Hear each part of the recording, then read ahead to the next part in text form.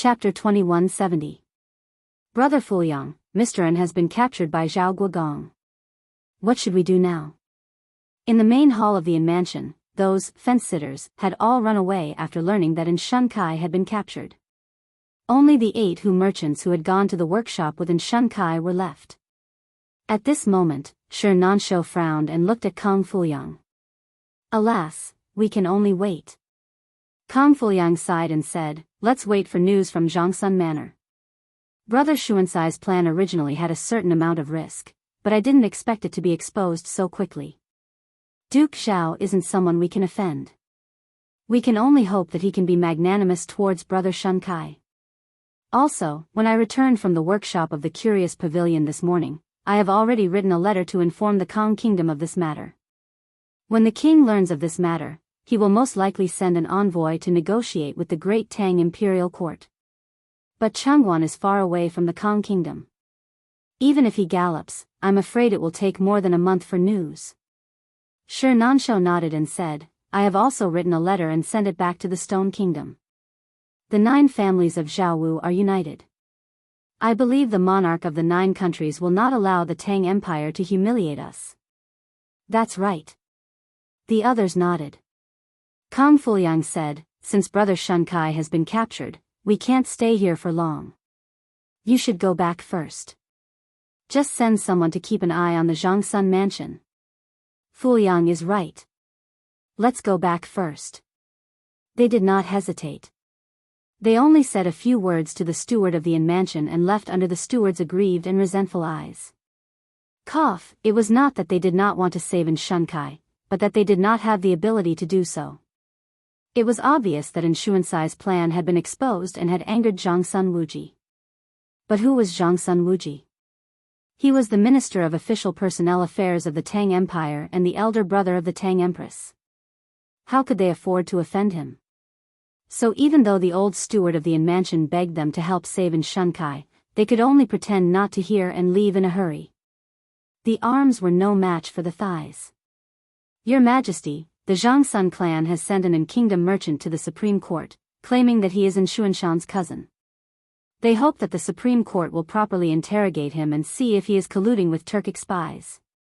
In the Sweet Nectar Hall, Li Er had just finished dealing with administrative matters and was about to leave when Zhao Song walked in quickly and whispered to Li Er. Oh. Merchants from in-kingdom? And he's Xianxia's cousin? When Li Er first heard this news, he did not pay much attention to it. However, he suddenly felt that the name Xianxia sounded familiar. Then, he thought of the latter half of Zhao Song's sentence about Zhangsun Wuji wanting the Supreme Court to investigate whether the in-kingdom merchant had colluded with the Turk spies. Li Er instantly recalled the identity of Xianxia. His eyes focused and after pondering for a moment, he instructed Zhao Song, go to the Supreme Court and bring this person out, then hand him over to the 100 Cavalry Department for interrogation. For the time being, Li Er did not want more people to know about what had happened in Taiyuan City. Firstly, even if others knew about what had happened in Taiyuan City, it would be useless to save Li Tai. Secondly, since there were Turkic spies in Taiyuan City, who could guarantee that there weren't any in Chang'an City? If the Turkic spies in Chang'an City learned of what had happened in Taiyuan City, there was no telling what sort of trouble they might cause to prevent Li Junxian from saving Li Tai. Li Er was rather satisfied with the current situation in Taiyuan City. He believed that as long as Li Junxian slowly and steadily worked his way through, he would have a high chance of successfully rescuing Li Tai. And the Supreme Court naturally did not know what had happened in Taiyuan City. If they were to interrogate Xianxia for colluding with the Turkic spies, Dai Zhou would probably be filled with question marks and wouldn't even know how to interrogate him. Thus, Li Er planned to have the 100 Cavalry Department properly interrogate this Xianxia. Because Li Junxian was in Taiyuan City, the 100 Cavalry Department knew what had happened in Taiyuan City. Moreover, the 100 Cavalry Department was Li Er's most trusted unit. This old slave obeys the decree. Zhao Song clasped his hands in acknowledgement, but he did not turn to leave. After a few moments of hesitation, he said, Your Majesty, the Zhangsun clan also sent a person to the Supreme Court. To be more precise, they sent a corpse. Who? Li Er's expression froze as he sternly asked. Could it be that Zhang Wuji had suffered a setback in the imperial palace, so he went back and killed someone to vent his anger? That shouldn't be the case. Zhang Wuji was a smart man. He wouldn't make such a low-level mistake. It's the crown prince of the Eastern Palace, Ma Cheng. Zhao Song bowed as he softly reported. Ma Cheng? The crown prince Xianxia who was elected last month? Li Er asked in confusion. He knew of the relationship between Ma Cheng and Zhang Wuji. Logically speaking, Zhang Wuji had pushed Ma Cheng to the position of crown prince Xianxia with great difficulty. It was impossible for Zhang Wuji to kill him, right? Wouldn't that be a waste of effort and self-destruction? Precisely. Zhang Song nodded and clasped his hands. The Zhang clan said that Ma Cheng secretly colluded with Xianxia and received huge benefits from the other party. After the matter was exposed, he knew that he had committed a grave sin, so he bit his tongue and committed suicide. The Supreme Court's coroner conducted a preliminary examination of the corpse. Ma Cheng's tongue was severed from the root. He really bit his tongue and committed suicide. It doesn't look like a homicide. Ma Cheng colluded with Xianxia? This is interesting.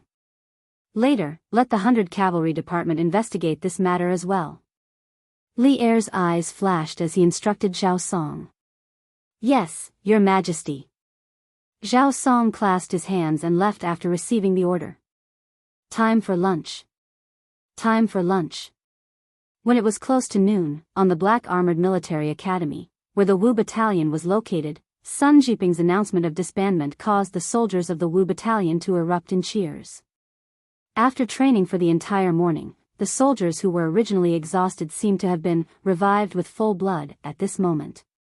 Everyone rushed to their own tents as fast as they could. Their food was there. They were going to eat. Of course, the reason why they were so excited was that there was enough meat for all the soldiers of the Wu Battalion today. Due to the Black Armored Army's martial arts competition yesterday, Team 1 of the Wu Battalion and Team 1 of the 1st Battalion had both suffered heavy losses. Team 2 of the Wu Battalion won without a fight and obtained the first place. According to the rules of the competition, the team that obtained the first place would be able to enjoy an unlimited supply of meat for a day. This was incredible. In this era, there was no complete animal husbandry industry. The supply of meat was not as plentiful as it was in the modern era. It was already considered good if a commoner could have a meal of meat during the new year. As for the soldiers, although their food conditions were much better than the commoners and they could eat some meat every day, they still had to undergo a huge amount of training every day. The more energy they expended, the more energy they needed to replenish. This was especially true for the soldiers of the Black Armored Army. The amount of training for the Black Armored Army was definitely several times that of the other battalions in the capital. Under such circumstances, how could the meager amount of meat provided by the Black Armored Army be enough for them? It wasn't even enough to fill the gaps between their teeth. Now that there was such a good opportunity to eat as much meat as they wanted, how could the soldiers let it go?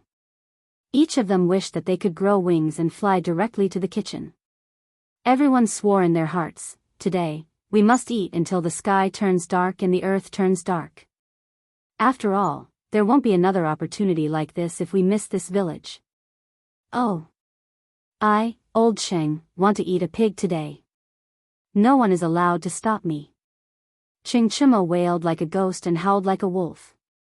He was the first to get his rice bowl and galloped towards the kitchen of the Wu camp. Following closely behind him was Bao Lin. As he ran, he shouted, "Ong! I want to eat 8 pig trotters. No one is allowed to snatch them from me. F***CK. Why is Cheng Chimo running so fast? Old Zhou, you guys hurry up too. If we're late, there might not be any meat to eat. Didn't you say that we have enough meat for today? Why is there no meat? Tisk. Why don't you think about it? Everyone in our battalion is a foodie. Which one of us can't eat 5 or 6 bowls of meat? If we're late, we might only be able to drink meat soup. Then why aren't we running?" Just like that, from the leaders to the ordinary soldiers, Everyone was running towards the kitchen as if they were playing with their lives. Speaking of which, the Cook's Army unit of the Wu Battalion had already anticipated the grand occasion this afternoon. They didn't even participate in the training this morning. They spent the entire morning preparing the lunch for the soldiers of the Wu Battalion. It wasn't that they wanted to be lazy and skip training. It was just that they had to prepare too many ingredients. In just one morning, they had already slaughtered 40 pigs. If a pig weighed 200 pounds, then according to the 70% meat yield, 40 pigs could produce about 5,000 pounds of pork. There were 1,000 people in the Wu Battalion, so on average, each person could get about 5,000 pounds of pork.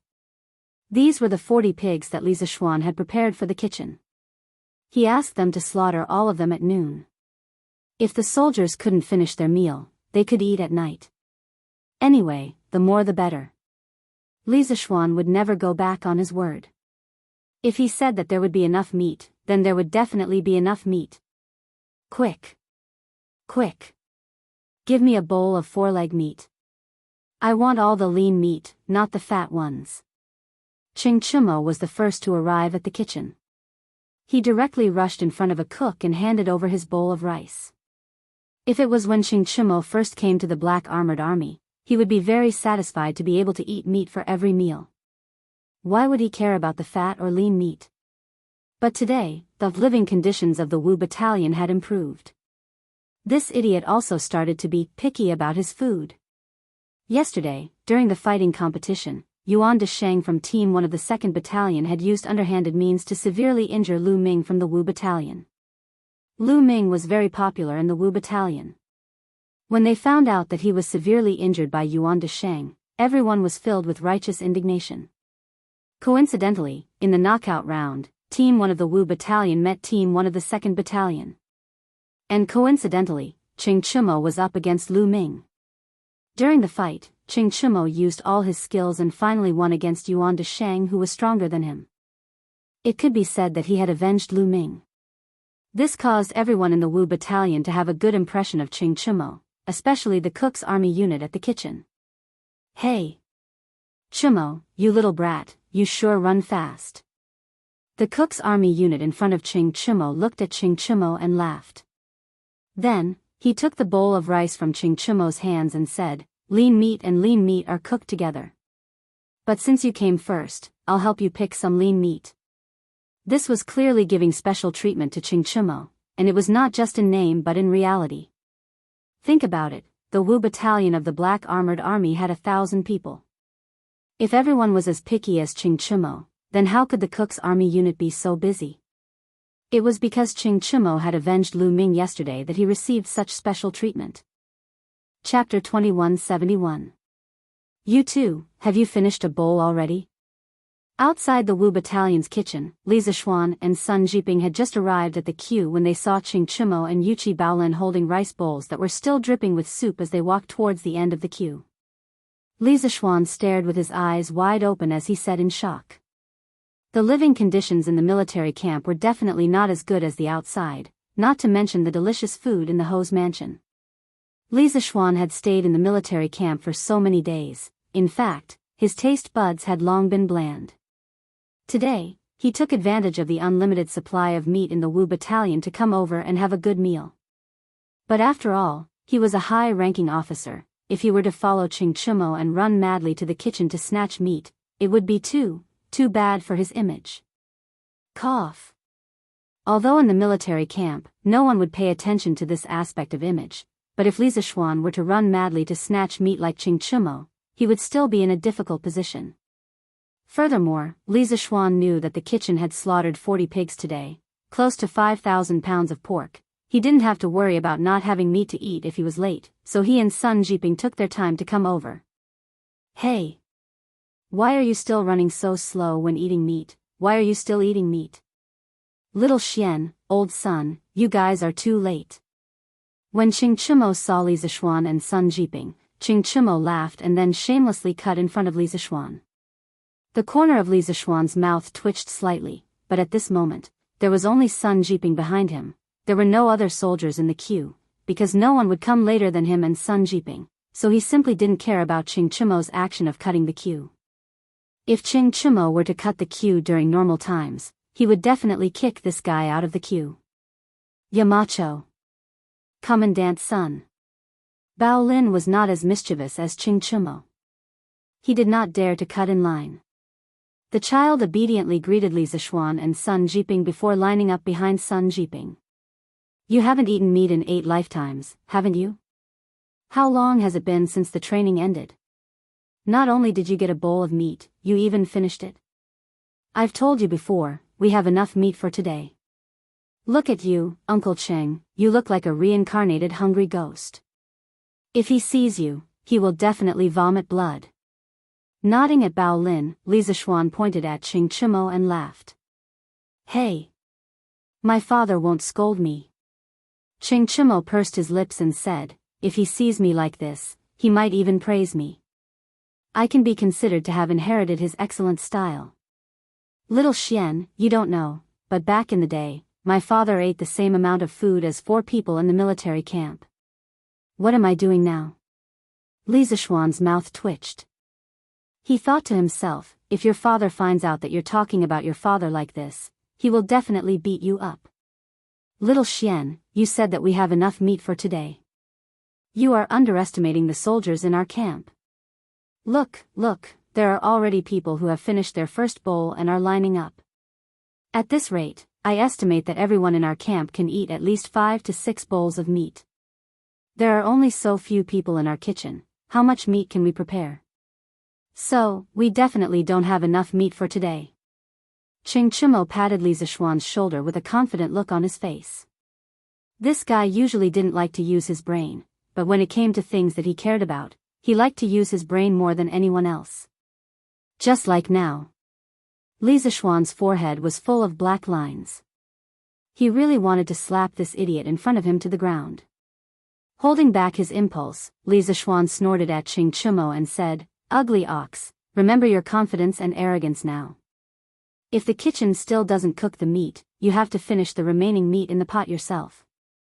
He knew that the kitchen of the Wu camp prepared a total of 5,600 pounds of pork.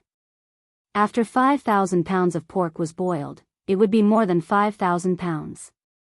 Furthermore, when the pork was cooked, there would definitely be some vegetables mixed in. Therefore, the amount of meat prepared by the kitchen of the Wu camp would definitely be more than 7,000 pounds. Even if the soldiers of the Wu camp were all big eaters, Li Zishuan believed that they wouldn't be able to finish all the meat he prepared in one meal. Forget about that. I was just joking with you. Hey. Just joking. Seeing that Li Zishuan wanted to make a bet with him, Ching Chimo was instantly terrified. Although he didn't think that he was stupid, he didn't think that he was smarter than Li Zishuan. Therefore, he didn't dare to make a bet with Li Zishuan. Hearing that, Li Zishuan curled his lips and looked at Ching Chimo with disdain. Ching Chimo naturally saw the disdain in Li Zishuan's eyes. However, he wasn't stupid and didn't fall for Li Zishuan's provocation. This was because he really didn't know how much meat was prepared in the kitchen today. Therefore, no matter what, he wouldn't make a bet with Li Zishuan. The few of them chatted and laughed. Soon, the line reached the kitchen. Yo! Kanjun Li. You're finally here? The army cook who was getting the food was Ho Tai, the one who scooped the meat for Ching Chimo earlier. When he saw Li Zishuan who was behind Ching Chimo, he quickly greeted him with enthusiasm. Kanjun Li, hurry up and bring your bowl over. I'll scoop it for you first. Although Ching Chimo was the main reason why the Wu battalion was able to win the battle yesterday, everyone knew that the biggest hero of the Wu battalion was Li Zishuan. Back then, the Wu battalion was the weakest among the 5 battalions of the Black Armored Army. Li Zishuan's arrival not only gave the Wu battalion a new training manual, but also completely united the soldiers of the Wu battalion. If it wasn't for Li Zishuan, the Wu battalion would probably still be a pile of loose sand, not to mention winning the battle yesterday. Therefore, when Ho Tai saw Li Zishuan, he was naturally more excited than when he saw Ching Chimo. Before Li Zishuan could say anything, Ching Chimo suddenly said with dissatisfaction, Hey! Old Ho, I'm the one who's in front of you. Why don't you scoop it for me first? Ho Tai then noticed Ching Chimo in front of him. He immediately said with an embarrassed face, cough. Chumo, didn't you already eat a bowl? Kanjunli hasn't eaten yet. He must be hungry. I'll scoop the meat for Kanjunli first. After that, I'll scoop it for you. Don't worry, I'll scoop up some lean meat for you later. It'll definitely be enough. Okay. Old Ho, you're a good friend. Let Xiao Xian scoop it first. Ching Chumo's eyes lit up when he heard that. If there was lean meat to eat, he definitely wouldn't want to eat fatty meat. Wasn't it just a matter of getting the meat later? It doesn't matter, it doesn't matter. He completely forgot that he was the one who cut the line in front of Li Zishuan. If he really wanted to talk about first come, first served, he should be behind Li Zishuan. Oh, no, he should be behind Sun Jiping. Li Zishuan didn't really care about eating earlier or later. However, when he saw Ho Tai's enthusiastic face, he didn't want to reject his kindness. So he passed by Ching Chumo, handed over the rice bowl in his hand and said, "Thank you for your trouble." "Hey. You're welcome, Kanjun Li." Ho Tai smiled and took the rice bowl in Li Zishuan's hand. However, he didn't bend over to scoop meat from the pot next to him for Li Zishuan. Instead, he turned around and walked into the kitchen. "Hey. Old Ho, where are you going? Didn't you say you'll get me some food later?" Ching Chumo didn't know what was going on and couldn't help but shout. However, Ho Tai didn't have time to answer Ching Chumo's question. Li Zishuan and Ching Chumo could only stand outside the window and wait. Not long after, Ho Tai came out with a bowl of meat. Ching Chumo stuck his neck out and looked into the bowl. He immediately sucked in a breath of cold air. Turtle. This bowl was filled with good quality pork ribs and half of a pig's trotter. This. Ho Tai was obviously giving special treatment to Li Zishuan. Ching Chumo couldn't help but point at Ho Tai and said, "Good. Old Ho. How can you still have such good food at this time? You hid it really well." Ho Tai quickly shook his head and said, "I didn't hide it. This was specially prepared by our brothers in the kitchen for Adjunct Li. This time, Adjunct Li played a big role in our victory over the other battalions.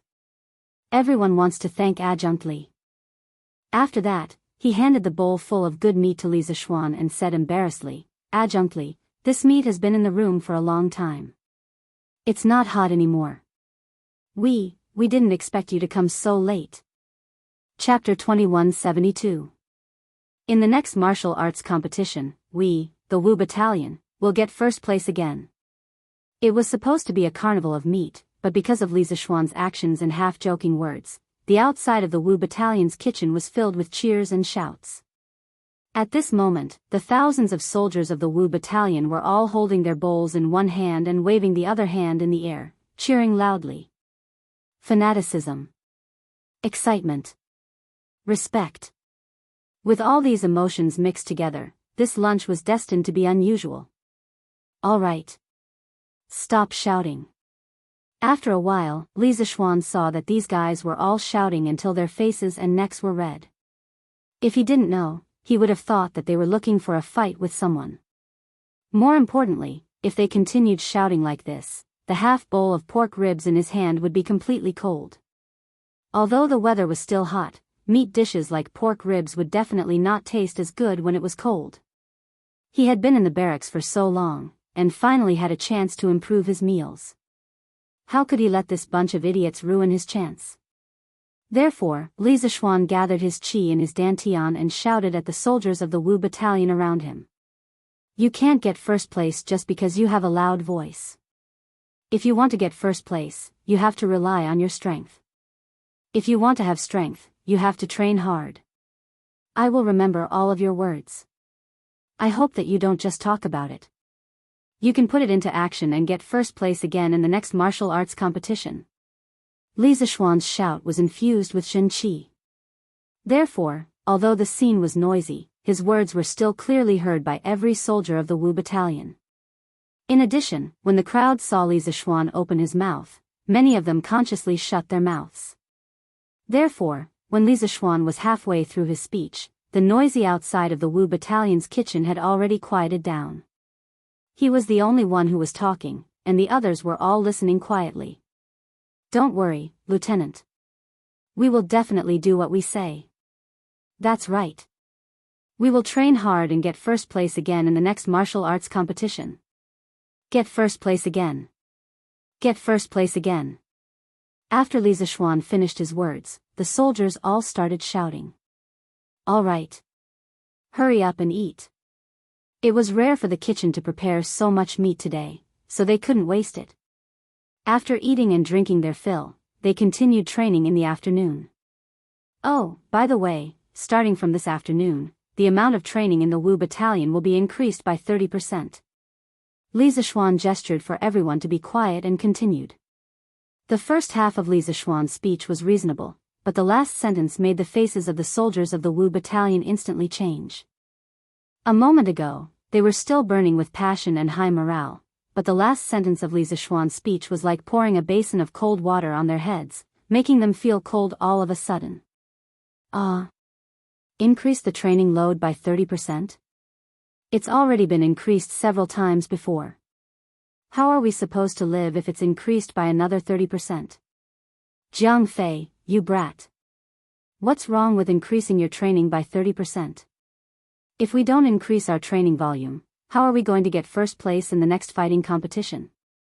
Exactly. How can you get first place if you don't train hard? Eat meat. Quick, eat the meat. After eating, let's train hard in the afternoon. At first, the soldiers were moaning and groaning, but after being scolded by some of the captains and lieutenants, everyone gradually accepted the reality. They had no choice but to accept it. They all knew that once Li Zishuan had decided on something, no one could change it. They had no other choice but to accept the order. A soldier's duty was to obey orders. This was the most common thought that Li Zishuan had instilled in the soldiers ever since they joined the Black Armored Army. Moreover, just a moment ago, they had patted their chests and promised Li Zishuan that they would train hard in the future and strive to win first place in the fighting competition later. If they were to complain now, wouldn't they be slapping their own faces and be looked down upon by others? That would not do. After the soldiers digested Li Zishuan's news, they started to eat the meat again. After all, it was rare for them to eat enough meat today, and they still had a lot of training to do in the afternoon. If they didn't hurry up and eat, wouldn't they be letting themselves down? For a moment, there wasn't even any sound of talking in the kitchen of the Wu battalion. Only the sound of bowls and chopsticks and the sound of chewing could be heard. Li Zishuan held half a bowl of pork ribs and was about to squat down at the usual spot to eat. When he turned his head, he realized that Xianxia didn't follow him. Instead, Xianxia was holding his bowl and walking towards the back of the line. During the time they were queuing up, many soldiers had already finished their first bowl of meat and were queuing up behind them. Thus, this line had become a long snake. Li Zishuan couldn't help but ask, "Cho Nyo, where are you going?" Xianxia stopped in his tracks. He calmly used his chopsticks to pick up a large piece of meat and put it into his mouth. As he chewed, he replied, "Oh, I'm going to queue up at the back.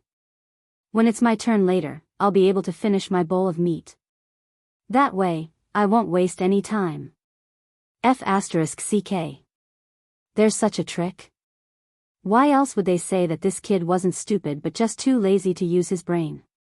Look at this idiot's intelligence level now, it's way better than 90% of the people here. When Li Zishuan heard Xianxia's explanation, he almost spat out a mouthful of blood. Is this necessary? Is this necessary? You're still the son of a duke. Now, you're acting like this just to eat a few more bowls of meat. Aren't you afraid of embarrassing Xianxia? As for the soldiers beside Li Zishuan who were queuing up for their second bowl of meat, their eyes lit up when they heard this. They thought to themselves, that's right. Why didn't I think of such a good idea before? Instead of having to queue up for another bowl of meat, why don't we eat while queuing up? This way, not only can we save time, we can also eat a few more bowls of meat. It's simply wonderful. The few of them looked at each other and then followed Xianxia's footsteps to the back of the line. Old Wang, where are you guys going? To queue up in advance. Queue up in advance? Didn't you guys just finish queuing up? Are you King stupid? If you queue up now, you'll be able to get another bowl of meat after you finish eating. So that's how it is. This is a good idea. Later when I get my second bowl of meat, I'll queue up in advance too. Soon, Chingchumo's trick was spread from 1 to 10, 10 to 100. The soldiers who were squatting on the ground and eating meat all stood up and joined the queue in advance. In an instant, only Li Zixuan and Sun Jiping were still squatting around the kitchen of the Wu battalion. The rest of the people were standing. Even the honest Bao Lin followed Chingchumo's footsteps and queued up in advance. Conscript, should we go too? Seeing this sudden change, Sun Jiping was a little confused. Most importantly, in the entire Wu battalion, only the two of them were still squatting on the ground. It was a little eye-catching. Therefore, he couldn't help but ask Li Zixuan tentatively. Oh. Jiping, there's no need to fight with these little bastards. Don't worry, there's definitely enough meat in the kitchen today. Eat slowly, there's no rush. Chapter 2173. Slap. Slap. Outside the third camp's kitchen, a strange scene appeared. Two soldiers stood face to face and slapped each other in the face, while the rest of the soldiers squatted around them, watching the big show of slapping each other in the face while eating the food in their bowls with relish. Yes, although the food in the third camp wasn't as good as the food in the fifth camp today, it had to be said that having this entertainment show to go with the meal was still pretty good. Pang Guang, use some strength. Look at how hard Du Zidong is hitting you. Yeah. Pang Guang. Are you a man or not? He's already slapped you, why aren't you slapping him back? Slap. Haha. Good job, Pang Guang. Hit him like that. Du Zidong, use some strength too. What a soft slap. Did you not eat lunch? Brother Nyo, it seems like they really didn't finish lunch. No matter what era it was, there was no lack of onlookers who didn't mind the drama. The soldiers of the 3rd Battalion were watching the entertainment program and eating while fanning the flames and adding oil to the fire. Just look at the two people on the stage who jumped up and slapped each other's mouths. It was obvious how successful their fanning of the flames was. Speaking of which, as Zhang Kangnian's lackeys, Pang Guang and Du Zidong used to be tyrannical in the 3rd camp. Many people had been bullied by them before, but due to Zhang Kangnian's authority at that time, they didn't dare to say anything even though they were angry. Now that Zhang Kangnian was gone and Gao Gong took over, they were already extremely benevolent for not taking the opportunity to hit the two brothers when they were down. Now, they were just fanning the flames from the side, so what? The two brothers, Pang Guang and Du Zidong, originally only wanted to complete the mission, to complete the punishment. They were just putting on a show and didn't plan to really hit them. But when Gao Gong saw that they weren't hitting hard, he rolled up his sleeves and wanted to go up and help them, scaring the two brothers so much that they quickly increased the strength in their hands. But once the two of them used all their strength, they couldn't stop at all. F***ck, Pang Guang, you bastard, you can really do it. Using so much strength, see if I don't beat you to death. Roar. I was just putting on an act. Do you know what an act is? You could dare to use your inner force? I'll fight you to the death. Puff. You with the surname Pang, very well, if I don't beat you to death today, I'll take your surname. Surnames do, I will not live under the same sky as you. Just like that, the two of them slapped each other harder and harder. Their eyes became redder and redder. Neither of them was willing to give in to the other. Of course, their faces became more and more swollen. It was obvious that he was really angry. Hey. Pang Guang, Du Zidong, you can stop now. All of a sudden, someone shouted, don't worry about it. Only then did the onlookers suddenly wake up. Right, didn't Deputy General Gao just ask them to slap each other 30 times? But these two guys had been slapping each other for more than a quarter of an hour, and they had already eaten 2 bowls of rice. Well, it couldn't be helped, this entertainment program was really too appetizing. Let alone 30 slaps, even 50 slaps would have been enough. Why didn't these 2 idiots stop? Alright. Pang Guang, Du Zidong, you 2 stop. The advice of the onlookers didn't make Pang Guang and Du Zidong stop because the 2 of them were arguing about a problem. Pang Guang, you're the one who F***king started it. Let's both stop after I finish the last slap. Slap. Bullsh**T. You're the one who started it. I should be the one to slap the last one. Slap. You're the one who started it. Slap. You're the one who started it. Slap, slap, slap. Just like that, the 2 of them still slapped each other even though they knew that the punishment was over. After all, no one wanted to be slapped more than once, and no one wanted to be at a disadvantage. Qin Duan, Zhang De, go and separate them. Seeing that the 2 brothers, Pang Guang and Du Zidong, were obviously in a frenzy, Gao Gong hurriedly ordered the 2 sergeants beside him. If they continued to slap each other, the 2 of them would probably get a concussion, although Gao Gong didn't know the term concussion. Although Gao Gong usually disliked the 2 of them, he didn't want them to get seriously injured because of this. The Black Armored Army should fight with their lives on the battlefield. Why would they fight among themselves in the barracks? Yes. The 2 sergeants responded, then put down their bowls and rushed to Pang Guang and Du Zidong's sides. Each of them pulled one of them and forcibly separated the 2 brothers. Alright. Stop hitting them. We've counted enough. That's right. You guys must be hungry after slapping for so long, right? Hurry up and go back to eat. Look, your food is getting cold. Qin Duan and Zhang De tried to stop the fight while comforting them. Our food is getting cold. Pang Guang and Du Zidong couldn't help but look at their bowls on the ground. Their noses turned sour, and they almost cried. Speaking of which, they were having a good meal. Why did they suddenly start slapping each other? Sigh, it's all because of their cheap mouths. They can't be cheap in the future. Field Officer Zhang is dead.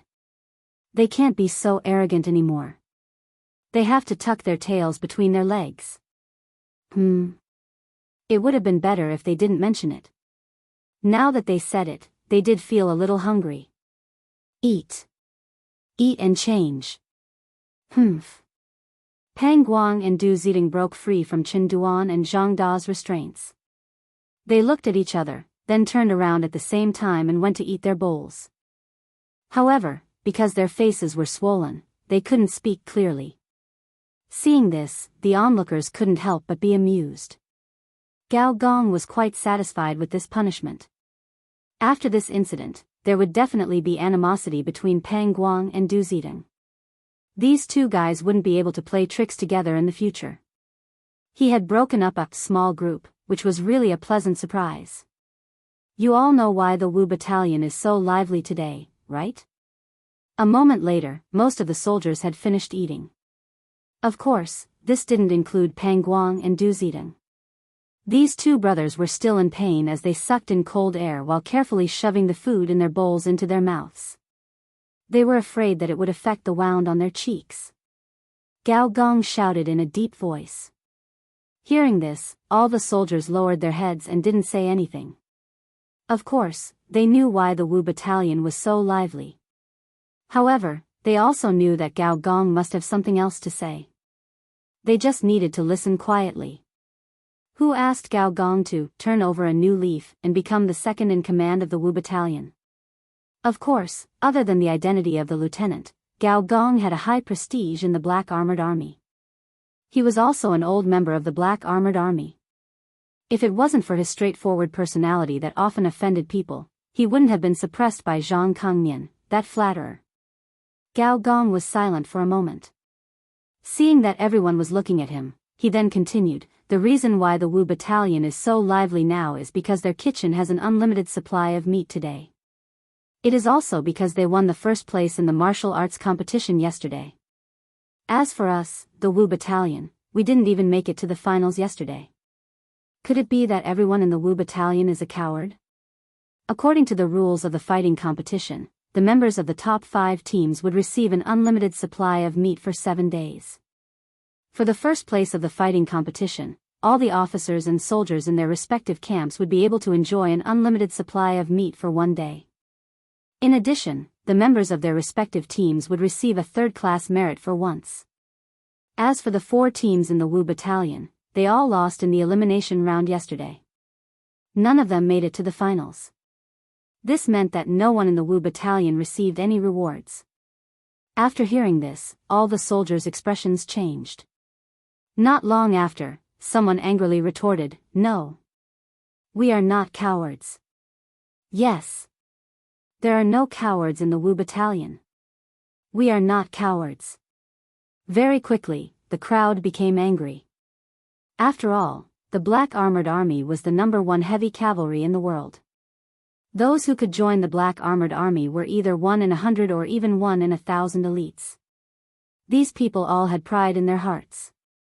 How could they be willing to be called cowards? Gao Gong was very satisfied with the crowd's reaction. He pressed his hand down and said, "Yes. No one in the Wu battalion is a coward." Before Li Kanjun came, the Wu battalion was the weakest among the 5 battalions. But after Li Kanjun came, in less than 10 days, the Wu battalion defeated all the other battalions in the martial arts competition. Have you ever thought about why? Hearing this, everyone couldn't help but fall into deep thought. Actually, they had thought about this question before. It was just that, the result was a little scary and unbelievable. They didn't dare to say it out loud. It is because of the new drill. It is because the soldiers of the Wu battalion are training harder than anyone else. Gao Gong didn't have any scruples.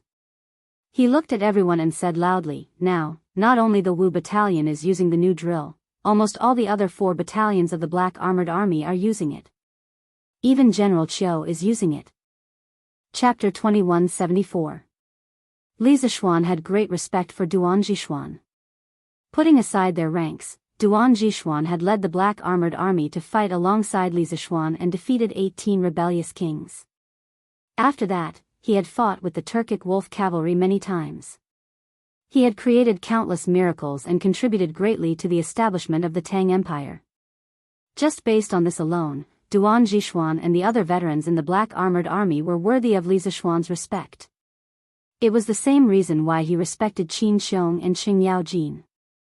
Furthermore, after being in the Black Armored Army for so long, Li Zishuan had a basic understanding of the relationships between factions. Even though he hated forming cliques and factions, even though he came to the military camp with the intention of doing something for himself, just because he didn't provoke others, it didn't mean that others wouldn't provoke him. Qiu Xingong was a veteran in the Black Armored Army. In terms of seniority, he was about the same as Duan Jishuan. Li Zishuan was a newbie who had just joined the Black Armored Army. He definitely wouldn't be able to defeat Qiu Xingong. Fortunately, Duan Jishuan had always been on his side. Regardless of whether it was in the open or in the dark, Duan Jishuan had helped him solve many problems. Thus, Li Zishuan was still grateful to Duan Jishuan. He wasn't good at fighting factions. Fortunately, with old Duan's protection, he could spend most of his energy on researching how to train and improve the combat strength of the soldiers. Even though Li Zishuan was a transmigrator and had received more than 20 years of modern education, he had never been a soldier before. He had never been an officer. It was his first time training soldiers. He was trying to cross the river by feeling the stones. Thus, he needed a lot of time to research and experiment. Fortunately, in the field of military affairs, Great General, haven't the rewards for the martial arts competition been decided? The members of the top 5 teams would receive an unlimited supply of meat for 7 days. The first place of the fighting competition would receive an unlimited supply of meat for 1 day for all the officers and soldiers in their respective battalions. Furthermore, the members of their respective battalions would receive a third-class merit for 1 day. Since the second team of the 5th Battalion has won the first place in the fighting competition, all the soldiers of the 5th Battalion should be able to enjoy an unlimited supply of meat for 1 day. It's true that I have asked the quartermaster for 40 live pigs, but as long as the soldiers can finish these 40 live pigs without wasting any food, then they are not violating the military rules, and no one can blame them. Towards Duan Jishuan, Li Zishuan was still very respectful. Putting aside the difference in rank, Duan Jishuan had led the black armored army to fight alongside Li Zishuan and defeated 18 rebellious kings. Later on, he had clashed with the Turkic wolf cavalry many times, creating countless miracles. He had contributed greatly to the establishment of the Great Tang and the peace of the world. Just based on this alone, Duan Jishuan and the other veterans of the black armored army were worthy of Li Zishuan's respect. It was the same reason why he respected Qin Xiong, Qing Yaojin and the others. Besides, after being in the black armored army for so long, Li Zishuan had a basic understanding of the relationships between factions. Even though he hated forming factions, and even though he came to the military camp with the intention of doing something, it didn't mean that others wouldn't provoke him even if he didn't provoke others. For example, Qiu Xingong. Qiu Xingong was an old man in the black armored army. Chapter 2175. Yesterday, frost fell from the sky on the prairie. It can be said that the rumor circulating on the prairie has come true. Today, I have invited all of you here to listen to your opinions. What do you all think of this rumor? On the prairie, in the main tent of Shui Yintua's division, Shui Yintua's leader, Yinan, sat at the head of the table. To his left and right sat the leaders of the various tribes of Tiela, including Qian tribe, Hueha tribe, Bagu tribe, Tongluo tribe, and so on. Yesterday, the abnormal weather of midsummer frost had appeared on the prairie.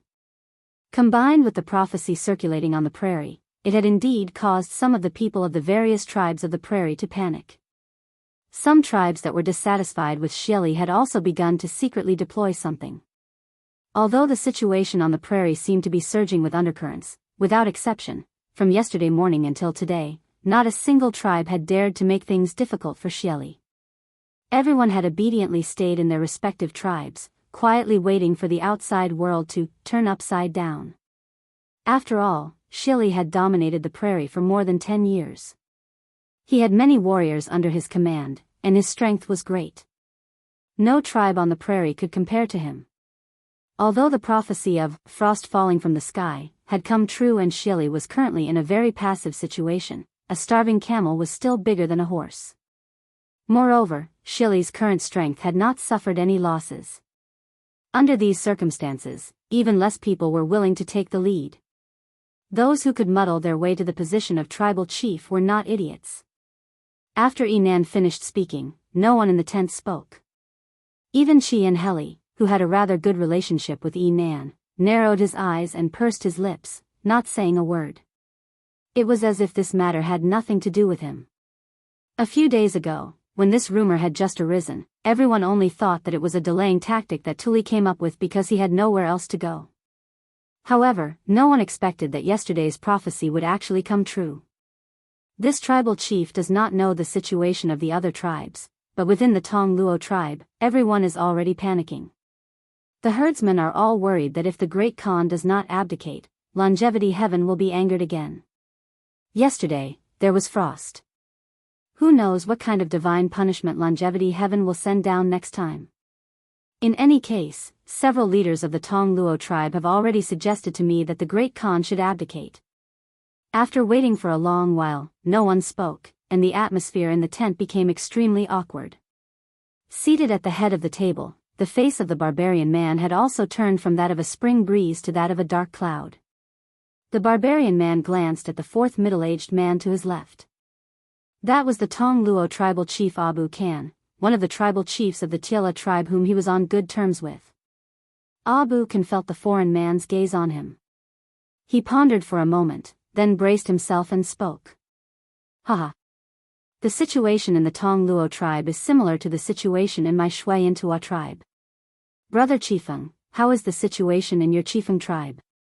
Now that someone had spoken, the barbarian man could take the initiative to continue the topic.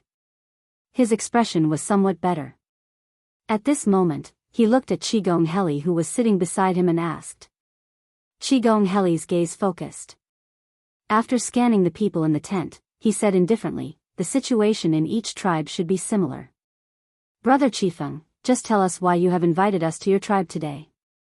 Everyone here is not an outsider, so you don't need to beat around the bush. Moreover, the situation in the grassland is complicated and confusing. Although we have come here secretly, if we stay for too long, the Great Khan's wolf guards might notice. That's right. Why has Chief Chifeng summoned us to Xianxia tribe today? There's no harm in telling us directly. Qigong Heli's words had struck a chord in everyone's hearts.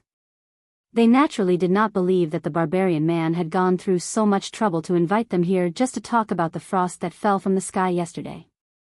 There had to be a deeper meaning. After all, this was a special period. If they were discovered by Xieli's men, the consequences would be unimaginable. Haha. Brother Chifeng is still so direct.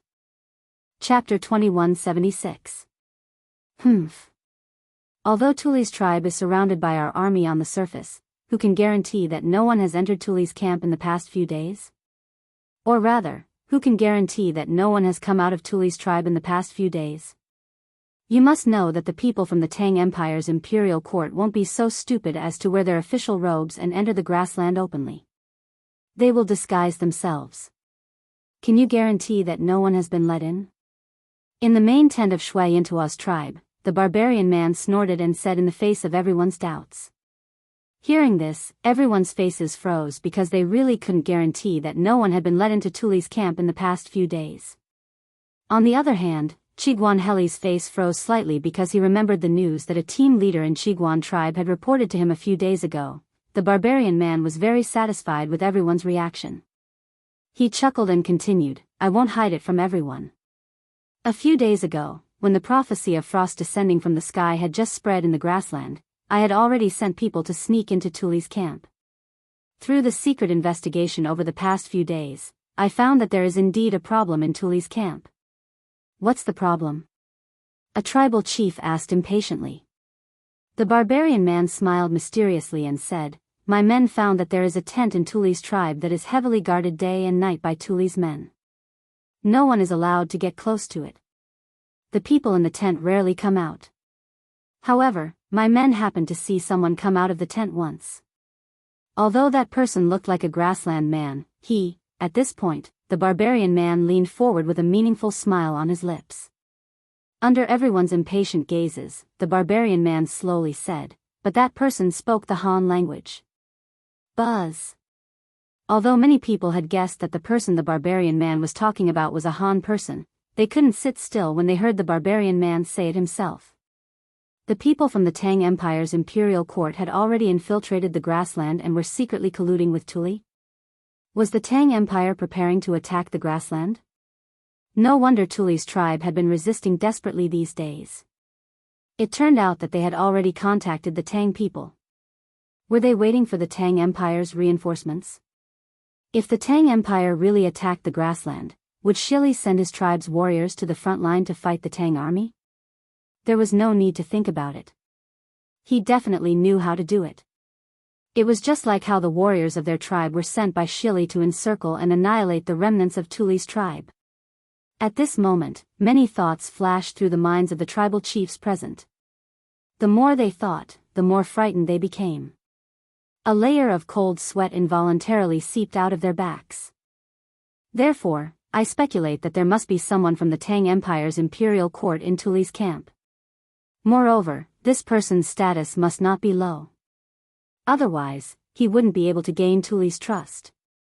Previously, Tuli ordered people to spread the prophecy of the frost in the 7th month on the prairie. It was very likely that it was this Tang Empire official who provided the stratagem. In their Han people's language, this was called the stratagem of sowing discord. There was a master in the Tang Empire's imperial court who wanted to use this stratagem of sowing discord to divide the prairie's power, so that Shili would lose the popular will of the people. As for why the people of the Tang Empire could predict that frost would fall on the grassland at the end of the 7th month, this was even simpler. The Tang Empire has many capable people with special abilities. Among them, there was no lack of capable people who were good at deduction and astrology. The Tang Empire even has a government office that specializes in astrology, called the Imperial Astronomer. If they could calculate in advance that frost would fall on the grassland at the end of the 7th month, it shouldn't be a difficult thing. Seeing that different degrees of panic flashed across everyone's faces, the barbarian man couldn't help but chuckle in his heart. He felt that everything was under his control. At this moment, it was as if he was possessed by Zhuge Kongming. He was unraveling the truth of the matter one by one. After hearing this, everyone in the tent believed him without a doubt. It had to be said that the barbarian man's analysis was infinitely close to the truth. If Li Zixuan was present, he would definitely exclaim, "My goodness, when I was discussing the stratagem of dividing the Turks with Li Er and the others, was the barbarian man eavesdropping on us?" But in reality, most of what the barbarian man said was his own imagination and conjecture. He didn't have a single shred of evidence. Previously, when he told everyone that the spy he sent to Tuli's camp saw a person speaking Chinese in the tent, it was all a bluff. He did send someone to infiltrate Tuli's camp, and his people did indeed see a tent heavily guarded by soldiers. However, his people didn't see the person in the tent, nor did they hear the person speaking Chinese in the tent. Because the defense there was too tight, the spy he sent didn't dare to stay any longer and left. The barbarian man didn't expect that he would be able to scare this group of people with his lies. He couldn't help but feel proud of his outstanding intelligence. Tuli actually colluded with the people of the Tang Empire's imperial court. Now that Tuli has achieved his goal, the situation on the grassland has become unclear because of the prophecy he spread. Clearly, turmoil is about to occur. "Brother Inan, what should our Tiela tribes do now?" Tong Luo tribal chief Abu Kan asked with a frown. Obviously, he already believed that the nonsense the barbarian man said earlier. Not only did he believe it, almost all the other tribal chiefs present believed it, including Qilian tribal chief Qilian Heli. "I've already told everyone earlier that in the upcoming chaos on the grassland, the Tiela tribes can only comply with the will of the people and unite all the tribes on the grassland who are dissatisfied with Xieli. Only then can we completely defeat Xieli and wipe away our previous disgrace." The barbarian man looked at Abu Kan with satisfaction. Then, he looked at everyone and said in a deep voice, "Of course, the most important thing now is to think of a way to withdraw the people we sent to surround Tuli as soon as possible. At this time, Xieli may attack us at any time. The strength in our hands must not be too scattered. Only by concentrating our strength can we have the strength to protect ourselves. In addition, let's secretly release Tuli's remaining troops. Firstly, we can let Tuli join up with the Tang army. With Tuli's hatred for Xieli and the help of the Tang army, he is likely to quickly bring the Tang army back to the grassland to attack Xieli. Secondly, if Tuli escapes, Xieli will definitely send people to pursue him. This can also weaken a part of Xieli's strength." The barbarian man's words made everyone nod inwardly. At this time, Qilian Heli frowned and said, "But if we let Tuli go, Xieli's side will definitely attack us immediately. With our current strength, I'm afraid it will be very difficult to contend with Xieli directly." Brother He is right. Previously, Xieli ordered us to annihilate the remnants of Tuli's troops within 2 days. Now that 2 days have passed, Xieli has already wanted to find trouble with us. If we let the remnants of Tuli's troops go, I'm afraid he will directly send troops to attack us." Another tribal chief echoed. The barbarian man chuckled and said, "That's why I said just now that we have to gather all our strength. I suggest that after the Tiela 10 tribes withdraw their troops that surrounded Tuli's remaining troops, they immediately gather in 2 places. The 4 tribes in the south will join up with Qilian tribe, and the 4 tribes in the north will join up with my Shuiyantua tribe. We should first gather the elites of each tribe together as soon as possible, forming 2 main forces in the north and south that will cooperate with each other. As long as Xieli dares to send troops to attack one of us, the troops in the other place will quickly provide support. Our Tiela 10 tribes warriors add up to at least 400,000 to 500,000. On one hand, Xieli has to chase after Tuli's remaining troops, on the other hand, he has to deal with the Tang army's sneak attack. It's impossible for him to defeat us in one bite. And we can take this opportunity to absorb the other tribes on the grassland who are dissatisfied with Xieli and unite with them to fight against Xieli." The reason why the barbarian man wanted the main forces of the Tiela 10 tribes to gather in 2 places was mainly because the territories of the Tiela 10 tribes on the grassland were very scattered. If they wanted to gather in one place all of a sudden, it would probably be very inconvenient. Xianxia tribe and Qilian tribe were the strongest among the Tiela 10 tribes. By letting the other tribes attach themselves to these two tribes, firstly, they could use the shortest amount of time to gather their forces in two places. Secondly, the main forces in the north and south could cooperate with each other in strategic positions. When one side was in trouble, the other side could not only provide support quickly, they could also besiege Wei to rescue Zhao and directly attack Shili's court.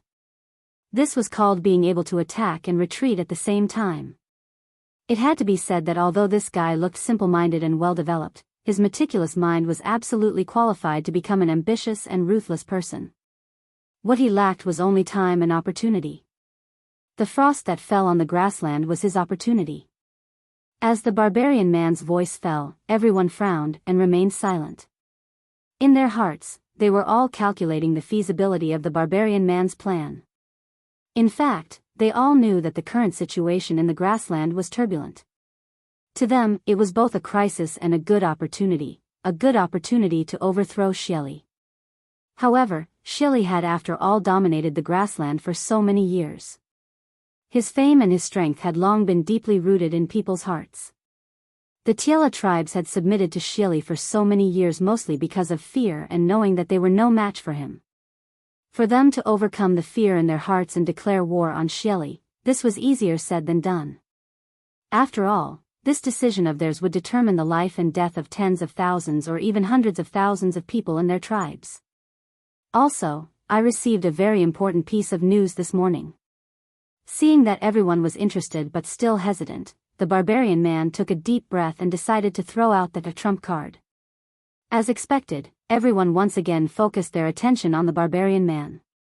Qilian Heli said in a low voice, "What news?" At this time, "Stop keeping us in suspense, barbarian man." Haha. Brother Qilian, don't be anxious. The barbarian man chuckled and then said seriously, "I received news this morning. Yesterday morning, Xili's subordinate, Xier, suddenly led more than 1,000 wolf riders and went all the way south. It seemed like they were chasing after someone. They chased all the way to the border of the Tang Empire." Chapter 2177.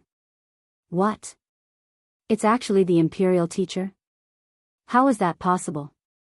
Xianxia tribe, Central Army tent.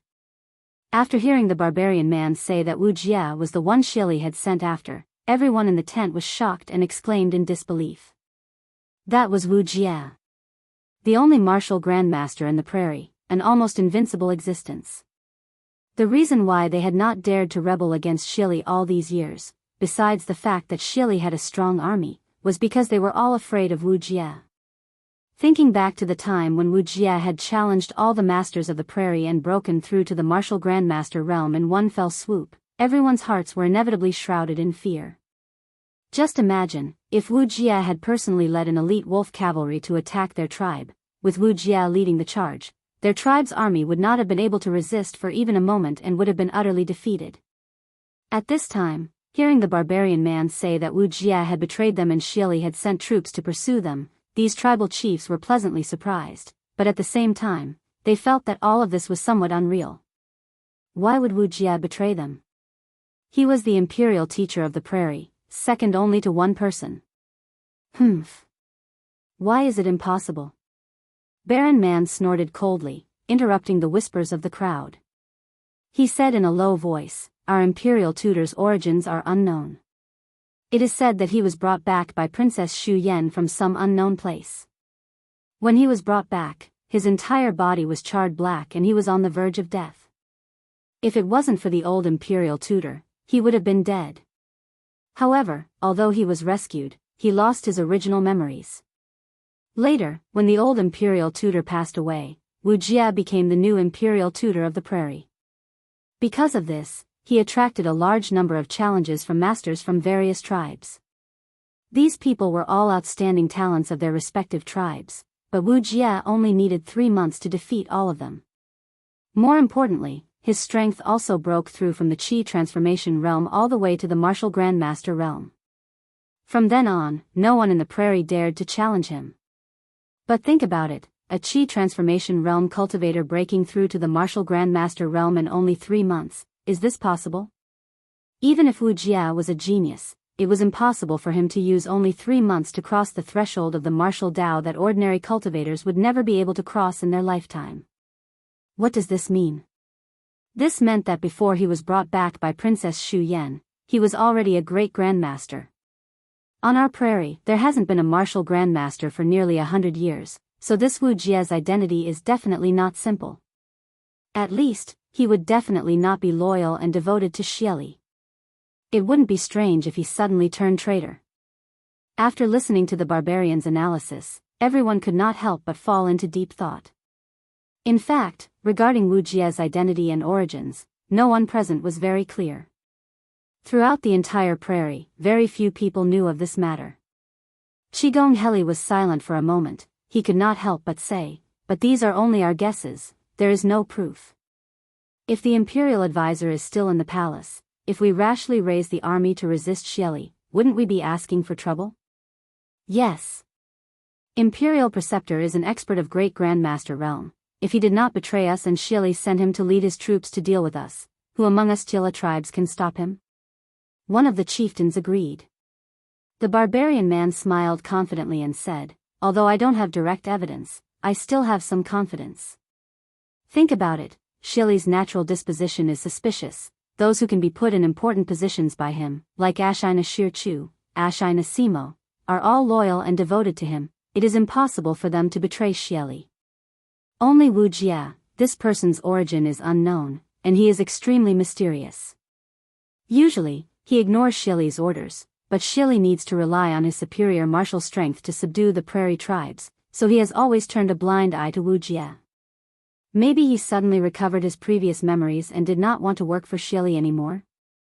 That's why he ran away. Think about it, with Xieli's temperament, how could he let a great grandmaster escape? Moreover, he went south to the Tang Empire. He will definitely send people to kill him. Moreover, the people I sent to the palace also found an important piece of news. Perhaps it can prove that Wuxia has already left the palace. What news? Everyone couldn't wait to ask. Although they were very dissatisfied with Xieli and wanted to rebel against him, none of them were willing to face Wuxia, because a great grandmaster was really too terrifying. The wolf riders under Xieli were the elites of the elites. If these wolf riders were combined with a great grandmaster like Wuxia, they would be an invincible existence. Although there were many tribes and warriors in the prairie, no one could stop this almost invincible combination. Don't underestimate the influence of a great grandmaster expert on a battle.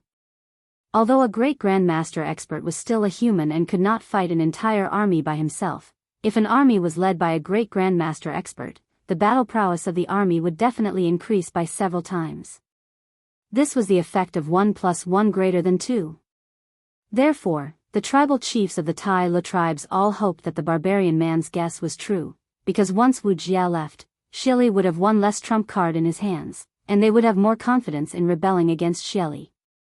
Princess Xu Yan's tent has been sealed off by Xieli's people. From yesterday morning until today, Princess Xu Yan has not taken a single step out of her tent. The barbarian man smiled and told everyone a seemingly unrelated piece of news. The tribal chiefs of the Tai Lu tribes all frowned and began to think about the connection between this matter and Wuxia's escape from the palace. The barbarian man did not give them more time to think, instead continuing, "As everyone knows, Princess Xu Yan and the imperial teacher have always had a close relationship, and Princess Xu Yan once traveled the Central Plains in her early years, disappearing for several years. When she reappeared in the prairie, it was with the severely injured and unconscious Wuxia. With the relationship between Wuxia and her, now that Xieli has placed her under house arrest, how could Wuxia not find Xieli to reason with? Therefore, I guess that before Wuxia was brought back by Princess Xu Yan, he must have already known Princess Xu Yan, and he is most likely from the Central Plains. Moreover, the reason why Princess Xu Yan is currently under house arrest may be because Xieli knows that Wuxia has betrayed the imperial court and does not want Princess Xu Yan to follow him. Or perhaps, Xieli wants to use Princess Xu Yan as a hostage to threaten Wuxia in the future. Regardless of which possibility it is, Wuxia is definitely no longer in the imperial court. At this time, the prairie is filled with undercurrents, and Xieli is surrounded by enemies. This is the best time for us to rise up. If everyone continues to hesitate, our Tai Lo 10 tribes will no longer have a chance to rise up in the prairie. Hearing this, everyone could not help but think of the oppression and humiliation their tribes had suffered over the years when they submitted to Xieli. The eyes of some of the less shrewd tribal chiefs instantly turned red. The Tong Luo tribal chief, Abu Khan, clenched his fists and took the lead to speak. Brother Inan is right. Xieli's days are numbered, and he has lost the hearts of the people.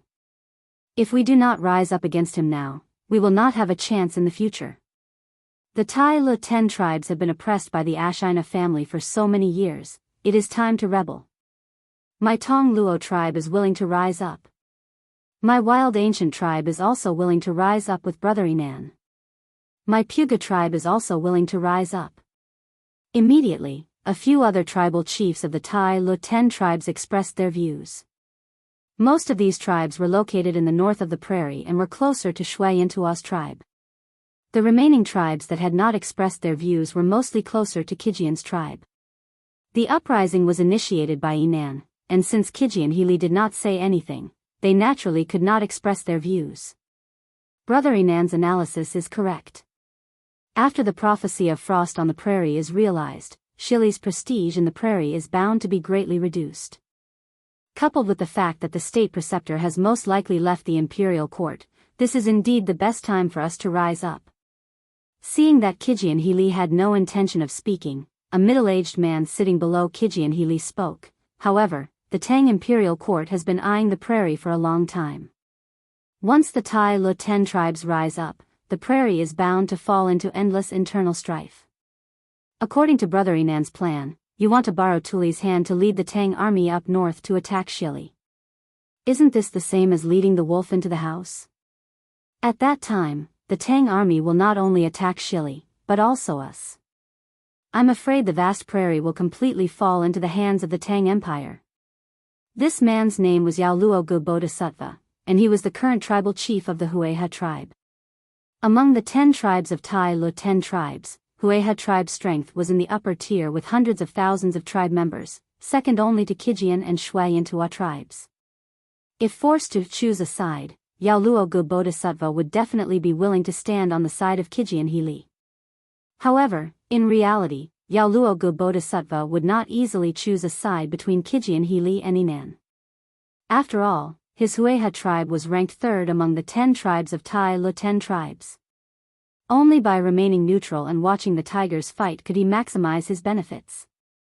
Hearing this, everyone then remembered that Inan said he wanted to let Tuli go and then wait for him to lead the Tang army back to the prairie to attack Xieli. All the tribal chiefs once again cast their gaze on Inan. Indeed, with their current strength, even if they joined forces with the other tribes of the prairie who were dissatisfied with Xieli, it would still be difficult for them to contend against Xieli. It seemed that it was only a matter of time before they were defeated by Xieli. Using Tuli as a chess piece to lead the Tang army into the prairie to attack Xieli was indeed the only feasible method they could use to defeat Xieli. However, if Xieli was a tiger, then wasn't the Tang Empire a wolf? After defeating Xieli, the strength of the tribes of the prairie was bound to be greatly reduced. At that time, facing the wolf of the Tang Empire, how should they, the Tai Lo 10 tribes, deal with it? Ha! Bodhisattva, you're wrong. I'm not leading the wolf into the house. I'm driving the tiger to devour the wolf. Inan took a deep look at Yaoluo Gu Bodhisattva, then sneered and said with awe-inspiring killing intent. At this moment, his entire body was overflowing with domineering aura. His eyes were bursting with dazzling light, making people unnaturally believe that he was not joking. Chia He Li's eyes flashed. He knew Inan's ambition. At this moment it was completely exposed. His ambition was not only to seek revenge on Xieli, he wanted to be the king of the prairie and even the ruler of the world. I do want to borrow the hands of the Tang Empire to help us get rid of Xieli. However, if the Tang Empire wants to touch the prairie, it's impossible. Inan took a deep breath, looked at everyone and continued, think about it carefully. Looking at history, for the past 1,000 years, the dynasties of the Central Plains have been replaced. Even if there were a few wise monarchs in the middle, the prairies still belonged to us prairie people. Even if the emperors of the Central Plains used all the power of the country, they could not completely control the prairie. In the past, Qin Shi Huang was an unparalleled hero. Although the general Meng Tianbei was more than 700 miles away from the Xiongnu, the Qin Empire could only look at the prairie and sigh. In the end, they still built the Great Wall. Because the prairie was vast and boundless, once the armies of the Central Plains went deep into the prairie, it was difficult to get out. Qin Shi Huang could only use the Great Wall as the boundary to secure the territory. After Qin, the Emperor of Han was also a man of great talent and bold vision.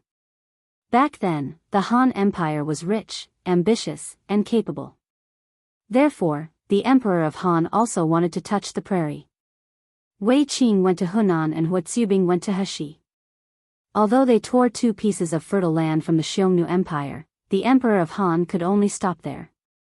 After the Emperor of Han, the Western Han and later the Eastern Han, although they could protect the western region and pursue the desert, their method of dealing with the nomadic tribes like the Xiongnu was to move inwards. As for the real control of the prairie, no one in the Han Empire dared to mention it. Because to them, the prairie was a land of death. If they wanted to use the power of the country to fight the prairie to the death, the only outcome would be the destruction of the country. Even wise rulers like Qin Shi Huang and the Emperor of Han could not do anything about the prairie. Do you all think that Li Shimin is stronger than Qin Shi Huang and Han Wu? After we defeat Xieli, this vast grassland will all be our territory. If the Great Tang army dares to make a move against us, we will have enough space to deal with them and kill them all on the prairie. I think that the final result is very likely that Li Shimin will admit that we are in control of the prairie. As long as we do not invade the Great Tang, I believe that Li Shimin will not fight to the death with us. When the Great Tang army retreats and leaves the prairie, the entire prairie will be under the control of our Tiela 10 tribes. No one will dare to bully us and our tribes will have the most fertile land. What are you all still hesitating for? Opportunity knocks but once, it will not come again. It had to be said that Yan Nan had definitely made sufficient preparations for today's secret meeting. Otherwise, this fellow would not have been able to speak so eloquently. Not only did he reveal the secret between Wuxia and Ashina Shuyan, he even specially researched the history of the war between the Central Plains and the tribes of the prairie, scaring the tribal chiefs of the Tiela 10 tribes into a daze. His words were truly too provocative. At the same time, it completely dispelled the last trace of doubt in the hearts of the Tiela 10 tribes' tribal chiefs. Tong Luo tribe chief Abu Kan said emotionally, "Brother Yan Nan is right. Opportunity knocks but once, it will not come again." 100,000 Tong Luo tribe is willing to follow Yan Nan chief to overthrow Xieli. 80,000 wild ancient tribe is willing to follow Yan Nan chief to revolt. 80,000 Boga tribe is also willing to revolt. 200,000 Hueha tribe is also willing to follow everyone to overthrow Xieli. In the end, even Hueha tribe chief Yao Luaga Bodhisattva expressed his stance. 200,000 elite troops of my Qian tribe are ready to fight with Xieli at any time. Qian Heli knew that he could not remain silent anymore. Even though he knew that Yan Nan was ambitious and would definitely make other moves after overthrowing Xieli, he had to express his stance now. Otherwise, he would be committing suicide in the Tiela 10 tribes. Chapter 2178. Actually, there was nothing wrong with Yi Nan's earlier analysis. For thousands of years, the dynasties of the Central Plains had been replaced. There had been emperors throughout the ages, and there had also been muddle-headed emperors. However, there had never been a case where the Central Plains had complete control over the grasslands. On the other hand, the nomadic tribes in the north had always been a formidable enemy of the dynasties in the Central Plains. Sometimes, they would make peace with the dynasties in the Central Plains to obtain large amounts of living materials. Other times, they would go down south to plunder and bring great disasters to the dynasties in the Central Plains, sometimes even annihilating them. Back then, when Qin Huang swept through the 6 directions, how majestic was he! But facing the grassland, Qin Shi Huang could only look on and sigh.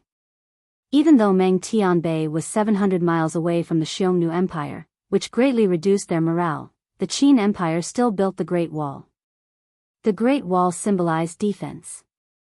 Usually, only when offense was not enough would one build a defense.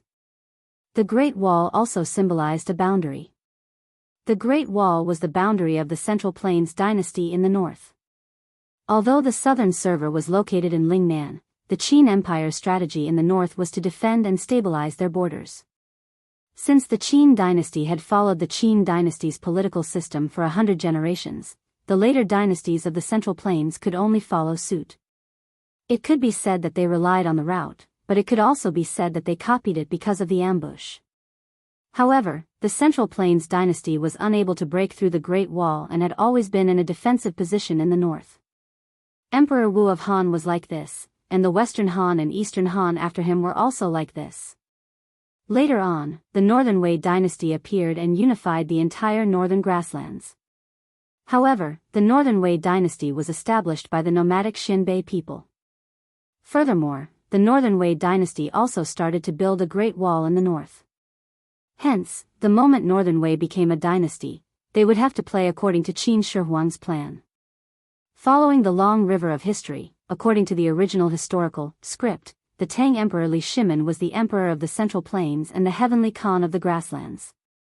The Tang Empire opened up the Yenisei River and the 10,000 li grasslands. However, the Tang Empire's strategy in the grasslands was not to rule the grasslands completely. Instead, it was to support the pro-Tang forces and gradually assimilate the grassland tribes. Li Shimin's strategy was wise, and his method was correct. However, the Great Tang's progress had already come to an end when Emperor Xuanzong arrived, not to mention the Song dynasty after the Tang dynasty. The northern Song dynasty even lost the land of Hunan, which was the modern Ningxia, which was taken by Emperor Wu of Han. Therefore, the northern Song had basically returned to the era of the Qin Empire. Nuzhen Daijin was also a nomadic tribe. Before they entered the Central Plains, they were the overlord of the grassland. But what about after they took over the Central Plains? The new Zhenren quickly became Chinese. She didn't even go back to her hometown in the northeast.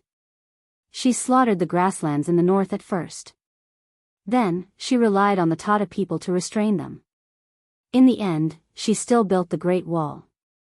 The Mongols were the fiercest, but the Yuan dynasty was only a part of the Great Mongol Empire. Hence, the Mongol nobles did not totally become Chinese and maintained their grassland nature. Therefore, although the emperor of Daiyuan was in the Central Plains, his heart was tied to the grasslands. As a result, the Yuan dynasty's rule over the Central Plains was as rough as it could be. It was so rough that they even forgot to collect taxes after conquering the southern Song dynasty. However, once the mid-plains was reorganized, the Mongols could only retreat north. Because these people had never treated the Central Plains as their home. Since the master of the Central Plains did not welcome him and even tried to chase him away with a stick, then he would quickly run back to the grasslands to sing and herd the horses. After the nomads conquered the Central Plains, they would definitely encounter two choices.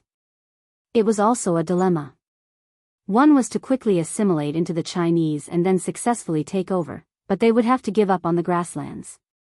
The other was to refuse to assimilate into the Chinese and then find it difficult to gain a foothold. Sooner or later, they would be chased away. Why did the Manchus achieve the unification of the Central Plains and the grasslands? The Manchurian emperor of the Qing dynasty created a trinity. In the Central Plains, he was called the Emperor, in the Mongolian grasslands, and in the snowy highlands, he was called the reincarnation of Manjushri. Therefore, the ruling methods of the Manchurian nobles were quite powerful. However, it was still the same question: do you want the Manchurian people to become Chinese? This was a must. If they did not become Chinese, they would not be able to gain a foothold in the Central Plains. However, if the Manchurian people were to become Chinese, how would they rule the grasslands? A Lama temple was better than 100,000 soldiers. This was the understanding of the Manchurian emperor, and it was also the strategy of the Manchurian emperor to rule the grasslands. The Manchurian emperor's cost of conquering the grasslands was much lower than the Ming dynasty's cost. However, why did the ancient Central Plains dynasty not have a single emperor who dared to rule the grasslands? It was not that they did not want to, but that they could not. Other than what the Chinese man said earlier, there was a deeper reason. That was that the Han dynasty of the Central Plains and the Grassland dynasty had a fundamental difference in their underlying logic. In ancient China, what was a Han? A Han was defined according to culture. Specifically, it was the Confucian culture. As long as one accepted the Confucian culture and lived according to the Confucian culture, they would be regarded as a Han in ancient times. The Confucian culture first existed as a standard of ethics for the masses. Individuals who followed the Confucian culture had to live in a specific structure of interpersonal relationships. The Confucian culture required these specific interpersonal relationships to have a relatively stable family structure. The prerequisite was that they had to settle down. The prerequisite for settling down was farming. However, farming had a hard constraint, which was the amount of rainfall. In ancient society, due to the requirement of rainfall for farming, if a Han wanted to live beyond the Great Wall, they had to become nomads. Otherwise, they would die. Once they became nomads, it meant that the Central Plains interpersonal relationships would collapse. They could no longer live according to the Confucian way. As long as you lived a nomadic lifestyle, you would no longer be a Han. For the Central Plains dynasty, it was fine to send troops to expel the nomads. However, to rule the north, they had to station troops. The logistics of the garrison could not be transported by the Central Plains. It was too far. It was because of the Confucian culture of the Central Plains dynasty that the Central Plains dynasty could not go beyond the Great Wall. They could only develop in the Central Plains. In layman's terms, it was probably a vast and boundless grassland. For the rulers of the Central Plains, it was a barren land that was not worth their efforts to attack and control. Even if they conquered it, it would not be of much use. Moreover, they would have to send troops to defend it. It was not worth it at all. After all the tribal chiefs of Tiela expressed their desire to resist Shili together, the few of them briefly discussed their next plan, and then returned to their own homes, to their own mothers. Now was indeed a special time. These tribal chiefs gathered together for a long time and were easily discovered by Shili's spies. Therefore, Qigong, Heli and the others did not delay in Xianxia's tribe. After walking out of the tent, they disguised themselves and left Xianxia's tribe. However, although these tribal chiefs were very careful, they somewhat underestimated Shili's spies. In other words, they underestimated Shili's wolf guards. Ouch! Bull, watch for me for a while. I need to go to the outhouse. At the exit of Xianxia's camp, a soldier suddenly clutched his stomach and cried out in pain. It seemed that he ate something bad and had a stomachache. This person shouted to his companions and then hurriedly ran away with his back bent. However, he did not go to the outhouse. After making many turns, he came to the foot of a hill in the west of Xianxia's tribe. He put his thumb and index finger in his mouth and whistled. After a while, not far away, a man in a black robe flashed over. That soldier hurriedly went up to him and said directly, "Quickly go and report to the Great Khan." The tribal chiefs of Tiela 9 tribes came to Xianxia's tribe to discuss with the barbarian man. It seems that they are planning something. They stayed in Xianxia's tribe for nearly an hour before leaving. Good. The man in the black robe nodded and only said one word. Then, he turned and left. In a few breaths, he had already disappeared. Obviously, his martial arts were not ordinary. As for the soldier, he surveyed his surroundings. After confirming that he had not been exposed, he slowly returned to his post. Chapter 2179. Jimming, you're right. The barbarian man may end up burning himself in the end. In the main tent of the Qigu tribe, Qigu Heli sighed and said, after the Wei River Alliance, the Tang Empire has been recuperating for the past 2 years, and its national strength is becoming more and more prosperous. On the other hand, our Turks have been caught in internal strife. The current Tang Empire's strength is not weaker than Shili's. Half a month ago, Shili sent 50,000 of his most elite wolf riders to the Tang Empire's border to receive state teacher Wuxia. But in the end, the 50,000 wolf riders were annihilated by the Tang Empire's army. From this, it can be seen that the current strength of the Tang Empire's army is definitely not the same as 2 years ago. The barbarian man wants to lead the Tang Empire's army north to attack Shili, and then drive the tiger to swallow the wolf. But how does he know that the Tang Empire will definitely send troops to the grassland? As far as I know, the current Tang Empire's imperial court can be said to be full of talents and bright stars. There are Fang Xianling, Zhang Sun Wuji, and other world-shaking talents. In the military, there are peerless generals like Li Jing, Qing Jijia, and Yuqi Jingda. If Tuli leads his troops to return to the Tang Empire, if the civil and military officials in the Tang Empire's imperial court know about the current situation in the grassland, in my opinion, they will most likely choose to sit on the mountain and watch the tigers fight. When our Tiela tribe and Xieli's imperial court both suffer losses, they will then lead their troops north and reap the benefits. Therefore, since yesterday's frost on the grassland and rumors about Xieli's misconduct spread everywhere, I'm afraid all the tribes on the grassland have already fallen into the Tang Empire's scheme. There are experts in the Tang Empire's imperial court. And now in Tuli's camp, there must be a senior official of the Tang Empire secretly adding fuel to the fire. Oh. Why does Chief say so? Jiming agreed with the first half of Chigu Heli's words. He also thought that after the Tang Empire knew about the grassland situation, they would most likely choose to sit on the mountain and watch the tigers fight instead of rashly sending troops to attack Xieli. On this point, he and Chigu Heli agreed. However, Chigu Heli's last sentence surprised him. Thanks to Baron Man's reminder this morning, I was reminded of something. Keegly furrowed his brows and said in a deep voice, a few days ago, a squad leader named Keeg from Putua's tent guarding the southern fortress reported that there was a caravan of Pugu tribe coming from the south. They claimed that they were under the orders of the chief of Pugu tribe to transport a batch of Tang specialties from Taiyuan and offer them to the Great Khan. He brought people to inspect the carriages of the caravan. Seeing that the carriages were filled with silk, porcelain, and ironware, he gave the order to let them pass. Not long after that, there was a prophecy on the grassland that Xieli's misconduct incurred the wrath of Tingri.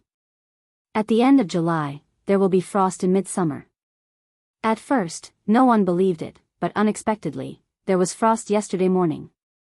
The situation on the grassland instantly became delicate. Later on, I asked the chief of Pugu tribe. He said that their tribe had not sent out any caravan recently, and no caravan came back from outside. So, I guess that the caravan that Keeg let go was most likely an envoy sent by the Tang Empire to help Tuli. The prophecy of frost in midsummer at the end of July was purposely released by the Tang Empire's envoy to stir up the situation on the grassland and make the grassland fall into greater turmoil so that the Tang Empire's imperial court could reap the benefits and conveniently help Tuli. Brilliant. Really brilliant. When Keeg Heli first heard about the prophecy of frost in the grassland at the end of July, he suspected that this rumor must have come from Tuli. He guessed that Tuli wanted to use this rumor to stir up the situation on the grassland and then take the opportunity to lead his tribe out of the encirclement and surrender to the Tang Empire. He even guessed that Tuli might have already gotten in touch with the Tang Empire's imperial court. Otherwise, he would not have suddenly put on such a show. But he never expected that an official from the Tang Empire's imperial court would secretly sneak into the grassland and infiltrate the heavily encircled Tuli's court. This was really a case of how to catch a tiger cub without entering the tiger's den. Even Keeg Heli somewhat admired that person's courage. If this is true, then the Tang Empire's imperial court is really too terrifying.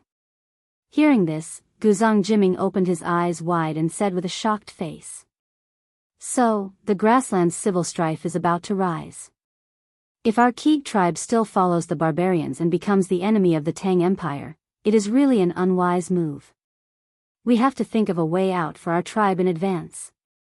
Keeg Heli sighed and then looked at Guzang Jiming and said in a deep voice, these years, the grassland's civil strife has not stopped.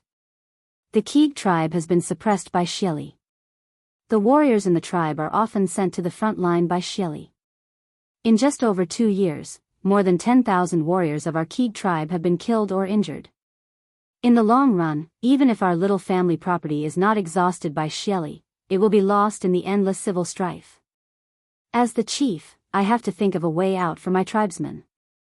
Chapter 2180. Khan.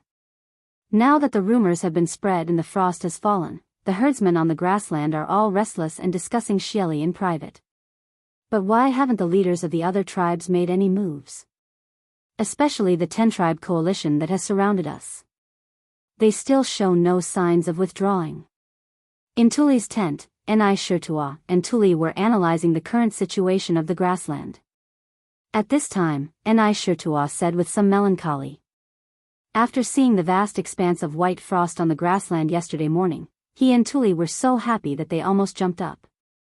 If it weren't for the fact that the timing was not right, they would have held a banquet to reward the three armies and not return until they were drunk. But their excitement didn't last long, because as time went by, the situation they had expected at first didn't appear. The tribes on the grassland who were dissatisfied with Xieli didn't take the opportunity to launch an attack. At most, the herdsmen in the tribes were discussing Xieli because of the frost falling from the sky. Not a single tribe made any real moves. This made Tuli and Xianxia very anxious. Because whether the grassland could fall into chaos because of this was directly related to whether they could escape the encirclement and smoothly go south to seek refuge with the Tang Empire. Therefore, their state of mind changed from the excitement yesterday morning to the slight uneasiness in the afternoon. And today, they were even a little anxious. Xieli has ruled the grassland for many years. The strength under his command is far from what any tribe can compare to. In addition, in order to unify the grassland, he has destroyed countless tribes. His methods are extremely cruel. Which tribe on the grassland isn't afraid of him now? Although the prophecy of frost falling from the sky has come true and Xieli has lost all the people on the grassland and some tribes have become restless because of this, the power of one or several tribes is still too insignificant. Before they have enough power to unite, the tribal chiefs of those tribes don't dare to openly rebel against Xieli. Tuli looked out of the tent with a gloomy gaze and couldn't help but sigh as he spoke slowly. In fact, he had been waiting for the people outside to send news of the turmoil on the grassland.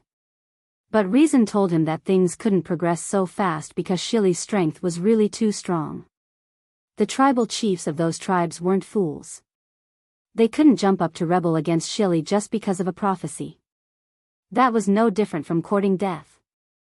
Now, everyone was waiting. Waiting for someone to take the lead and raise their arms. At that time, the grassland might fall into true turmoil. Khan, you mean we have to keep waiting? When Xianxia heard this, his eyes widened and he said anxiously. That's right, Tuli said indifferently, right now, we can only wait. Xianxia said anxiously, but the tribe's warriors can't hold on for much longer. I'm afraid our rations can only last for 3 more days. If we can't break out of the encirclement and rendezvous with the Tang army outside the southern plains, our 100,000 men will starve to death even if we aren't killed by the Great Khan's men. Only 3 days? Upon hearing this, Tuli could not help but clench his fists. In fact, he was more anxious than anyone else, but was there any use in being anxious? His subordinates had been surrounded by the 10 allied armies and over 300,000 warriors. At this moment, he was like a beast trapped in a cage. He could only hope that the hunters outside the cage would start fighting so that he could seize the opportunity to escape. He could only wait. Even though they knew that they didn't have enough provisions, they could only wait. It wasn't that he didn't want to send people to break out of the encirclement. Previously, his people had tried countless times to open a gap in the encirclement, but in the end, they had all failed and suffered heavy losses. If they tried to break out now, it would only increase the number of casualties, and the result wouldn't change at all. Is there any movement on Tang Jian's side? After a long silence, Tuli suddenly asked. Replying to the Great Khan. Ever since Tang Jian changed his tent, his days have been even more carefree than before. We're still worried about the news from the front line, but he's living well. He's been drinking wine and having beautiful women all day long. He's living very comfortably. Upon hearing Tuli mention Tang Jian, Xianxia's face suddenly became indignant and he couldn't help but criticize. Speaking of which, after the frost fell yesterday morning, Tuli knew that his plan had succeeded by more than half. He was in an incomparably good mood. Therefore, He ordered people to settle Tang Jian and the others in the best tent, gave them the best food, the best wine, and also sent the best beauties in the tribe to serve them. He practically treated Tang Jian as the tribe's honored guest. Compared to the treatment Tang Jian received at the beginning, it was like the difference between heaven and earth. It couldn't be helped. After witnessing the realization of the frost prophecy, Tuli knew that he had hope of escaping. After he escaped, he still had to lead his troops to surrender to the Tang Empire. Tang Jian was the Tang Empire's Duke of Zhu and an important minister of the imperial court. After he surrendered to the Tang Empire, he would inevitably have to rely on Tang Jian in many places. Therefore, he had no choice but to carefully serve Tang Jian. Ni Shirtua's face was full of indignation. After hearing Ni Shirtua's words, Tuli's gloomy face eased up. He muttered to himself, "That's good. That's good." He thought that as long as Tang Jian remained calm and didn't panic, it meant that the situation hadn't deteriorated to the point of no return. It must be known that when the frost prophecy was spread, Tuli's heart was even more uncertain than it was now. However, at that time, Tang Jian looked calm and at ease, not worried at all that the prophecy would come true. In the end, the heavens really did come at the end of the 7th month and sent frost to the prairie. As soon as he thought of this, Tuli's restless heart suddenly calmed down.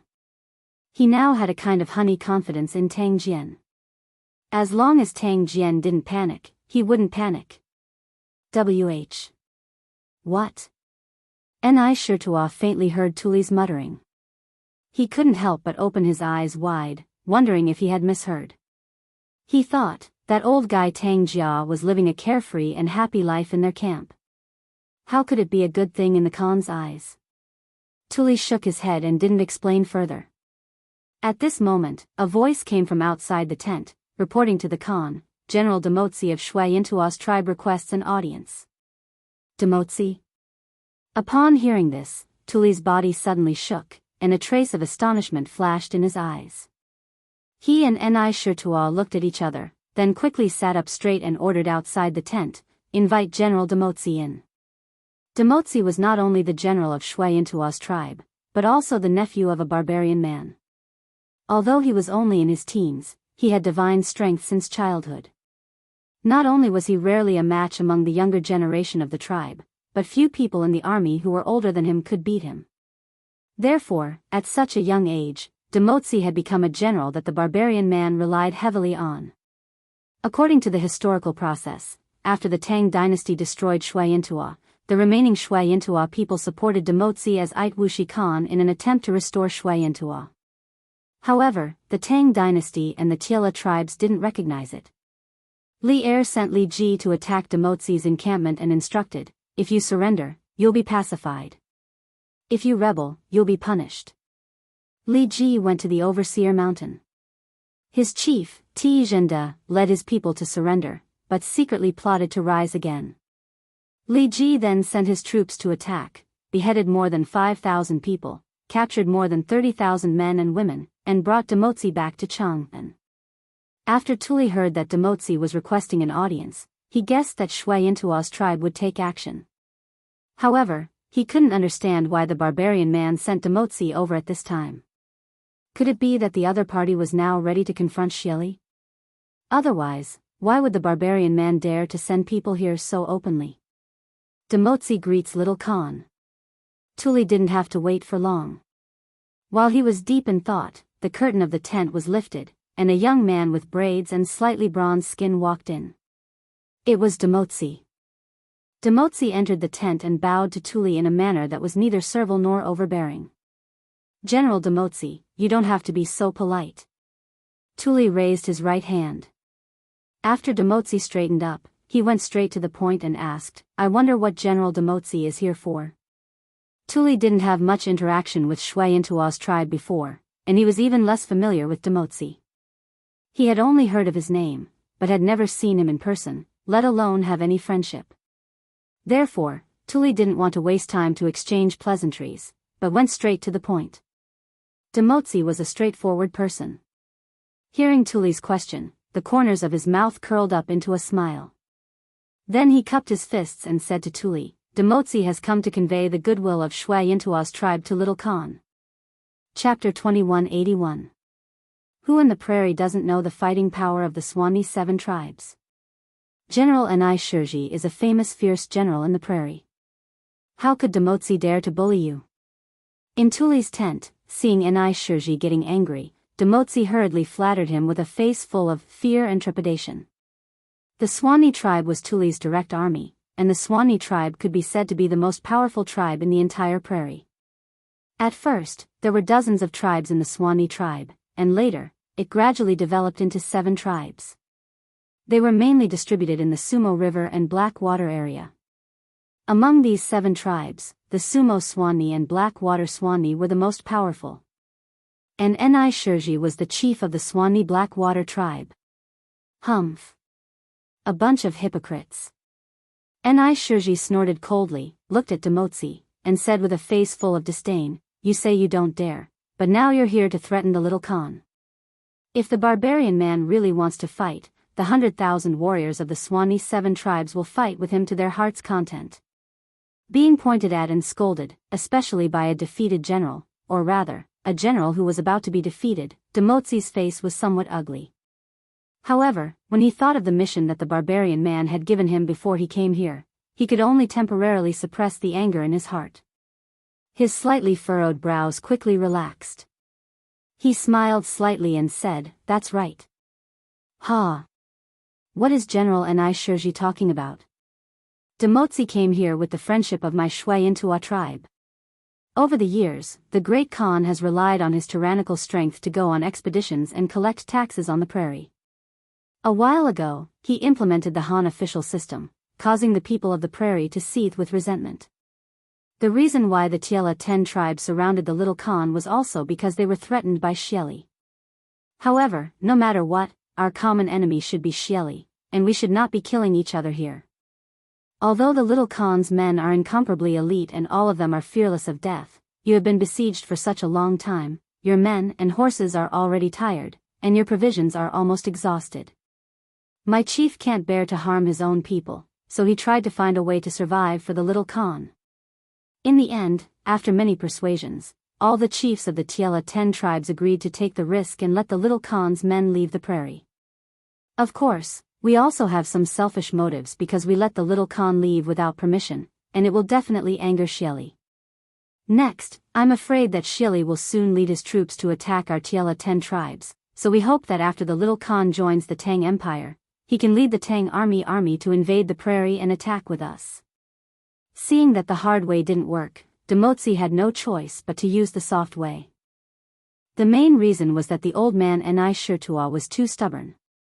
If he really angered him and caused the Bai and 7 tribes to fight to the death with Xianxia's tribe, then it would be a big joke. When he returned, wouldn't the barbarian man skin him alive? On the other hand, calculating the time, the rest of the Tiela 9 tribes should be arriving soon. As soon as those people arrived, they would withdraw their respective tribes' troops and horses. Wouldn't his previous nonsense with Xianxia and Tuli be exposed? At that time, not only would Tuli and Xianxia's tribe become enemies, the rest of the Tiela 9 tribes would also blame Xianxia's tribe for secretly smuggling goods. That's right, the barbarian man sent Demotzi to force Tuli to swear in the name of Tingri and hand over his only son to Xianxia's tribe as a hostage. This was smuggling goods. The barbarian man wanted to completely strangle the uncertainty of whether Tuli would lead the Tang army to the prairie as soon as possible, and he also wanted to hold the card of Tuli's son in his own hands. After all, the strength of the Bai and 7 tribes couldn't be underestimated.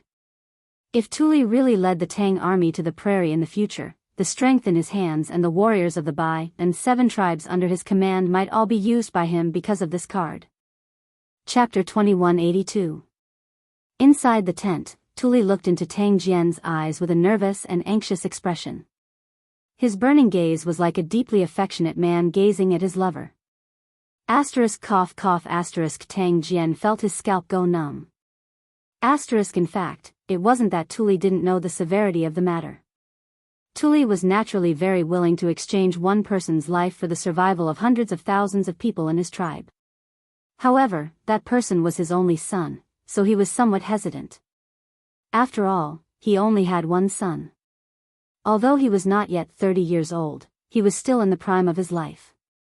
Even if he lost this son, he could still have another one in the future. In any case, as long as he escaped to the Tang Empire, Li Er would give him a lot of rewards based on his status. He could still live a life of 3 wives and 4 concubines, living a life of luxury. However, who could guarantee that he would really be able to have another son in the future?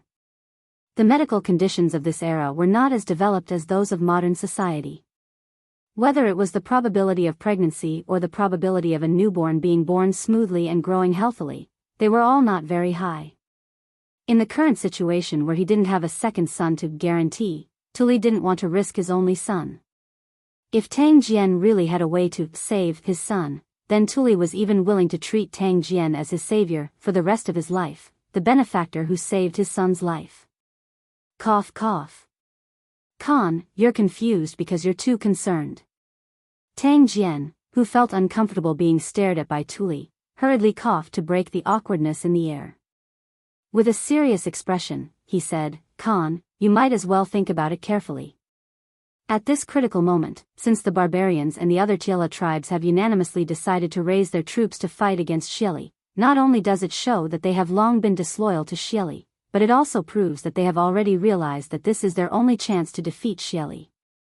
Khan, do you think that the Tiela tribal chiefs will give up or change their plans for such an important plan because of a hostage?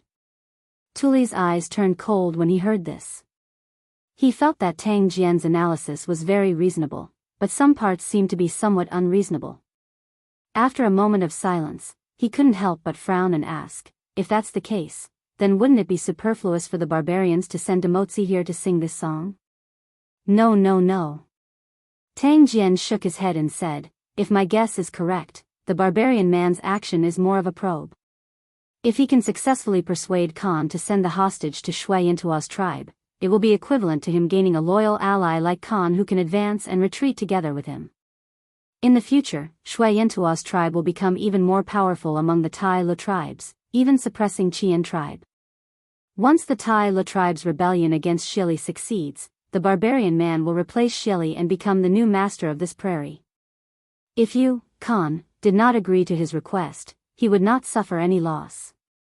The plan of Tai Li's tribes to resist Xieli could still be carried out smoothly. The only regret he had was that he could not borrow your power to achieve his goal of dominating Tai Li's tribes and even the entire prairie. But from this point of view, this person's ambition isn't small. Even if he loses this opportunity, he will sooner or later become a formidable person. The barbarian man is indeed ambitious. Tuli nodded in agreement. Soon after, he said with a worried expression, but if this Khan doesn't agree to their request, won't the barbarians fly into a rage out of humiliation and continue to attack our troops? Definitely not. Tang Jian's gaze was calm as he said with certainty, this Tang has said before that the plan of Tai Li's tribes to resist Xieli definitely did not originate from the barbarian man alone. It is also not something that the barbarian man alone can change. In terms of strength, the strength of Tai Li's 10 tribes is far inferior to Xieli. And Khan, you have more than 100,000 elite soldiers under your command. The current situation in the prairie is delicate. No matter which side wants to fight with you, they will have to knock out at least a few teeth. Therefore, if the barbarian man feels apologetic towards Khan over such a small matter and even confronts you with weapons, then in the eyes of Tai Li's 10 tribes, he is disregarding the overall situation. The other chiefs of Tai Lu tribes will definitely not allow him to act so recklessly. However, with the nature of the barbarian man, I'm afraid he will not do such a foolish thing. Later on, you can find an excuse to reject Demotzi and give the barbarian man a way out. I believe the barbarian man will not hold on to this matter and the Tai Lu army near Yiting should also disperse soon. Tuli nodded thoughtfully. Although Tang Jian's analysis was very reasonable, there was still some uneasiness in his heart. After all, this was the only chance for him and the 100,000 soldiers under his command to break out of the encirclement. For this, they could be said to have planned carefully and waited for such a result with great difficulty. If they were to be completely ruined because of his selfishness, he would not be able to feel at ease for the rest of his life. However, when he thought of his most beloved son, and thought of the current delicate situation in the prairie. In theory, the barbarian man and the rest of Tai Li's tribes would naturally not be so stupid as to waste their military strength to fight with him head-on. After hesitating and struggling in his heart for a long time, Tuli finally made up his mind. He raised his head and said with a firm gaze, "Duke Ju's discerning eyes are like torches. You saw through the barbarian man's evil scheme at a glance. This Khan admires you. Many thanks to Duke Ju for pointing out the right path for this Khan. This Khan will now find a reason to reject Demotsi." Finished speaking, Tuli solemnly cupped his fists and bowed to Tang Jian. Perhaps when Tang Jian had just arrived at the grasslands, he had indeed looked down on Tang Jian, this weak and scholarly old man. After all, at that time, the situation was like fire to him. The men under his command could be wiped out by Xieli at any time. He did not believe that a mere Tang Jian could change anything. But today, the prophecy of frost falling from the sky had come true. The people of the prairie were panic-stricken. Rumors were spreading everywhere. Tai Li's tribes took advantage of the situation to rise up and rebel against Xieli. All of this started because of Tang Jian. What was originally a dead chess game seemed to have been completely revived by Tang Jian. Even if Tuli did not say it out loud, in his heart, he gradually respected and admired Tang Jian. Today, Tang Jian even indirectly saved his son's life. Tuli believed that Tang Jian was completely worthy of this bow. You can't. You can't.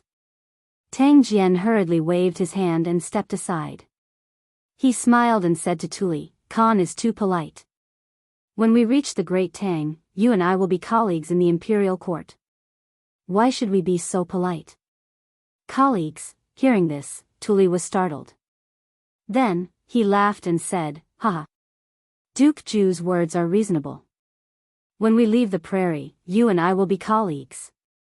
When we reach Chang'an, Shenbo Ao will definitely have a good drink with Duke Ju."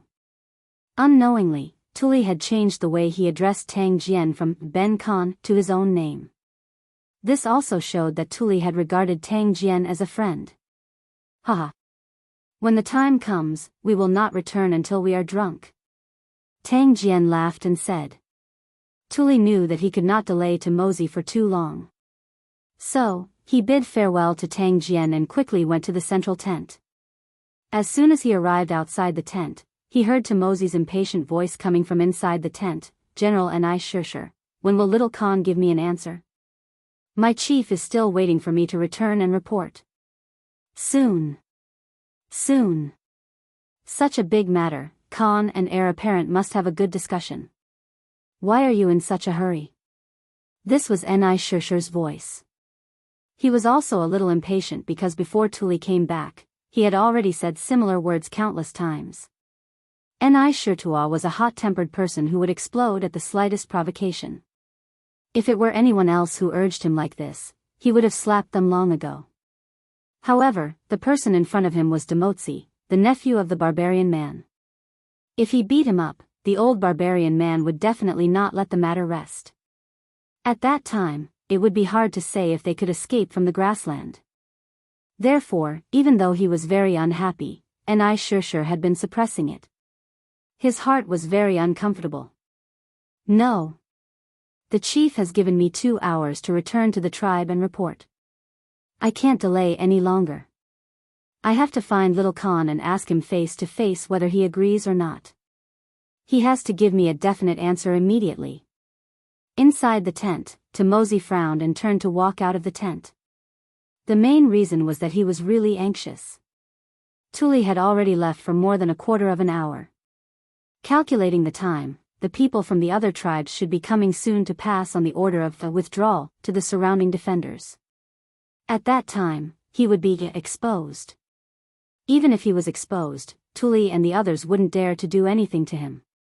However, if this matter spread out, the other chiefs of the Tila tribe would definitely know about the barbarian man's plan. At that time, they would really go for wool and come home shorn. Ni Shishir frowned and moved his feet slightly.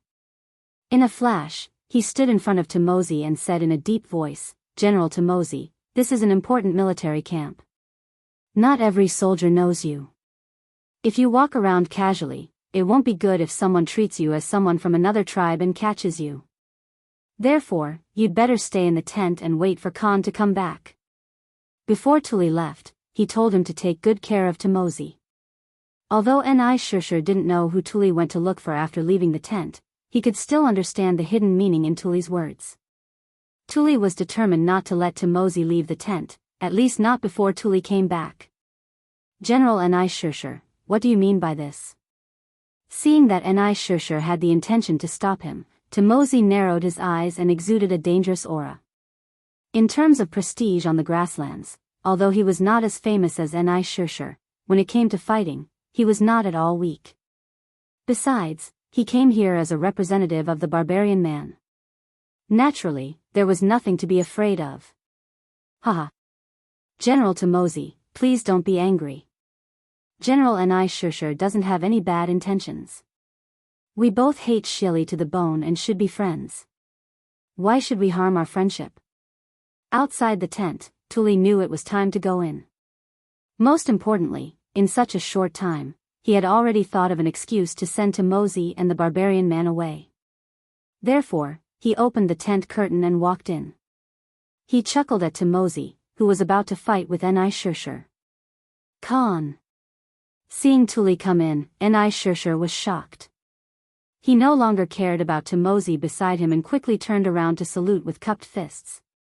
Tamosi also hurried to greet him and said, "Little Khan, you're finally back. What's the result of your discussion with Heluo? Tamosi needs to return to the tribe as soon as possible to report. Please give me an answer now." Cough, cough. Tuli coughed softly and said with a serious face, "General Tamosi, unfortunately, Heluo has recently contracted a strange disease. His body is sometimes cold and sometimes hot." At first, this Khan thought he had caught a cold, but many shaman doctors in the tribe couldn't cure him. Just now, this Khan went to Heluo's tent to check again. Coincidentally, the tribe's old shaman doctor, Zhuama, diagnosed him. Zhuama said that Heluo has contracted a cold and fever. Chapter 2183. Khan, if the barbarian gets wind of this news, will he fly into a rage out of humiliation and lead his troops to attack us? In Tuli's tent, Xianxia asked Tuli worriedly after Demotsi had left for a long time. He naturally knew that what Tuli had said to Demotsi about Heluaha getting cold and fever was a lie. When he saw Heluaha yesterday, he was still alive and kicking. How could he suddenly get cold and fever? Clearly, Tuli didn't want to hand his son over to Xianxua's tribe. From a personal point of view, Xianxia naturally didn't want to hand over Heluaha either. Even if the Tiela tribes withdrew, he would feel ashamed. However, compared to the lives of the hundreds of thousands of soldiers under his command, Xianxia felt that there was nothing wrong with leaving him behind. However, these were only his personal thoughts. Now that Tuli had made a decision, he would support him unconditionally. However, he still couldn't help but worry that the barbarian man would retaliate after he got wind of this news. The situation in the grasslands is delicate now. Since the Tiela tribes dared to unite to resist Shili, it means that more and more tribes on the grasslands are dissatisfied with Shili and are willing to stand up. At this time, even if the barbarian man is unwilling, he won't dare to waste his troops here. Otherwise, how can he resist Shili? Although he wasn't sure, Tuli still replied with certainty. He had to give his subordinates confidence. Khan is wise. Xianxia frowned and thought for a while. He felt that the barbarian man's words were reasonable, so he leaned over and flattered him. Tuli's expression didn't change. He pondered for a moment and ordered, "General Xianxia, immediately pass down the order. Tell all the generals to count their men and horses, pack up, and be ready to set out at any time. In addition, send a group of people out to pay attention to the movements of the troops around Yiting. Once the troops in one direction retreat, we will immediately break out from that direction and leave the grasslands." Xianxia was shocked when he heard this. They had been trapped here for nearly half a month. They had experienced life and death situations, and even ran out of food and water. Now that they were about to break out, and Xianxia couldn't help but feel somewhat enlightened. All these changes were brought about by that Tang. This subordinate obeys. Xianxia immediately cupped his fists and accepted the order. He then turned and walked out of the tent. Duke, forgive me for speaking out of turn. We are about to complete our mission and leave the grassland to return to Jianghu. Why do you still want to create more problems?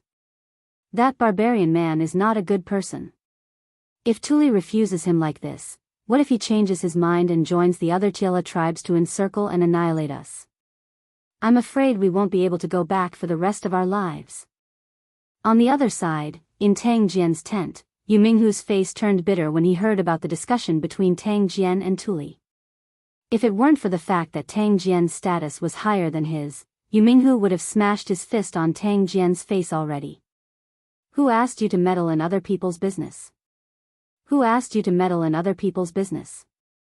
It's obvious that Tiela's troops are planning to withdraw. It's obvious that our mission in the prairie is about to be completed, yet you insist on instigating Tuli to play with that barbarian man. Is that barbarian man someone to be trifled with? What if the other party changed his mind in a fit of anger and joined forces with the rest of the Tiela tribe to attack Tuli's tribe? Wouldn't they all be finished? Minghu, calm down. Don't be impatient. Seeing that Yu Minghu was really anxious, Tang Jian quickly put away his smile and said with a serious face, after this incident, we can see that this barbarian man is indeed someone. But you don't have to worry. Since the Tiela tribes have decided to join forces to resist Xieli, the barbarian man won't choose to waste his troops to encircle and annihilate Tuli at this time. Besides, as far as this old man knows, the most powerful tribe among the Tiela tribes should be the Qian tribe. Even if the barbarian man loses his head in a fit of anger and wants to do something foolish, the chief of the Qian tribe won't let him do as he pleases. But what if? What if the barbarian man doesn't play by the rules and attacks Tuli with all his might in a fit of anger? Yu Minghu didn't buy it at all. Mainly, he felt that Tang Jian's action was completely superfluous. Since the barbarian man wanted Tuli to hand over He Luoya as a hostage, why not just let Tuli hand him over? What did it have to do with them? As long as the barbarian man kept his word and promised to withdraw the troops, this deal was very worthwhile. Tang Jian didn't need to interfere and instigate Tuli to reject the barbarian man. Wasn't this adding more variables to their escape from the grasslands? At this time, Yu Minghu's emotions were somewhat out of control. With reddened eyes, he said, I still have a 60-year-old father and mother at home. I was thinking that after this mission is completed, I can earn some military merits. I was planning to return to Jianghu and marry a wife to make them happy. If we can have a boy or a girl, our Yu family will have descendants and they won't have to worry about me all the time. But you did this. If the Tiela tribes really change their minds because of this, none of us can go back. Not everyone had a heart as big as Tang Jian's. For example, Yu Minghu and the other imperial guards who escorted Tang Jian to the grasslands, although they were all elites in the army, they were isolated and helpless after coming to the vast grasslands with Tang Jian. Every day, they went through life and death trials and were constantly on tenterhooks. If they were not mentally strong, they would have already broken down long ago. They were able to hold on until now because of the belief in their hearts, the belief to go home. And now, Tang Jian's seemingly superfluous decision might very well ruin their hard-won opportunity to go home.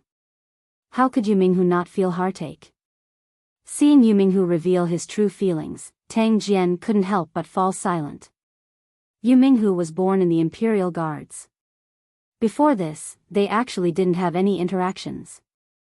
However, along the way, they had crossed mountains and rivers, experienced all kinds of difficulties and dangers, and even faced death several times. The relationship between Tang Jian and Yu Minghu and the others had gradually lost the boundary of superiority and inferiority. They were more like friends.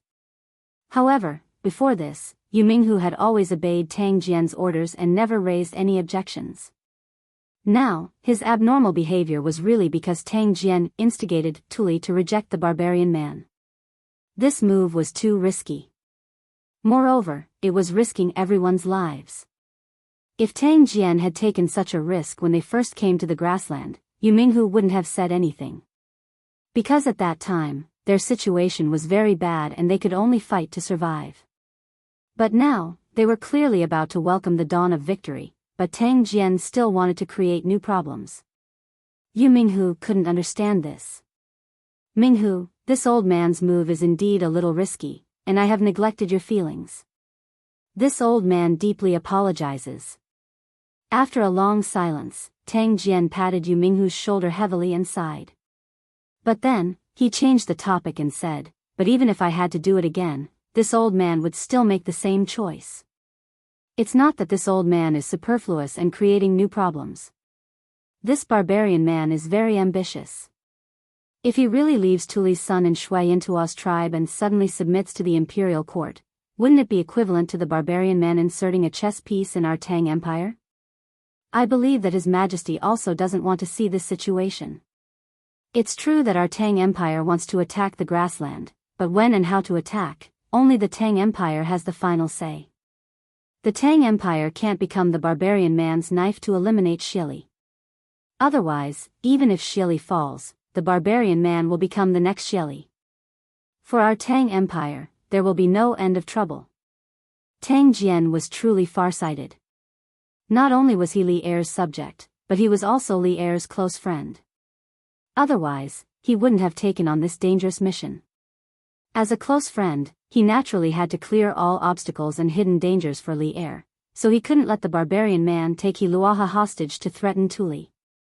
This was because Tuli would soon become a citizen of the Tang Empire. If the barbarian man used Hiluaha to threaten Tuli, it would be the same as threatening the Tang Empire. This was a situation that Tang Jian absolutely didn't want to see. If not for Minghu's loss of composure, Tang Jian definitely wouldn't have said these words out loud. Minghu couldn't help but tremble when he heard this. Although he didn't completely understand what Tang Jian said, he still roughly understood the meaning. He knew that he had misunderstood Tang Jian.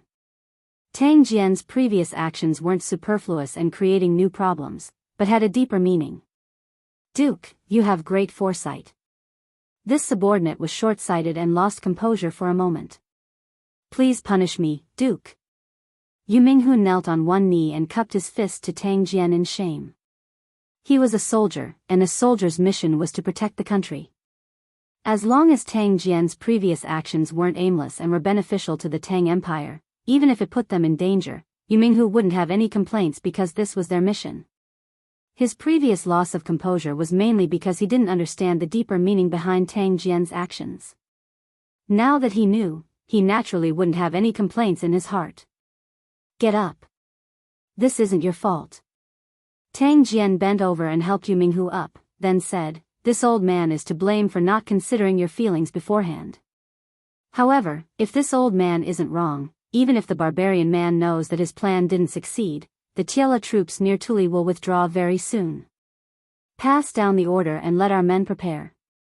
Before the sky turns dark today, we should be able to leave the grassland. Seeing Tang Jian so confident, Minghu couldn't help but feel relieved. He cupped his fist and said, yes. Duke. This subordinate will pass down the order now. Those bastards have been in the grassland for so long and have been waiting for this day for a long time. After saying that, Minghu turned around and left the tent. In fact, the changes in the situation were much faster than Tang Jian had expected. Not long after Damoji left Tuli, about a quarter of an hour, a small group of cavalry came from the north. The leader was a man with a strong back and a bearded face. It was Qiji Heli's younger brother, Qiji Shaman. This small group of cavalry came down from the west side of Tuli and quickly arrived at a garrison camp in the south. Second leader. Second leader is here. Although Qiji Shaman wasn't very well liked by Qiji Heli, at least not as well as Guzang Jiming, but among the soldiers of Qiji tribe, Qiji Shaman's prestige was still very high. This guy was straightforward and didn't put on airs. Moreover, he was often at the forefront of battles. Such a general would naturally be supported by the soldiers. Therefore, when Qiji Shaman arrived, the soldiers in the camp who had nothing to do all gathered around and greeted him warmly. Nay. Qiji Shaman reined in his horse and skillfully dismounted. He first looked around and then asked a soldier in front of him, "Where is your General Goer?" Kiji Goer was the general of Kiji tribe and one of the most capable generals under Kiji Heli. Second leader, General Goer went to patrol the front lines. According to the time, he should be back soon. "Do you want to rest in the tent for a while?" Hearing Kiji shaman's question, the soldier quickly replied, "No need. Bring me to him." Kiji shaman shook his head and prepared to get back on his horse. At this moment, the sound of horse hooves came from the north of the camp. Then, a soldier in the camp shouted, "General Goer is back." Kiji shaman was stunned when he heard this. Then, he grinned and laughed, "Ha! Looks like I came at the right time." Then, he strode towards the group of people. "Second leader, why are you here?" Chibi Gu was a tall and skinny middle-aged man with a thick beard. When he saw Chibi Sha men approaching, he hurriedly went forward and bowed respectfully. "Ha! Goer. We brothers don't need to be so polite." Kiji shaman laughed and put a hand on Kiji Goer's shoulder. Then, he said, "Goer, I'm here to pass on my big brother's orders." Kiji Goer was stunned. He motioned for the soldiers on his left and right to withdraw. Then, he quickly asked, "What orders does the chief have?" Kiji shaman said, "My big brother orders you to immediately gather all the men here and withdraw to the tribe. No delay." "What? Withdraw all the men? But if the Great Khan knows?" Hearing this, Chita Gu was greatly shocked.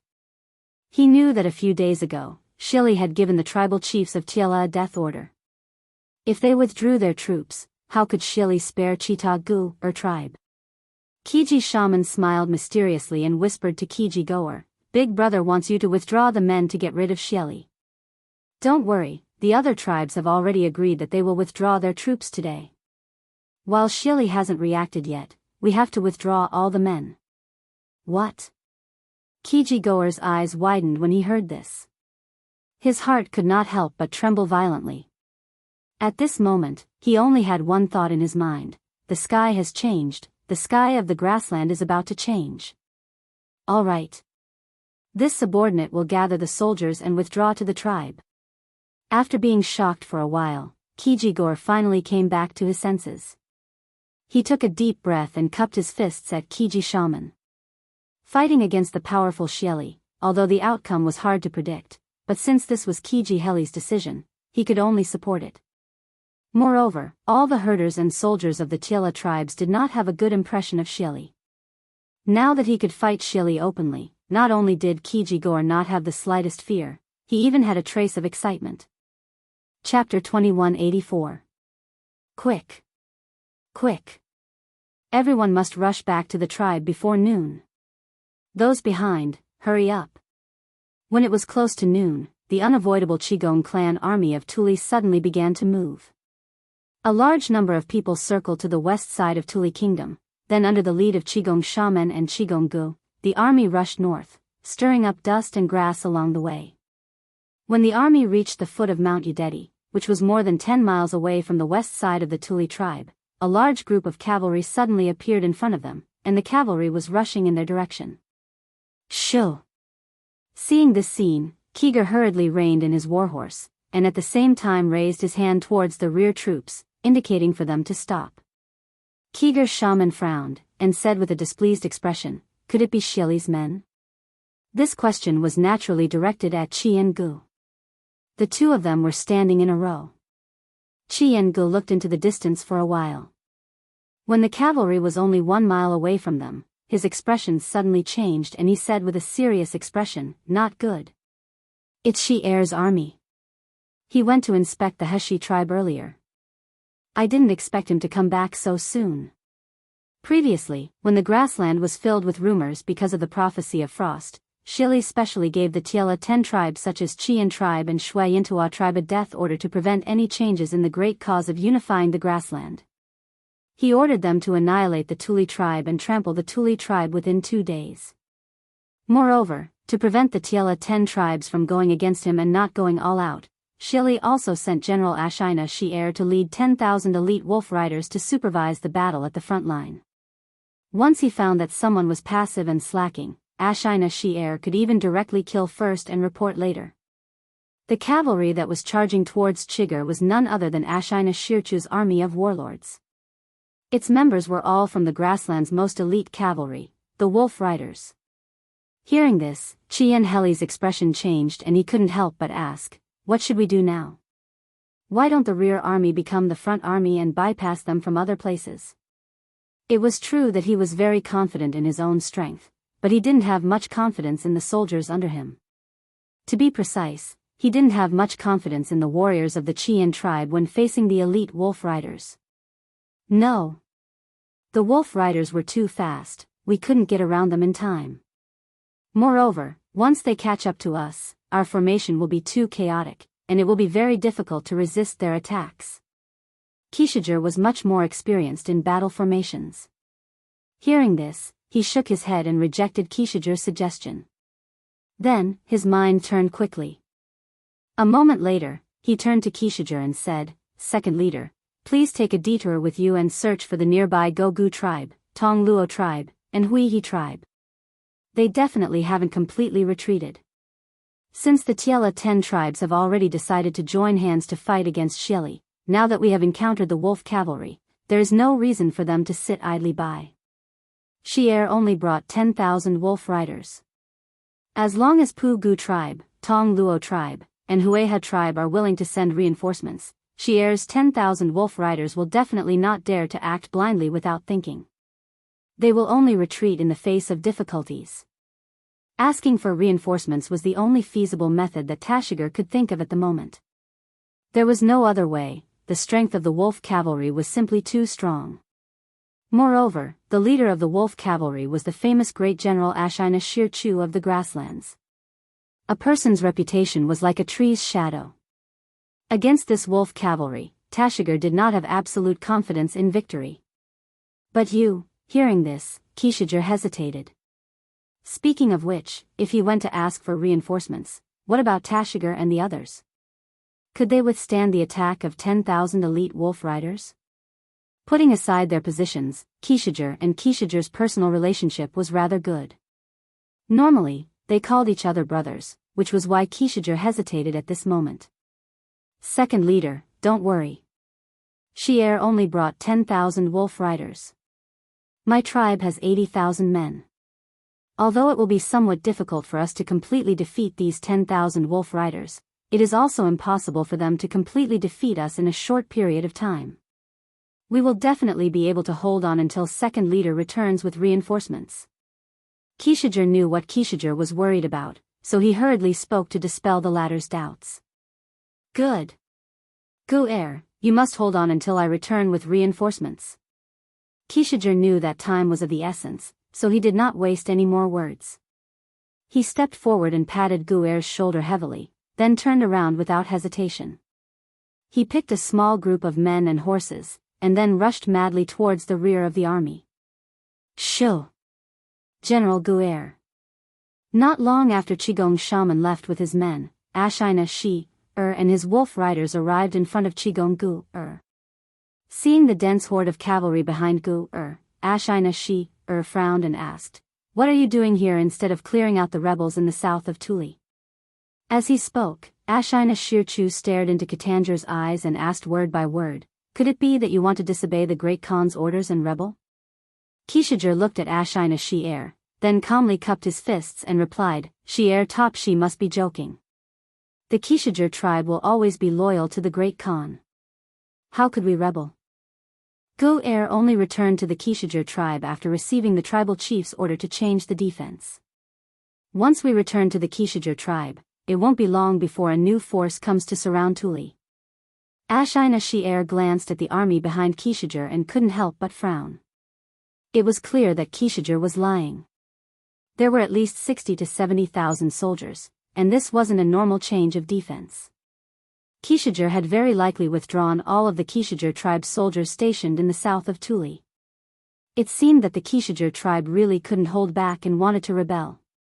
Xianxia thought to himself. What a change of defense. General Gu-er has withdrawn all of the Xianxia tribe's soldiers stationed in the south of Tuli. Are you not worried that the remnants of Tuli will take this opportunity to break out of your southern defense line and flee to the Great Tang? Xianxia coldly snorted and said. At the same time, his right hand was already on the hilt of the scimitar at his waist. The aura of a martial arts expert instantly rose. Xianxia understood in his heart that the Qian tribe was most likely already preparing to rebel, and as Shili's right-hand general, he naturally had to nip these rebel forces in the bud at the very beginning. He wanted to make sure that the main force of the Xianxia tribe was left behind. Even if the opponent's numbers were several times his own, Xianxia was not afraid at all. This was because the army under his command was the elite wolf cavalry that Shili had carefully cultivated, and each one of them could fight against 10. This is a matter of my Xianxia tribe. There's no need for you to say anything. If Tuli really does take this opportunity to escape, my tribal chief will think of a way to give the Great Khan an explanation. Seeing Xianxia's expression suddenly change in his hand on the hilt of his scimitar, Xianxia knew that today's matter could not be settled peacefully, so he no longer spoke kindly to Xianxia. No need. Taking you all down is the best explanation the Xianxia tribe can give to the Great Khan.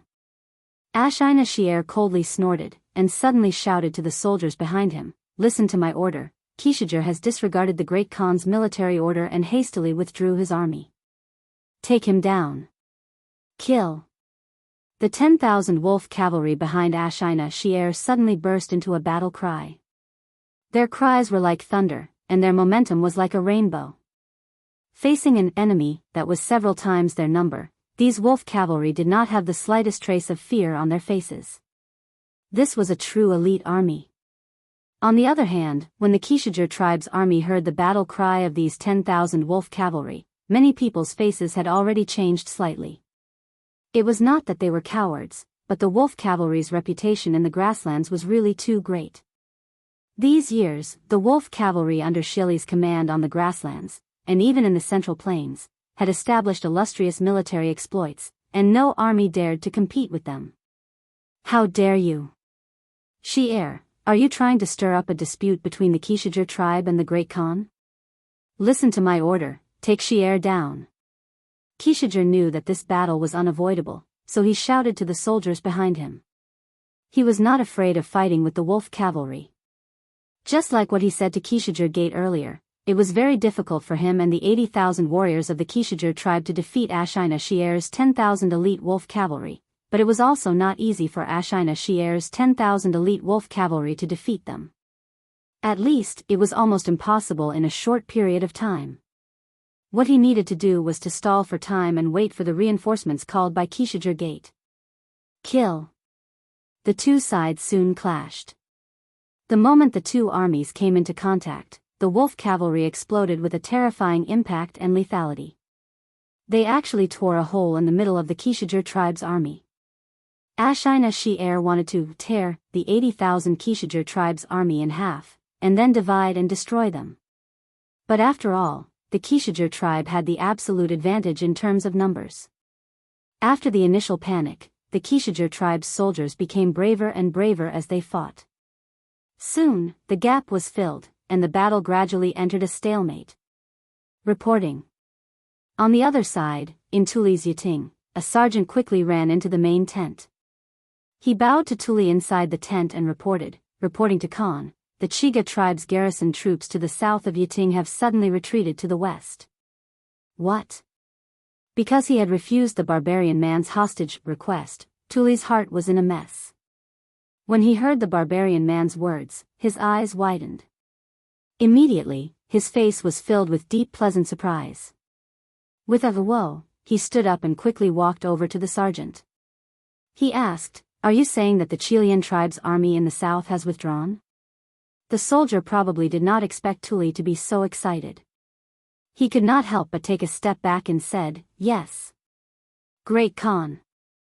The Xianxia tribe has retreated to the west." Chapter 2185. The atmosphere of the troops heading south was very relaxed, especially when they saw that the camp of the Qian tribe south of Yiting was indeed empty. Everyone cheered because the dark cloud of death that had been hanging over their heads for half a month had finally dissipated. Therefore, Some people were so excited that tears streamed down their cheeks, while others couldn't help but hum. It was very lively. Tuli rode in front of everyone. Seeing this scene, he didn't speak harshly because he knew that his subordinates had been suppressed for too long. Reporting. Right at this moment, a sergeant riding a fast horse rushed out from the right rear of the troops. He arrived in front of Tuli, dismounted from his horse, cupped his fists and reporting to Khan, the troops of Qian tribe have encountered Xianxia's wolf cavalry near Mount Wuda. Both sides are currently engaged in battle. It is difficult to determine the outcome of the battle. This sergeant was a scout that Tuli had sent out earlier. Although he knew that the Qian tribe's troops had retreated, Tuli didn't let down his guard. After all, not only were their troops brave and good at fighting, but they also had some old, weak, and injured soldiers. Their marching speed wouldn't be too fast. If they were to unfortunately run into Xieli's troops on their way south, then they really wouldn't be able to escape. Therefore, when they were retreating south, Tuli sent out a group of scouts to scout for information and investigate the enemy's situation. The Qian tribe encountered Xianxia's wolf cavalry. And it's near Mount Yudeti? Tuli's expression abruptly changed when he heard this. Their current location was only a dozen or so li away from Mount Wudu. For the extremely mobile wolf cavalry, this distance was actually nothing. If the other party knew their exact location, it would definitely be very easy for them to catch up to them. Therefore, Tuli was subconsciously worried when he heard this news. Khan, don't worry. At this time, Xianxia rolled his eyes and said to Tuli, as far as I know, Xianxia only has about 10,000 wolf riders under his command, while the Qilian tribe has about 80,000 soldiers. Although the wolf riders' combat strength is unparalleled in the world, the Qilian tribe's strength cannot be underestimated either. It is almost impossible for Xianxia's 10,000 wolf riders to easily defeat the Qilian tribe's 80,000 soldiers, let alone catch up to us. After listening to Xianxia's analysis, Tuli felt a little relieved. But soon after, he said with some worry, but in this way, the Qian tribe is bound to suffer heavy losses. I'm afraid the Tiela 10 tribe's plan to unite against the Meng Chu will come to an end. Although Qian tribe used to be a tribe under Xieli, Tuli still admired Qian Heli quite a bit. So much so that before he had a falling out with Xieli, Tuli and Qian Heli had a very good personal relationship. Because their personalities and political views were similar, they could be considered half-bosom friends.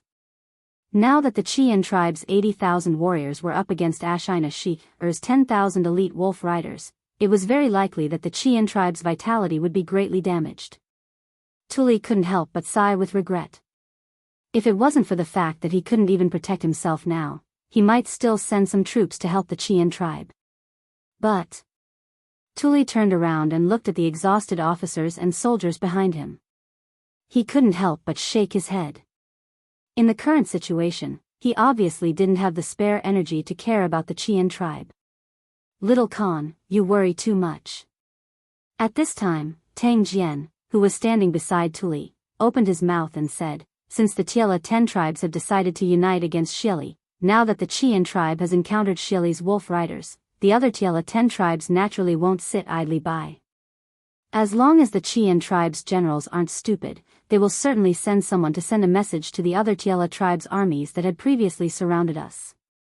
When the time comes, these 10,000 wolf riders will most likely become the Tiela tribe's first sacrifice to Xieli. Our top priority now is to go south as soon as possible and escape from the control of Xieli's army. Because even if the Tiela 10 tribes can annihilate Xianxia's 10,000 wolf riders, the news of the Tiela 10 tribes' betrayal and letting us go will quickly reach Xieli's ears.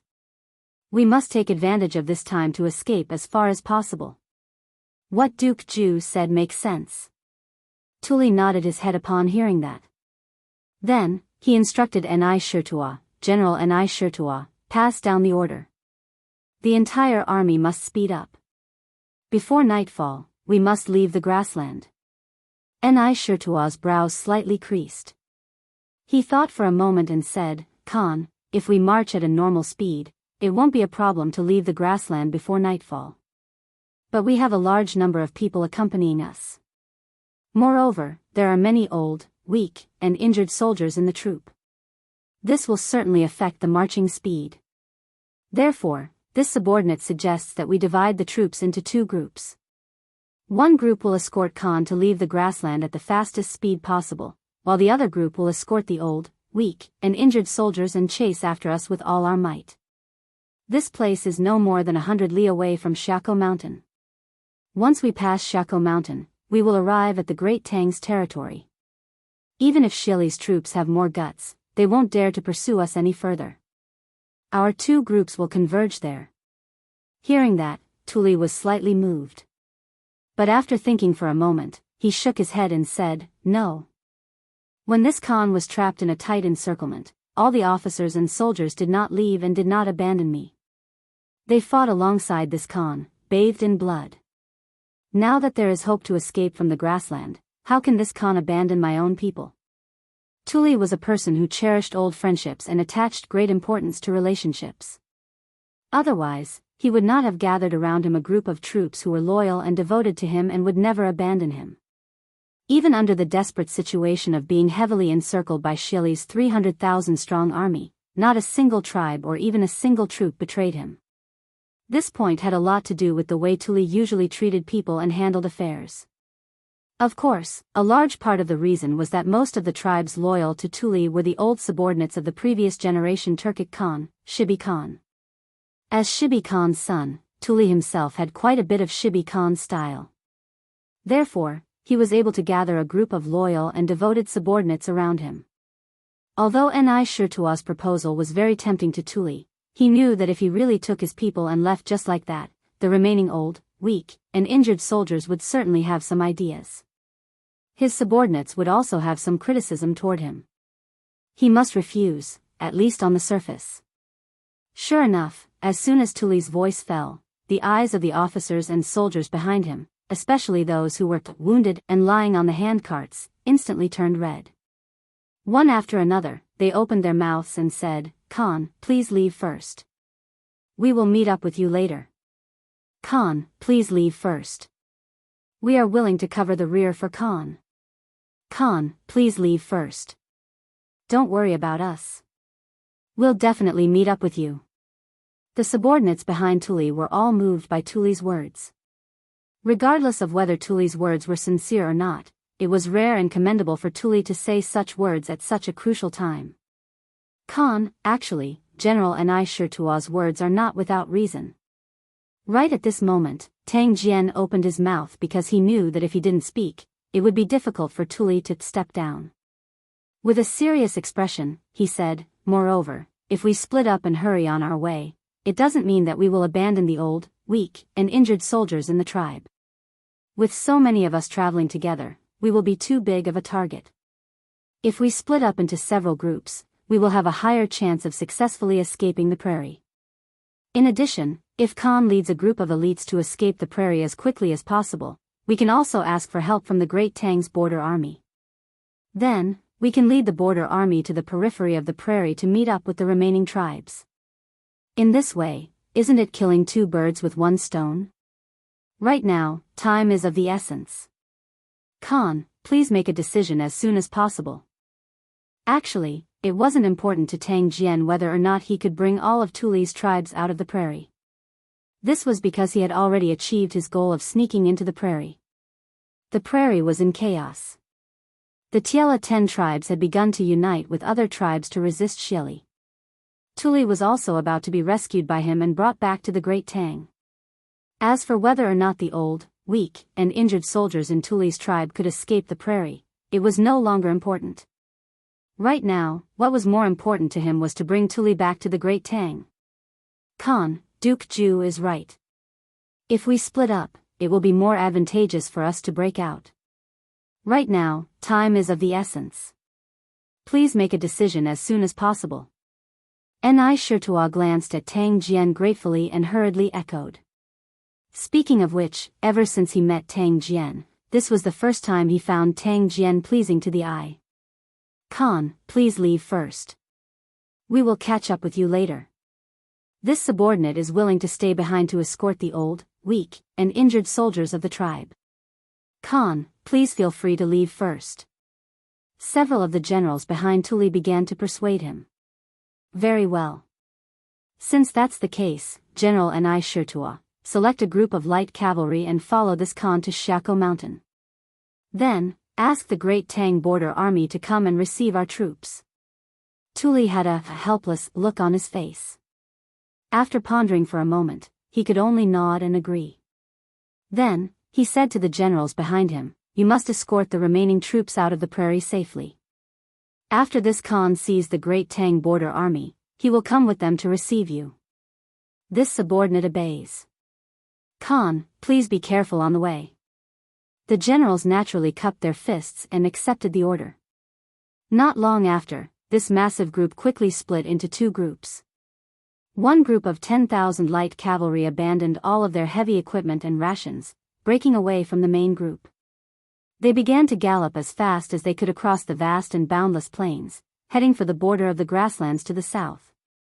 As for the original main group, the remaining people were divided into 10 small groups under the arrangement of several generals. These 10 small groups were divided into 10 different routes. Although the direction of their advance was roughly south, they did not take the same route. The 10 groups quickly separated and gradually lost sight of each other. In this way, even if Xieli's men caught up with one of their groups, the remaining 9 groups would have a great chance of survival. This was to share the risk. At the foot of Yudagi Mountain, Xianxia 10,000 wolf cavalry and the 80,000 troops of the Qian tribe were fighting in a chaotic battle. Both sides fought with their lives on the line whenever they saw each other. In just a short while, both sides had already lost a lot of men. Of course, compared to the wolf cavalry, the Qian tribe had more casualties. Just the first few charges of the wolf cavalry had already caused the Qian tribe to have several thousand casualties. Both sides fought fiercely until now. The casualties of the Qian tribe had already increased to more than 20,000 people. On the other hand, Xianxia's side had at most 2,000 casualties. It was almost a 1-to-10 casualty ratio. The terrifying battle strength of the wolf cavalry could be seen at a glance. On the Qian tribe's side, there were even signs of defeat. When some of the soldiers encountered the wolf cavalry, they had already lost their will to fight. They only cared about running for their lives and did not even think about taking up their weapons to resist. Seeing this scene, Xianxia's mouth could not help but curl into a cold smile. He thought to himself that although the Qian tribe had many men, they were just a bunch of mobs. The difference between them and his wolf cavalry was too great. Jianghu was secretly anxious at this moment. Because he knew that once his men showed signs of defeat, the casualty ratio of both sides would very likely not be 1-to-10, but 1-to-20, or even 1-to-30. This was the reason why a defeated army was like a landslide. All soldiers listen to my order. Only advance, no retreat. Follow me and kill our way out. Our reinforcements will be here soon. Jianghu knew that he could not continue like this. He had to raise the morale of his men. Otherwise, the 80,000 soldiers of the Qian tribe would very likely all die here. Thus, he leaped up and chopped down a wolf cavalry general. Then, he flipped himself back onto his horse and shouted to the surrounding Qian soldiers. Sure enough, when they heard Jianghu say that reinforcements would be here soon, the morale of the Qian soldiers instantly rose. Furthermore, when they saw the valiant Jianghu taking the lead and chopping down several wolf cavalry, the soldiers all roared and once again charged towards the wolf cavalry. Reinforcements? Xianxia frowned when he heard this. This place was still tens of miles away from the headquarters of the Qian tribe. Not to mention whether the Qian tribe knew about this, even if they did, the reinforcements they sent would not be able to arrive so quickly. Did Jianghu say this to boost the morale of the troops, or did they really have reinforcements? Just when Xianxia was bewildered, on the grassland to the east of Wuda Mountain, an army of tens of thousands suddenly appeared. It was a black mass that covered the sky and covered the earth. Tuache, there is a large group of cavalry 5 li to the east. They are coming towards us. A wolf cavalry rider quickly arrived in front of Xianxia and hurriedly reported.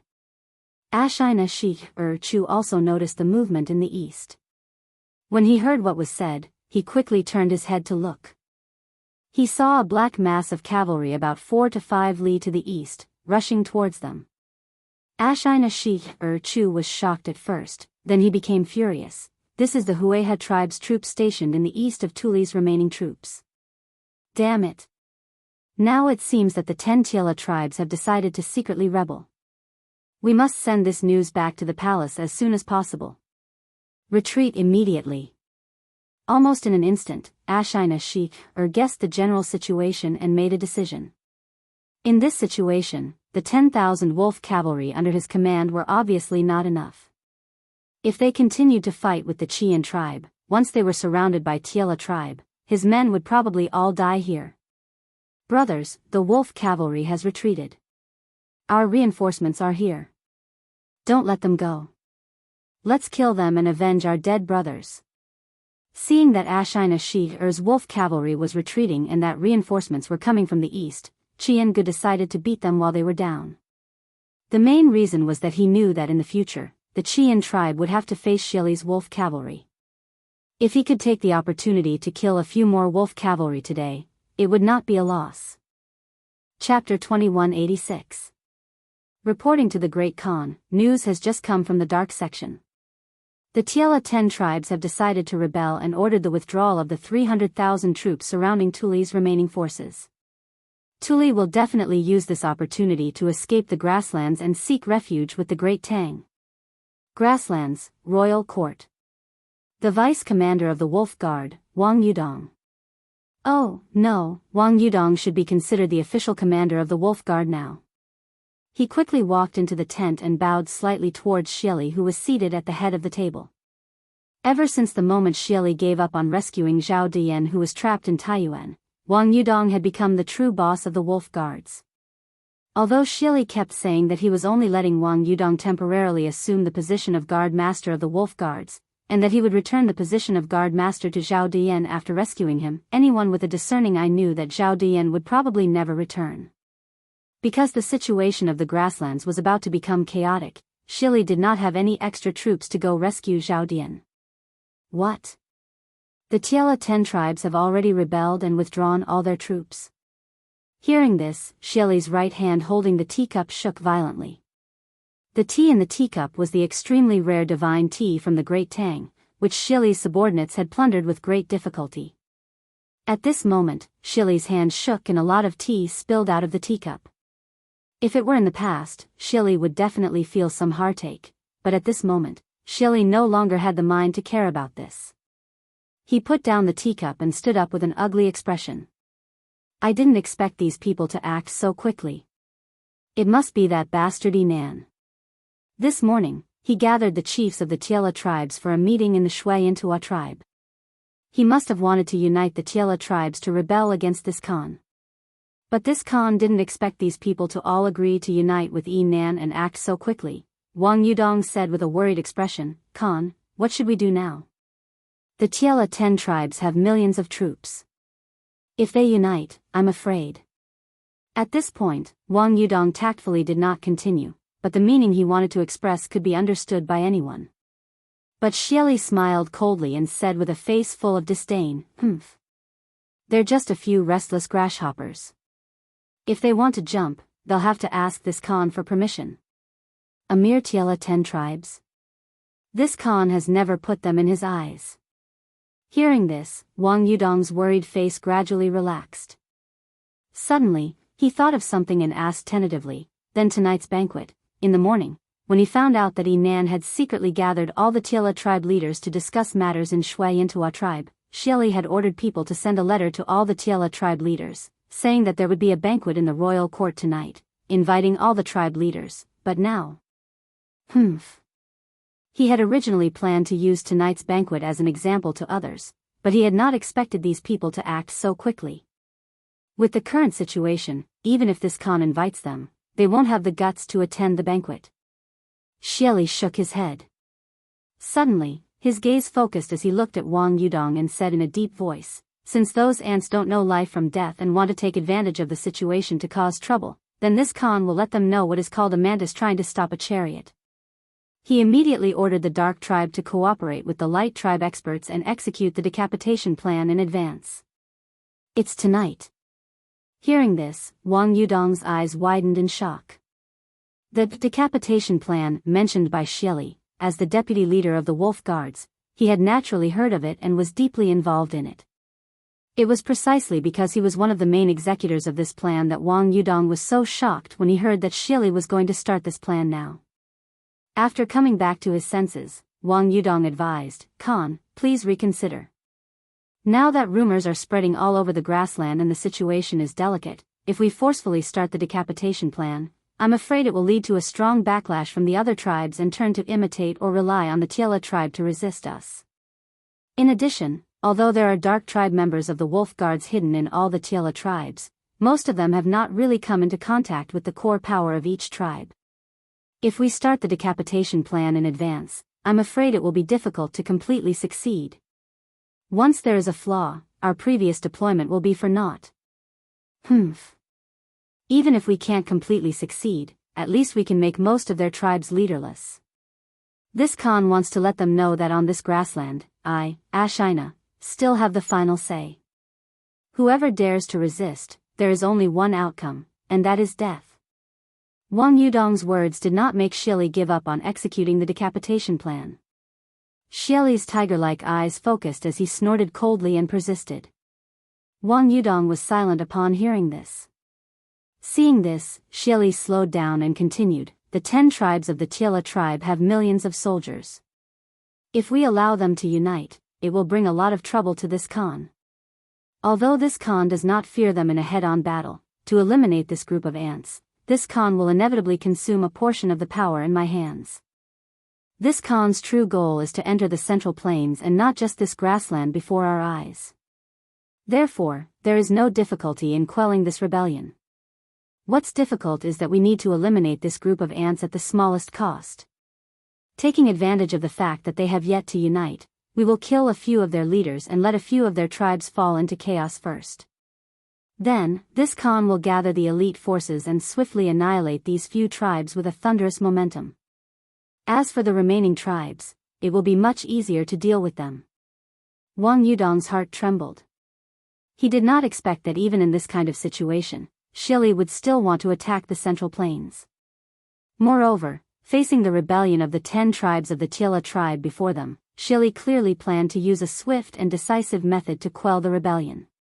This required a lot of courage, but at the same time, this was also the most suitable method to break the current situation. Thinking of this, Wang Yudong bowed and cupped his hands, saying, "Khan is wise. This subordinate will arrange it right away. Tonight, the Wolf Guards will execute the decapitation plan in the 10 tribes of the Tiela tribe. Go." Xie nodded and said, "Once the decapitation plan succeeds, this Khan's army will attack the various tribes of the Tiela tribe overnight. This Khan has always had high hopes for the Wolf Guards. Don't let this Khan down." The Wolf Guards had not been established for a long time in the Turks, but the speed of their rise and development was extremely fast. Back then, with Xie's full support, Zhao Dian established the Wolf Guards and recruited a large number of martial arts experts and personnel who were good at collecting intelligence. Not only did they quickly help Xie eliminate the voices of opposition on the grassland, they even infiltrated the dark operations of the Wolf Guards into various factions. This included not only the various tribes of the grassland, but also the Great Tang. Some of these dark operations members could only be peripheral members of certain factions, but some had already completely infiltrated the enemy's inner circle, even becoming the core members of the opposing faction.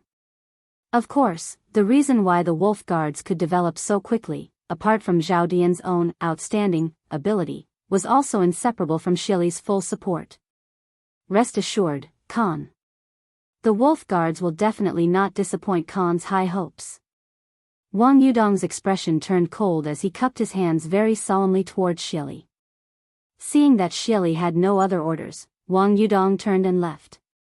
Although the success of the decapitation plan seemed difficult, the Wolf Guards had been planning for a long time, and the various Tiela tribes were completely unprepared for it.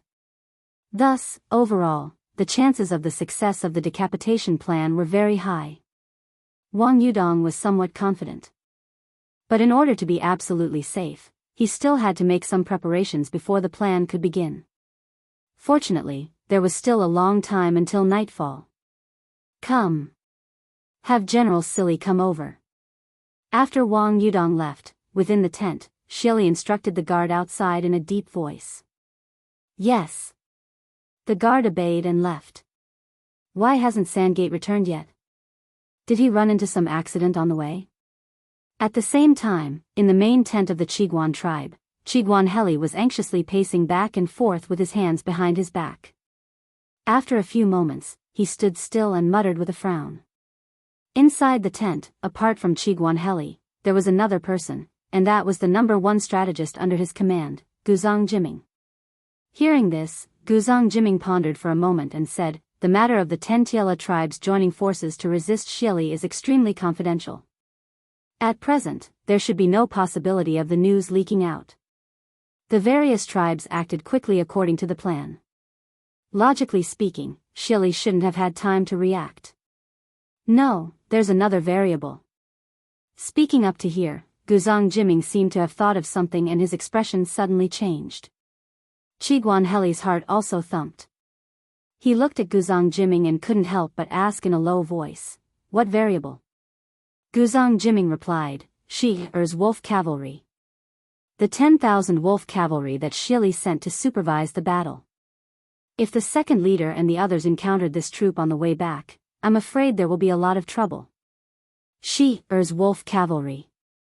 Qiguan Heli was stunned at first, and then his expression changed. Obviously, when he sent Qiguan shaman to pass the order to Qiguan Gu'er, he didn't consider this layer. The main reason was that too many things had happened in the past 2 days. In addition, Ashina Shi-er only had 10,000 wolf cavalry under his command, and there were more than 300,000 wolf cavalry surrounding the remnants of Tuli's troops.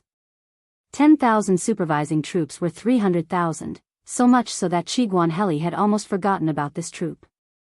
Now that he heard Guzang Jiming mention it, his heart sank. Gu'er has 80,000 elites of my Qiguan tribe under his command. If they encounter Shi'er's 10,000 wolf cavalry, they will be able to protect themselves. However, if the two sides really fight to the death regardless of the cost, I'm afraid my tribe will suffer heavy losses. Jiming, you. Qiguan Heli was about to let Guzang Jiming lead a group of people to rescue Qiguan shaman and Qiguan Gu'er. At this moment, a soldier outside the tent shouted, reporting to the chief, "The scouts at the front have reported that General Gu'er's troops have encountered Shi'er's 10,000 elite wolf cavalry at the foot of Mount Udeti. Both sides are fighting fiercely." What? Qiguan Heli's expression changed greatly. Previously, those were only their guesses. However, now that their guesses were true, the 80,000 elites of Qiguan tribe were already fighting with Ashina Shi'er's 10,000 wolf cavalry. If he were to send an army to rescue them now, it would probably be too late. After all, Qiguan tribe was almost 100 li away from Mount Udeti. Scout again, report again. After weighing the pros and cons in his mind for a moment, Qiguan Heli ordered the messenger soldier outside the tent. At this moment, it was obviously too late to send an army to rescue them. The only thing he could do was to wait for news. Yes. The messenger soldier accepted the order and left. In the tent, Qiguan Heli's face was gloomy and he was at his wit's end. Guzang Jiming thought for a moment and comforted him, "Chief, you don't have to be too worried. Although Gu'er's tribe encountered the wolf cavalry, the number of wolf cavalry under Shi'er's command is no more than 10,000. Our tribe has 80,000 elites. Even if the wolf cavalry's battle prowess is unparalleled, if they want to fight 80,000 with 10,000, I'm afraid it will be difficult to win. Moreover, at this moment, the other Tiela tribes are also retreating. When they hear the commotion at the foot of Mount Udeti, they will definitely not stand by and do nothing. They will definitely come to help. Therefore, these 10,000 wolf cavalry are not enough." Sigh. Qiguan Heli sighed and said, "How could I not know this? I have also never worried that Gu'er's tribe would lose to Shi'er's 10,000 wolf cavalry. What I am worried about is that even if Gu and the others win, I'm afraid they will suffer heavy losses. Next, the 10 tribes of Tiela will join forces to resist Xieli. Yinan is also very ambitious. If our tribe's strength is seriously damaged, I'm afraid we will be in danger. Now, we can only hope that the other tribes can quickly discover the battle at the foot of Mount Yudeti and go to help. Guzang Jiming's heart sank. Because Chiguan Heli's worries were not without reason. According to the plan, the 10 tribes of Tiela will join forces to resist Xieli. At this time, if the Chiguan tribes suffered heavy losses because of this small conflict, then in the following uprising, not only would they have to face the threat from Xieli, they would also have to face their allies. For example, Yinan. Seeing that the Chiguan tribe was weak, it was very hard to guarantee that Yinan would not wait for an opportunity to annex the Chiguan tribe. After all, this guy's ambition was known by everyone. No matter what, since Shi-Er's wolf cavalry has already encountered our people, then the news of the 10 tribes of Tiela joining forces will definitely reach Xieli's ears very soon. According to the plan, the Chiguan tribe and Shui-Yintua tribe will establish 2 lines of defense in the north and south, guarding and helping each other. The most important thing now is that we have to gather the other 4 tribes near the south to the Chiguan tribe as soon as possible. This way, we will have the strength to fight against Xieli's thunderous fury. Chapter 2187. Aren't these monks from the Puguang Monastery? Why have they come all the way here? So many monks. Are they going to hold a Dharma assembly? If we go any further, we'll reach Jianghu Square. That place hasn't been very peaceful in the last few days. At the 3rd quarter of the afternoon, a group of monks wearing yellow monk robes appeared on the street to the northwest of Taiyuan City's Shuoran Square. This group of monks was heading west, and a carriage was in the middle of them. As the wind blew through the window curtains, one could vaguely make out a dignified middle-aged monk seated within the carriage, his hands clasped together. The common folk on the street couldn't help but begin to discuss this procession. Shuoran Square was located in a very strange location. Kang Chang'an and Zhu Shiqing had been pursued by the government and the Wang clan, so they had been hiding in the 5th residence on the east side of Shuoran Square. Moreover, after walking a short distance from Shuoran Square to the west of the capital, there was Jianghu Square, and Tongfu Inn was nearby. Taiyuan City had been sealed off for several days now, and anyone with a brain could tell that something major had happened in Taiyuan City. It wasn't just because the government wanted to capture a Turkic spy hiding in the city. There had to be something else that the common folk did not know about, or else the government wouldn't have sealed off the city gates for so many days. Moreover, Li Junxian had sent his army yesterday to surround Tongfu Inn in a radius of 1 li around it. He had ordered all the shops in the area to help seal it off, and only the common folk of Tongfu Inn were allowed to enter. As a result, the area around Tongfu Inn had become a restricted zone, and ordinary people found it very difficult to enter or leave. Tongfu Inn was the largest inn in Taiyuan City, but it had not received any guests in the last few days. Moreover, it was rumored that Tongfu Inn had been occupied by an unknown group of people. Thus, the well-informed people of Taiyuan City knew that Tongfu Inn was not peaceful at the moment. However, very few people were able to explain exactly what kind of unpeaceful situation it was. Some people speculated that the spy the government wanted to capture was hiding in Tongfu Inn, but this theory was simply untenable. If the spy was in Tongfu Inn, why hadn't the government just sent an army to capture him? Some people also speculated that some important figure was living in Tongfu Inn, so the common folk were not allowed to get close. But if there really was someone of that level, they wouldn't be living in an inn. All sorts of speculations. I heard this morning that the Puguang Temple is going to hold a Dharma assembly in the small market west of the Tongfu Inn to preach to the people. What? Did the Puguang Temple want to hold a meeting in Jianghu Square? This was a rare opportunity. Who doesn't know that the eminent monks of the Puguang Temple have profound Dharma? That's right. The Puguang Temple rarely holds spiritual gatherings, so we can't miss it this time. The Puguang Temple was built during the Jinan period of the Han Dynasty. It had a long history and was the most famous and largest ancient temple in Taiyuan City. There were many senior monks in the temple, and the incense was flourishing. Moreover, there were many believers among the common people. When Li Yuan was still the king of Tang in Taiyuan, he often took his wife to the Puguang temple to offer incense. Later, old Li's family won the country, and the status of the Puguang temple among the people was even higher.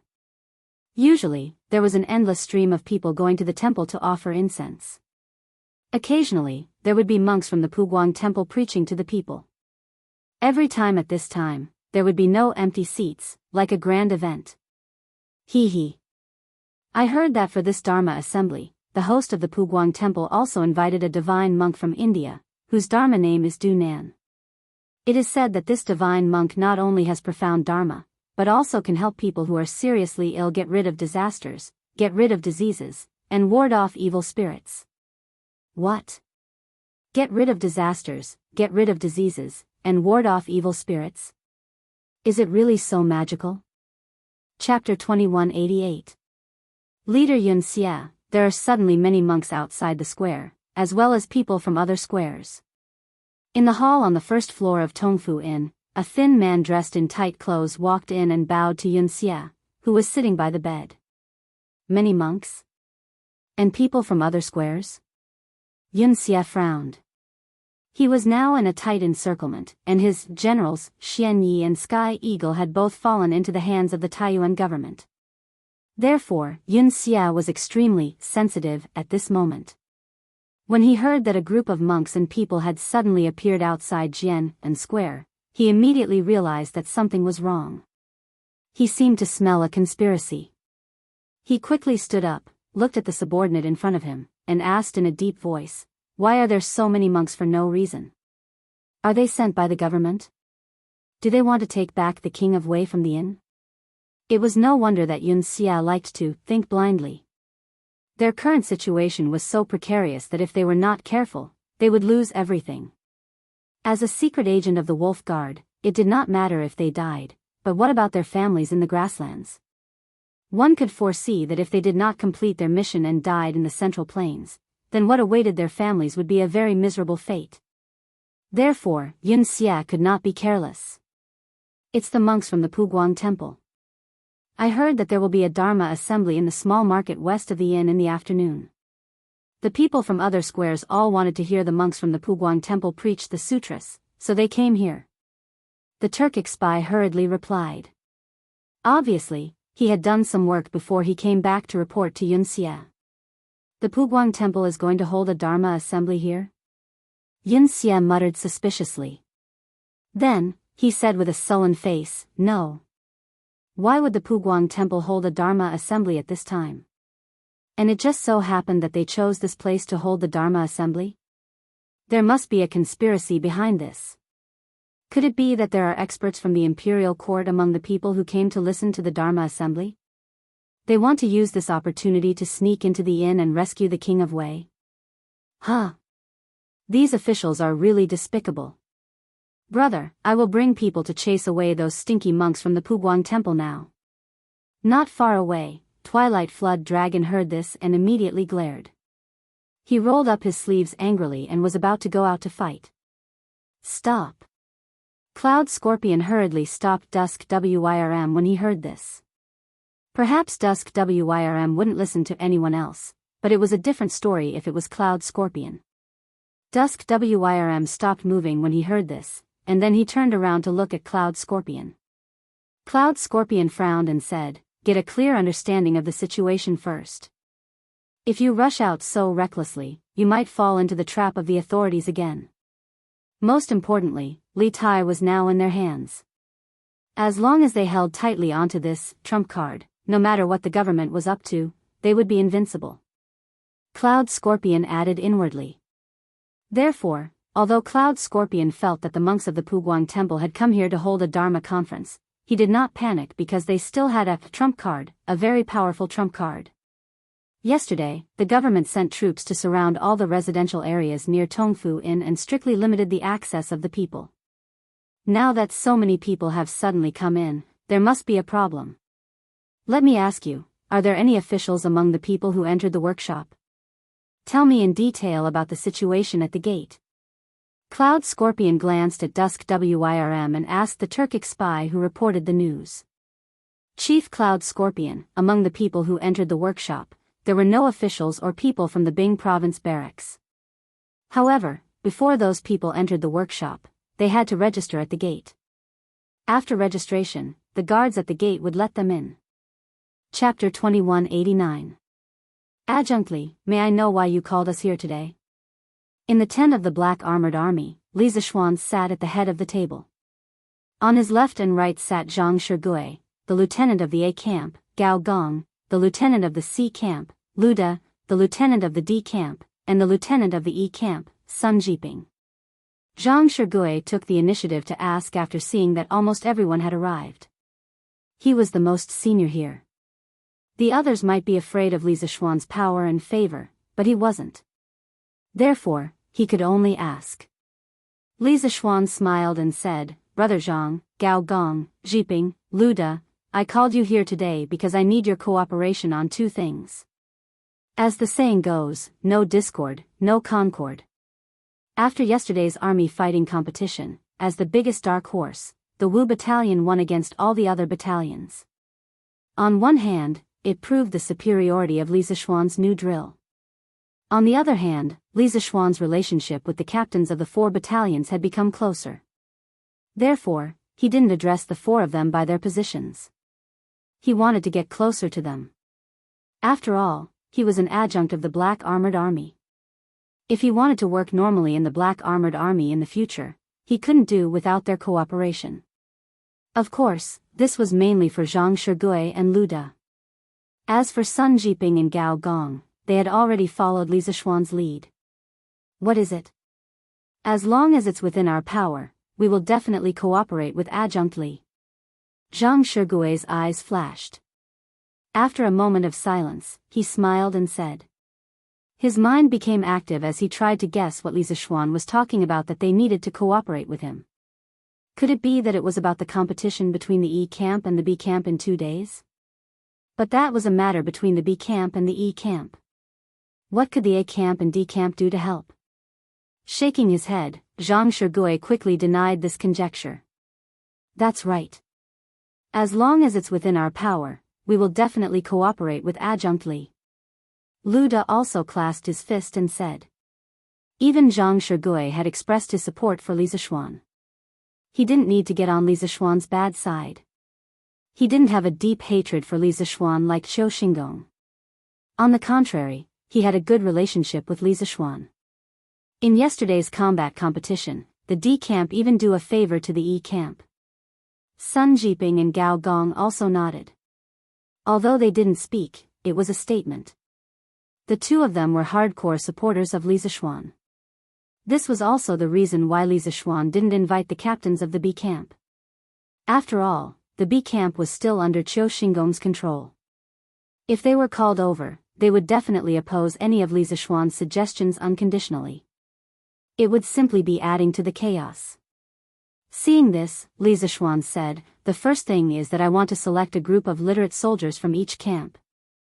After training, each camp will have a night class for 3 hours between the hour of Su to quarter of Haoshi.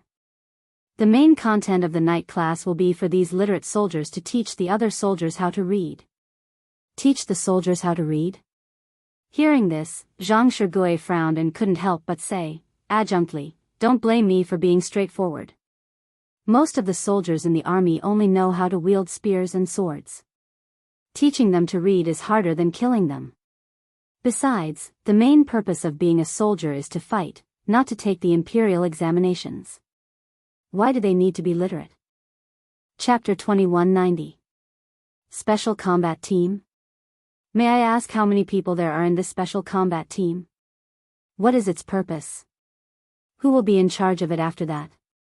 Inside the tent, Zhang Shigui asked in a deep voice after hearing Li Zixuan say that he was going to transfer the elites from each battalion to form a special combat team. What he asked were the most important and crucial questions. According to Li Zixuan, the members of this special combat team must be the strongest in each battalion.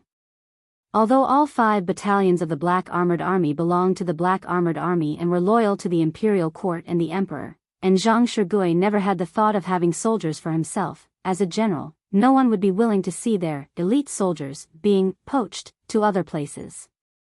This was different from when Li Zishuan had transferred the literate soldiers from the various camps to teach all the soldiers how to read. This had already touched upon the core interests of the generals of the various camps.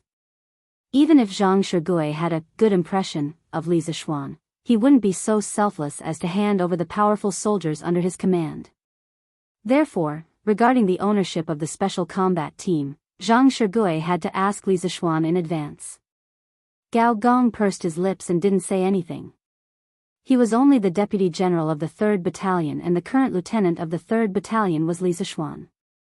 No matter who the special combat team belonged to, he had no right to object. He only needed to listen to Li Zishuan's orders. As for Sun Jiping, although he was Li Zishuan's loyal follower, he was still hesitant about this matter. After all, this was already related to his core interests. If Li Zishuan took away all the elite forces of the 5th Battalion, how would the 5th Battalion fight in the future? As for Lu De, although he had the same concerns as Zhang Shigui, he didn't ask about it. He only looked at Li Zishuan silently. Ha! Brother Zhang, that's a good question. Li Zishuan chuckled. In truth, he was already prepared for Zhang Shigui's question. Or perhaps it could be said that when he had gathered Zhang Shigui and the others for this meeting, he had already predicted that they would encounter this kind of question. First of all, regarding the number of people in the special forces, I plan to select 30 agile and powerful soldiers from each battalion for the first batch of members. They must be the most elite and powerful soldiers in each battalion. As for whether or not the special forces will expand in the future, that will be another matter for the time being. Secondly, what was the role of the special forces? As the name suggests, the special forces are specially prepared for special battles. After each battalion has confirmed the members of the special forces, I plan to gather them all in one place and train them together. In my opinion, everyone's potential is limitless. Although the daily training in the new drill is very heavy, for some of the elites in each battalion, it is more than enough for them to handle the daily training. We need to squeeze out their potential and explore their limits. Therefore, the daily training of the special forces will be many times more than normal soldiers. They must endure pain that normal people can't and complete tasks that normal people can't. Only then will they dare to fight battles that normal people don't dare to fight and win. This is the role of the special forces. Many times, 100 elite special forces team can reduce the number of casualties by thousands or even tens of thousands. In terms of attacking and ambushing, the special forces team can achieve unexpected results. Actually, Li Zishuan had the idea of forming a special forces team a long time ago. However, at the start, he only wanted to select from the Wu Battalion. After all, in the entire Black Armored Army, only the Wu Battalion was willing to follow him. However, Li Zishuan's military career in the Black Armored Army was unexpectedly smooth. Currently, in the entire Black Armored Army, other than the E Battalion, the other 4 battalions didn't have any ill feelings towards him and had all accepted his new drill. Under such circumstances, if he endure pain that normal people can't endure, complete tasks that normal people can't complete, fight battles that normal people don't dare to fight, hearing this, Zhang Shigui couldn't help but feel his blood boil. He licked his lips and praised. Chapter 2191. You're saying that Li Zishuan gathered the generals of the A, C, D and E battalions for a secret meeting? In a corner of the Black Armored Army drill ground, Qiu Xingong was inspecting the drill ground. Sun Tao, the lieutenant of the B battalion, hesitated for a moment before telling Qiu Xingong what he knew. Hearing this, Qiu Xingong frowned. At the same time, a sense of vigilance rose in his heart. After a moment of silence, he frowned and asked, "Do you know why Li Zishuan gathered them?" Sun Tao shook his head and said, "Li Zishuan's men are guarding outside his tent. Our men can't get close, so we have no way of knowing what they are discussing." Zhang Kongnian had been beheaded, and now Sun Tao had become Qiu Xingong's #1 general, as well as the only general. Even so, Sun Tao did not feel any joy.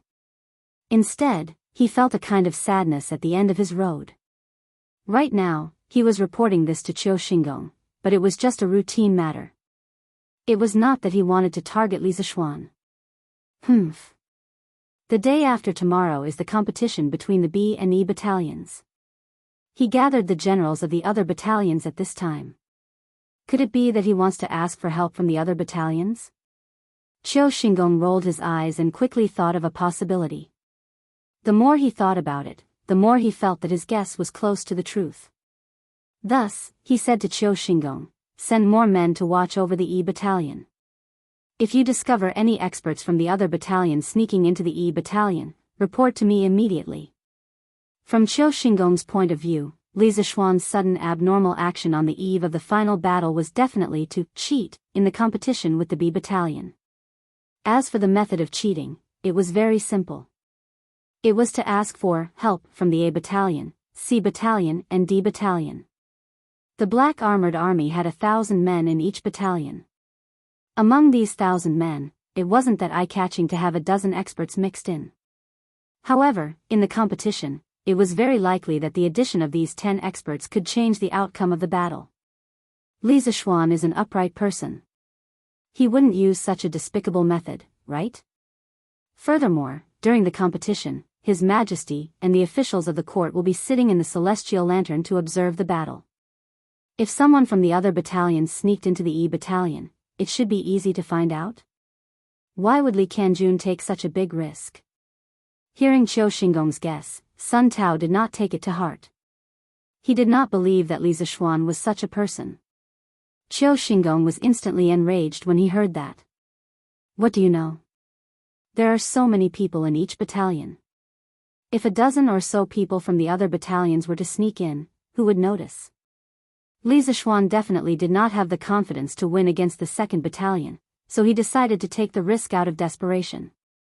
As long as we can get hold of his weakness, our 2nd battalion will be able to win this competition without having to fight. Follow my instructions and keep an eye on the Wu battalion for the next 2 days. After Li Er's warning yesterday, Qiu Xingong indeed didn't dare to secretly cause trouble for Li Zishuan anymore. This was because if Li Er were to find out, he would very likely be expelled from the royal court, or even lose his life.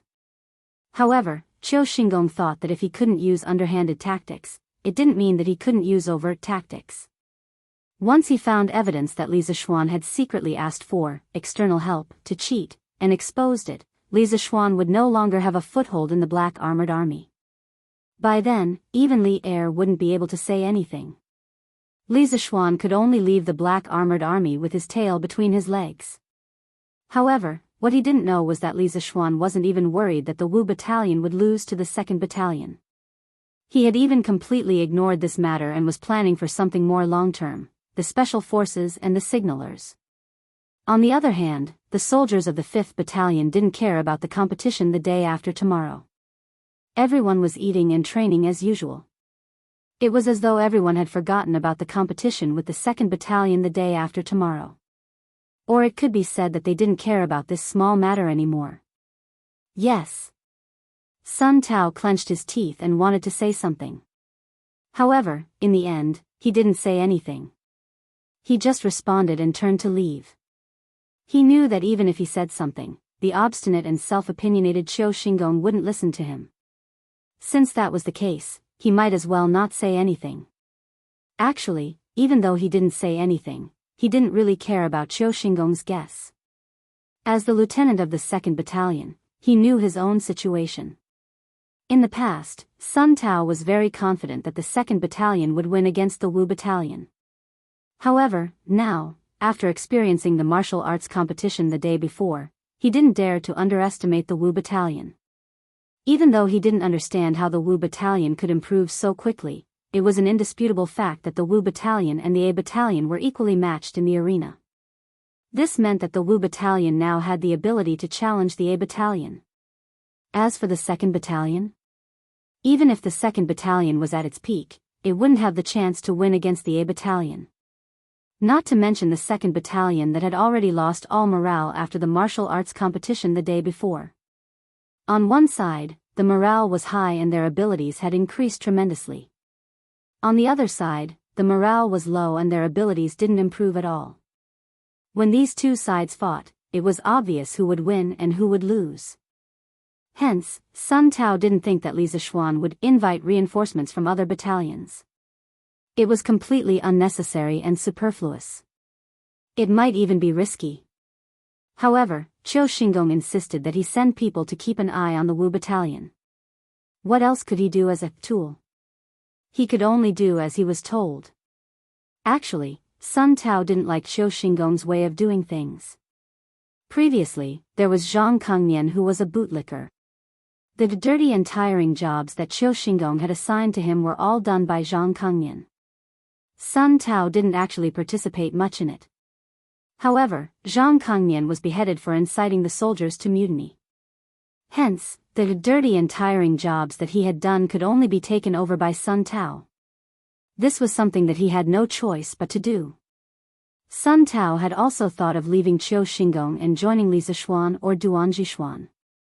However, Qiu Xingong was the founding general of the country and had great power. Furthermore, he was indebted to Qiu Xingong. Even if he joined Li Zishuan or Duan Zhishuan, the other party wouldn't dare to accept him. Hence, he could only join Qiu Xingong for good or for ill. Cough cough, no, it should be that he could only fall and not be honored. From Sun Tao's point of view, in the battle between Qiu Xingong and Li Zishuan, Qiu Xingong had already fallen into a disadvantageous position. There was no way he could turn the tables around. The battle between the 2nd and Wu battalions the day after tomorrow would most likely be Qiu Xingong's final battle. After this battle, Qiu Xingong would most likely have to leave the Black Armored Army for good. As for him, Qiu Xingong's little brother, he could only follow Qiu Xingong's battered ship and sink to the bottom of the sea. Little Ku, did something happen in Taiyuan? The academy, Yan Silu's office. Li Ku had thought that Yan Silu had called him back to the academy because he had something for him to do. He didn't expect Yan Silu to throw such a deep water bomb at him the moment they met. He didn't even have time to salute and greet Yan Silu. Li Ku's forehead was instantly covered in a layer of cold sweat. Li Tai had been kidnapped by a Turkic spy in Taiyuan. Not many people knew about this, and certainly no one in the academy knew about it.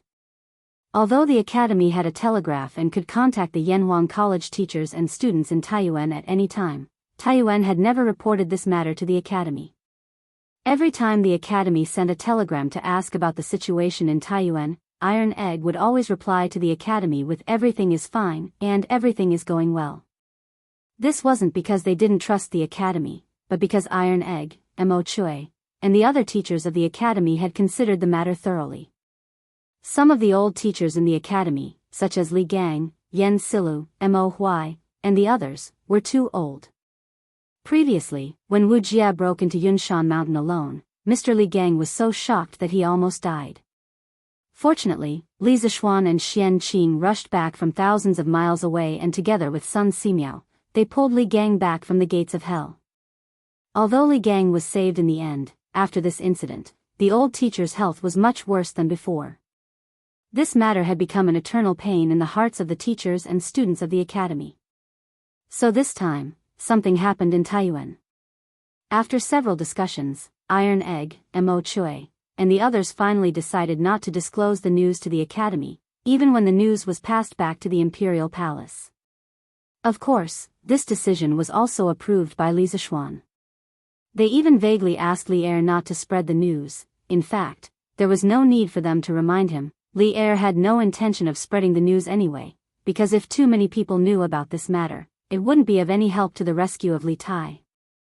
On the contrary, it would only attract more variables. They were worried that after the old teachers of the academy heard the news, they wouldn't be able to bear it psychologically and would have an accident.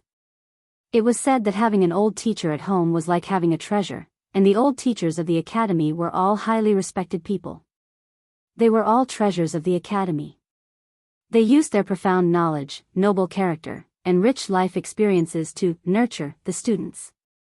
Losing any one of them would be a great loss to the academy.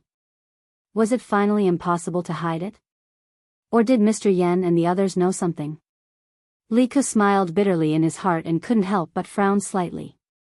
He didn't expect that after hiding it for so long, it would finally come to a point where he couldn't hide it anymore. However, he didn't understand where Yan Silla got the news from. Of course, this was not important. The question now was whether he should tell the truth to Yen Silu. No. No. He couldn't take this risk. Thinking about how Li Gang was in a critical condition and almost died, Li Ke shook his head inwardly and made a decision in his heart. Even if he had to lie and deceive people, he had to first stabilize Yen Silu. Mr. Kong Gui, everything is fine in Taiyuan. There hasn't been any accident.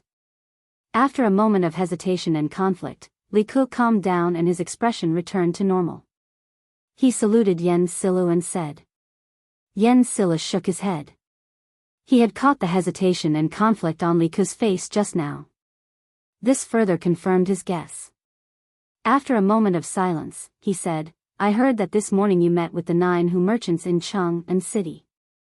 Immediately after, the Yanhuang Bank cut off all financial transactions with the merchants of the Yin Kingdom and the Kong Kingdom.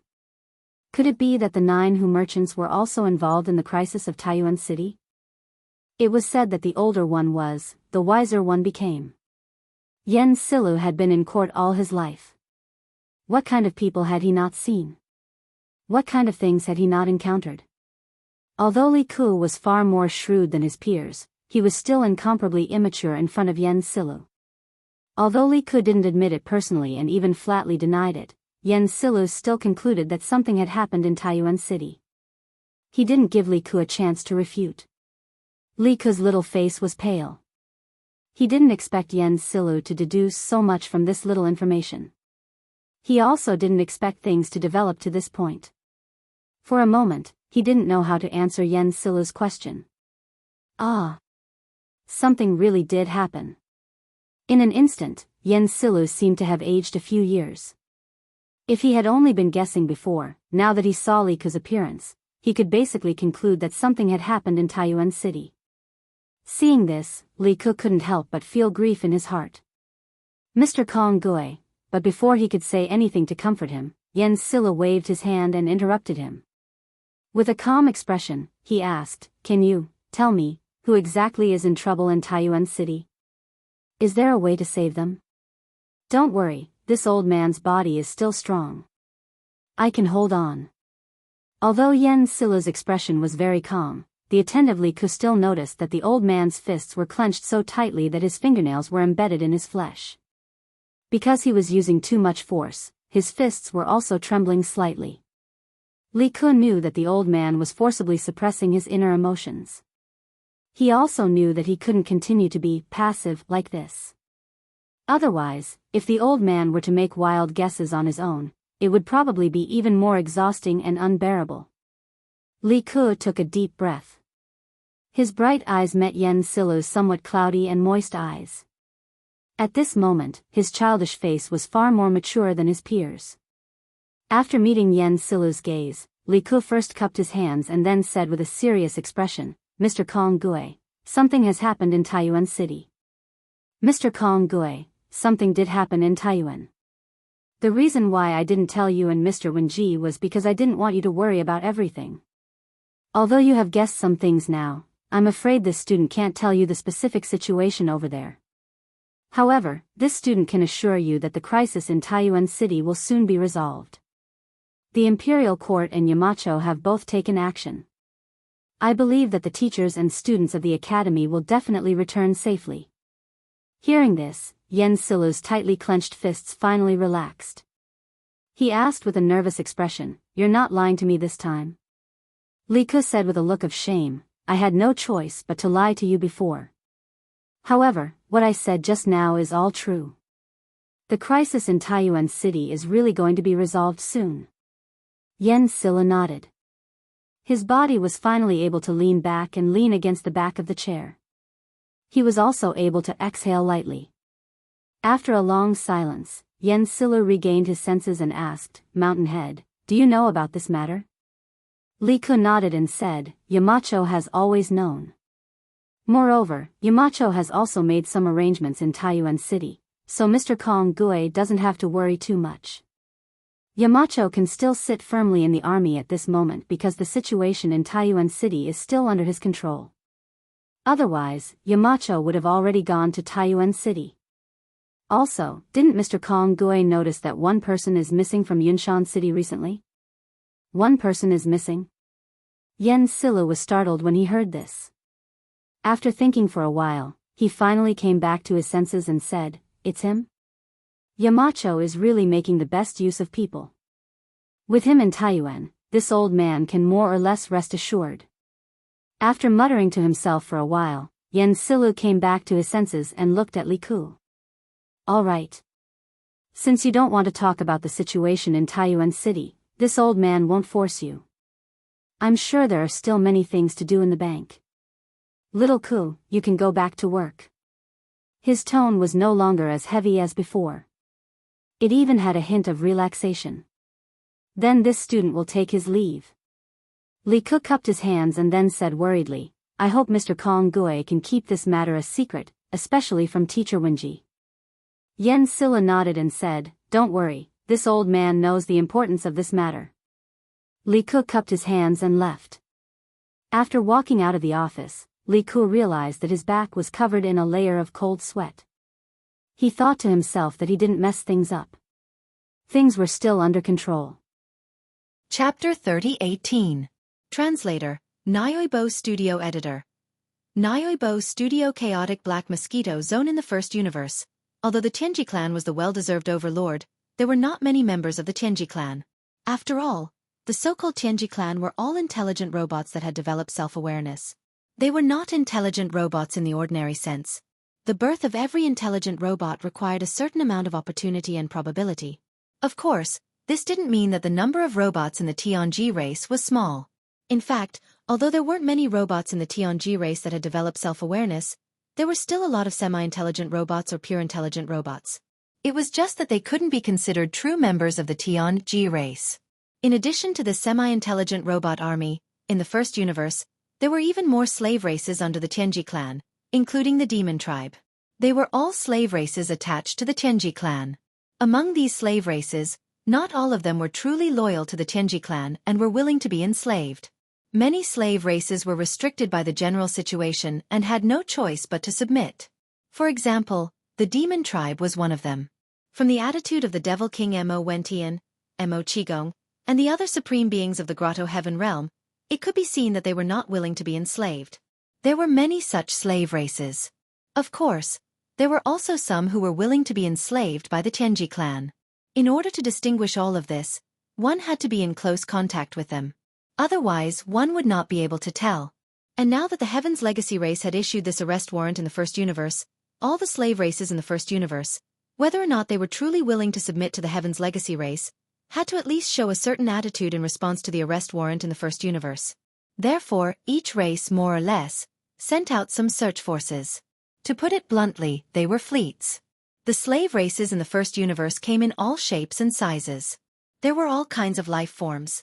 The demon tribe, who looked no different from humans, was actually the most normal. They were most similar to humans and robots. There was one thing that had to be explained. That was the appearance of the machine tribe.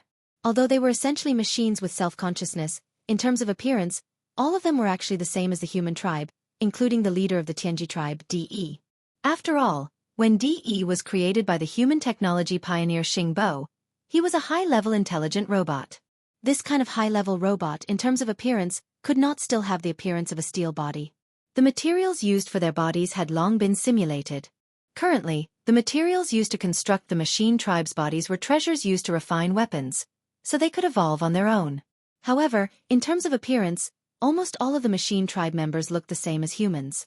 Apart from the demons, the other servant clans in the first universe were of all kinds of shapes and sizes. The more common ones were orcs, half-orcs, zergs, and so on. As for the more bizarre ones, there were even some life forms in the form of energy. There were all kinds of strange creatures. These servants of the Heaven's Legacy race also had warships.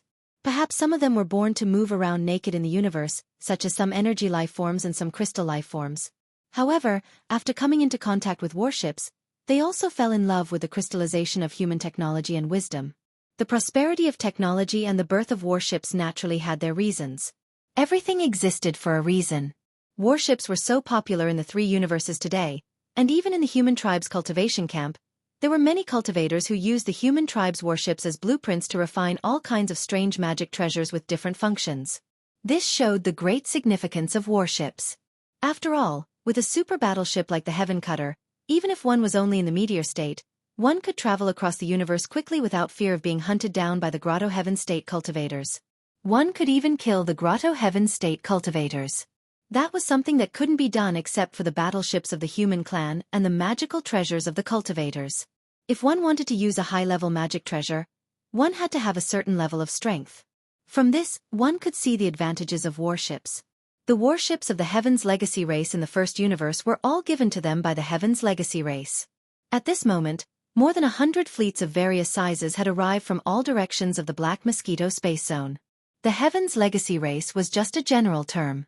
In fact, there were more than 100 races in the first universe that were subordinate to the Heaven's Legacy race. Among the fleets of more than 100, there were at least a dozen stellar-level warships that were 3,000 meters long. They were obviously here just for show. Some of them had more than a dozen fortresses that were 10,000 meters in diameter. This kind of fleet must be the loyal servants of the Heaven's Legacy race. With such a large fleet, they were truly here to help capture Prince Xian of the human tribe. With the arrival of the fleet of more than 100 slaves, the entire Black Mosquito space zone became lively and chaotic. Some fleets were still far away, while others had already discovered the elite fleets of the human tribe. However, as none of the hundreds of slave fleets had small fortresses that were 50,000 meters in diameter, there were at most one or two large fortresses that were 20,000 meters in diameter. It could be said that even though the elite fleets of the human tribe were heavily surrounded, they had not lost their advantage in terms of combat strength. The hundreds of slave fleets only dared to watch from afar and did not dare to get too close. However, it was also because of this that the scene of the elite fleets of the human tribe chasing after a small purple private warship was clearly seen by all the fleets of the 100 races. Even Chana's, who had stopped fleeing and quietly returned to the void at the edge of the void because of the arrival of the 100 races fleets, saw the scene as well. His expression immediately became strange, and he muttered to himself, "That's strange. This is clearly that brat Zhang Wuji's warship. Why is the human tribe's fleet chasing after him? Could Zhang Wuji be that Prince Xian of the human tribe?" This bold guess made Xianxia jump in fright, but he soon burst out laughing. He shook his head and tossed this guess to the back of his mind. No, this is too unbelievable. How can a prince of the human race possess the mental strength of the demon race? Furthermore, his talent is so shocking, and he even possesses level 6 mental strength. If he's Prince Xian of the human race, I'm afraid those prodigies of the demon race can go hang themselves. This was the biggest bug, and also Yi Xian's greatest reliance. It was because of this that he was not worried about exposing his identity in the Demon Ruler Galaxy. Chapter 3019. Translator, Endless Fantasy Translation Editor. Endless Fantasy Translation Satellite Level 2. Unfortunately, Naples wasn't a demon. Hence, he didn't have the pride of a demon in terms of mental strength. As such, it was impossible for him to have the same mindset as Chana's. In reality, even if he had thought of this, Naples wouldn't have let go. Since things had already progressed to this stage, he had to bring Prince Xian back to the third universe no matter what. Otherwise, if Prince Xian encountered any danger or some unforeseen event, he wouldn't be able to redeem himself even if he died 100 times. He had already found Prince Xian, yet he didn't bring him back. In the end, Prince Xian perished in the first universe. Naples couldn't bear such a thing. The responsibility was too great. Countless fans of Prince Xian in the entire Wan Luo Federation would denounce him. Naples felt a chill run down his spine just thinking about that scene. Therefore, even though the surrounding 100 servant fleets of the first universe had arrived, the entire elite fleet of the human race was still tightly biting onto Yi Xian's Dongshu shuttle under his orders. They didn't relax for even a moment, and because of the full power of the horse, the distance between the two had already started to slowly shrink. The fleet on the right seems to be a little too close. Could it be that they've seen us firing our cannons at Prince Xian without hitting him? Are they suspecting that our human fleet's aim isn't good enough? Perhaps it was because Prince Xian had been leading the entire human fleet around like a headless fly after chasing for so long, but the entire fleet was being led around by Prince Xian like a headless fly. At this moment, Naples's face was completely gloomy. He naturally didn't dare to be angry at Prince Xian. However, there was no lack of people around them who could vent their anger. The slave fleet that he had chosen could only be considered unlucky. They were a little too close and they happened to be in the void on the right, which was the best position to attack. General Naples didn't say anything else. If his trusted advisors couldn't understand what he meant, then they should all be laid off. Very quickly, 10 energy beams from the Annihilation Meteorite Cannon, each 5,000 meters in diameter, and 1 energy beam from the Super Annihilation Cannon, each 20,000 meters in diameter, shot out at almost the same time. This time, the Vindicator opened fire as well. There were a total of 18 ships and bastions to the right of the fleet. At the same time as the human fleet fired, the 18 warships and bastions exploded in midair. They turned into giant fireballs and burned into ashes. Only the energy beam of the Super Annihilation Cannon shot out from the small fortress of Skycutter destroyed 2 large fortresses with a diameter of 10,000 m and 4 stellar-level warships with a diameter of 3,000 m. There was no suspense at all. A small fortress was enough to sweep through everything in the chaotic Black Mosquito space zone. Although almost all the fleets of the slave races from the first universe had arrived, as long as the fleet of the Heavenly Fate race hadn't arrived, this elite human fleet with only 11 bastions was more than enough to run amok with disdain and without fear of anything. These 17 or 18 battleships should have come from a certain slave race, but at this moment, they were all wiped out in the blink of an eye. Not even a hair was left behind. As the exploding fireballs gradually extinguished, they completely dissipated in the void of the universe. This scene was really chilling. When it appeared, the experts in the slave race's fleets from the first universe clearly realized how terrifying the power of one round of fire from an elite fleet composed of one small fortress with a diameter of 50,000 m and 10 stellar-level fortresses with a diameter of 20,000 m was. With this kind of shock and horror, the fleets of the hundreds of clans and slaves that had been ready to move finally retreated out of fear. However, they were still closely following the Dongshu shuttles and the human elite fleets in the center of the void, which were chasing after each other. At this moment, it wouldn't be an exaggeration to say that Yi Xian, who was within the Dongshu shuttle, was about to go crazy. He was indeed about to go crazy. He was about to be driven crazy by Naples. If he didn't know that even if the Dongshu shuttle's star-obliterating cannons hit the solid hulls of the 11 human bastions, it would be like being bitten by a mosquito and wouldn't cause any damage to them at all, Yi Xian would have opened fire long ago. These human fools were really too infuriating. Didn't he already say that he wasn't some *T Prince Xian? What was the point of biting so hard? At this moment, he was almost certain that there was something wrong with the commander of this human fleet, or that his mental state was questionable. Maybe he was just a paranoid maniac. Otherwise, why would this happen? It was also at this moment that Shenyuan Ziying's pleasantly surprised and anxious voice sounded from the communication system of the Dongshu shuttle, causing Yi Xian to be stunned for a moment. At the same time, he finally came to a realization and understood why the other party refused to let go. Big Brother Yi, I'm Purplish Warbler. Can you not run? Admiral Naples is worried sick. It's very dangerous here. Come back with us first. The Tianji clan's fleet is about to arrive. When that time comes, our Immortal Legion's elite fleet will lose its advantage. The situation will worsen in an instant. Big Brother Yi, did you hear that? Don't run. Hearing these familiar words, Yi Xian's entire body felt unwell. He was completely dumbstruck. No wonder. It seemed that he had anxiously replied with a voice message, and the other party had already confirmed his identity. But who would have thought that the Purplish Warbler was also in the human fleet? A mistake. A huge mistake. Fortunately, he had already planted slave imprints on Huegu Lu and Zhou Fengtai's dozens of trusted subordinates. Otherwise, just the few words that Shenyuan girl had shouted would have exposed him. Of course, they were in Yi Xian's fleet, so they were not afraid of being exposed. But this was not the main problem now. Since the other party had confirmed his identity and confirmed that he was that *T Prince Xian, what should he do next? What a headache. Just as Yi Xian was feeling depressed, the familiar sound of the system notification rang out in his mind. Ding! Congratulations to the host for breaking through to the next realm. Current realm. Level 2 satellite. How did this work? He broke through again? Yi Xian was stunned. Just now, he had been using all his strength to control the Dongshu shuttle the entire time, so the energy consumption was extremely high. In order to maintain his best condition, Yi Xian had no choice but to throw large amounts of star core origin to the devouring system to replenish himself. There was even a level 9 star core among them. Chapter 30-20. The 10 most dangerous places. After figuring out the reason, Yi Xian couldn't help but shake his head and smile bitterly. Although an unexpected breakthrough was a good thing, the situation in front of him was so complicated. If he didn't get rid of the tail behind him, He was afraid that he wouldn't be able to relax no matter what. He also couldn't feel happy. It was as if a mountain was pressing down on him, incomparably heavy. Big Brother Yi, can you hear me? Big Brother Yi, don't run. Can you ask Lu Luo to talk to me? Big Brother Yi, did you do something bad to Lu Luo? Are you feeling guilty? Otherwise, if you knew it was me, you would still run. In the communication system, the purplish warbler's shouts continued.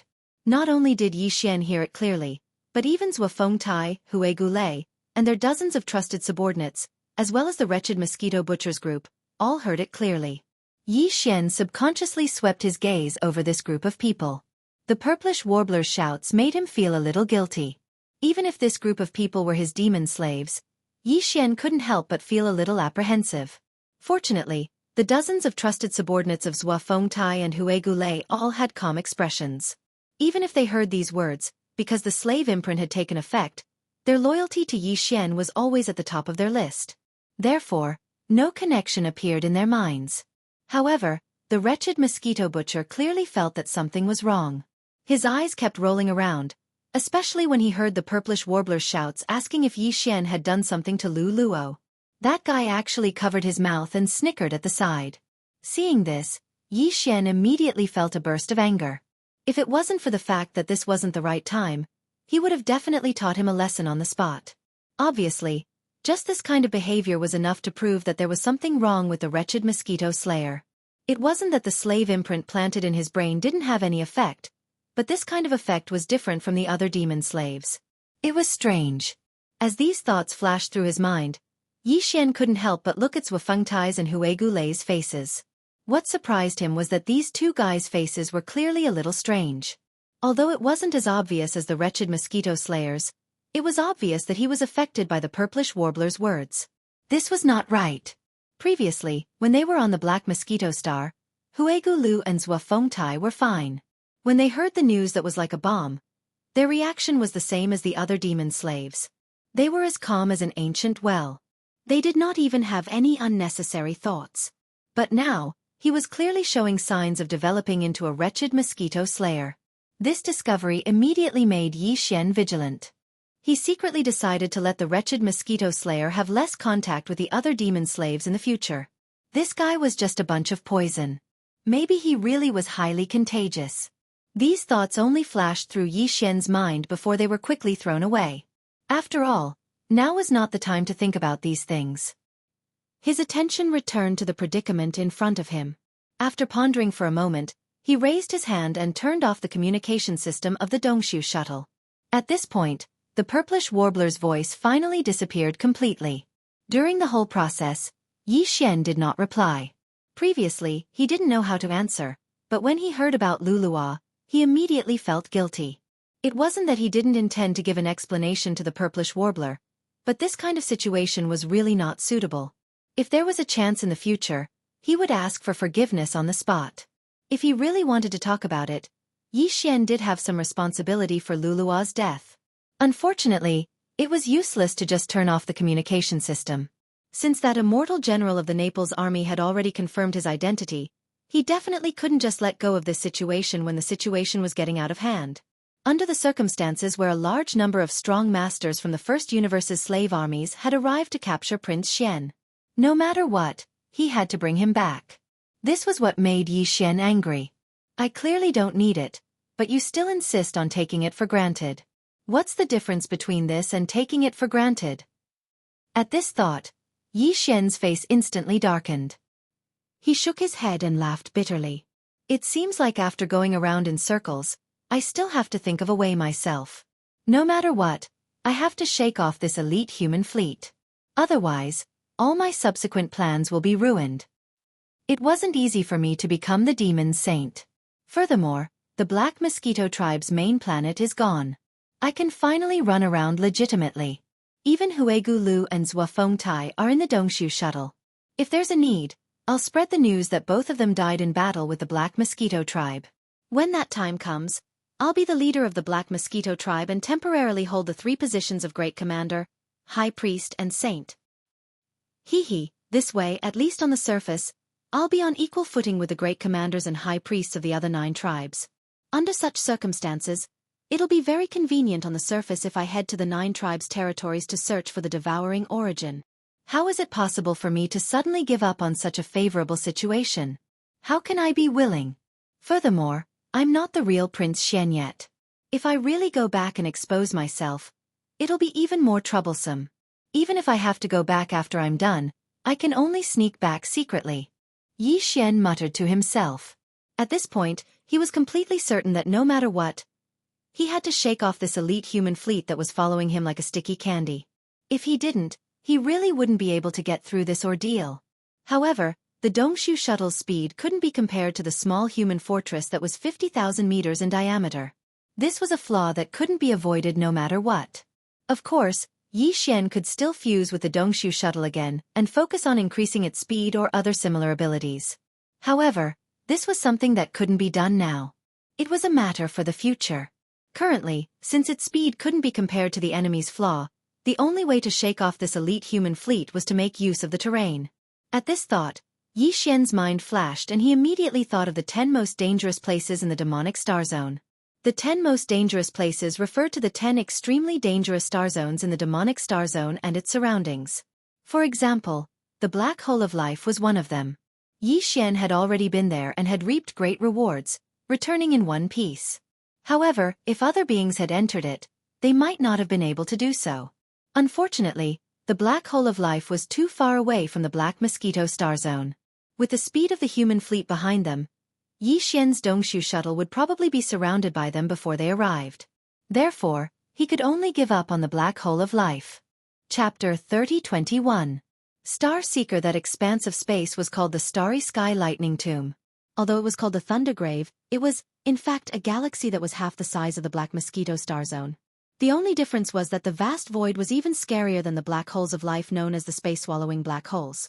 In that vast space of the Milky Way, for countless years, there had been countless thunderbolts and lightning, wreaking havoc endlessly. The moment a battleship entered, it was possible that it would be directly blasted into smithereens. If his physical body entered through the void, the result would be even more obvious. He would die even more miserably.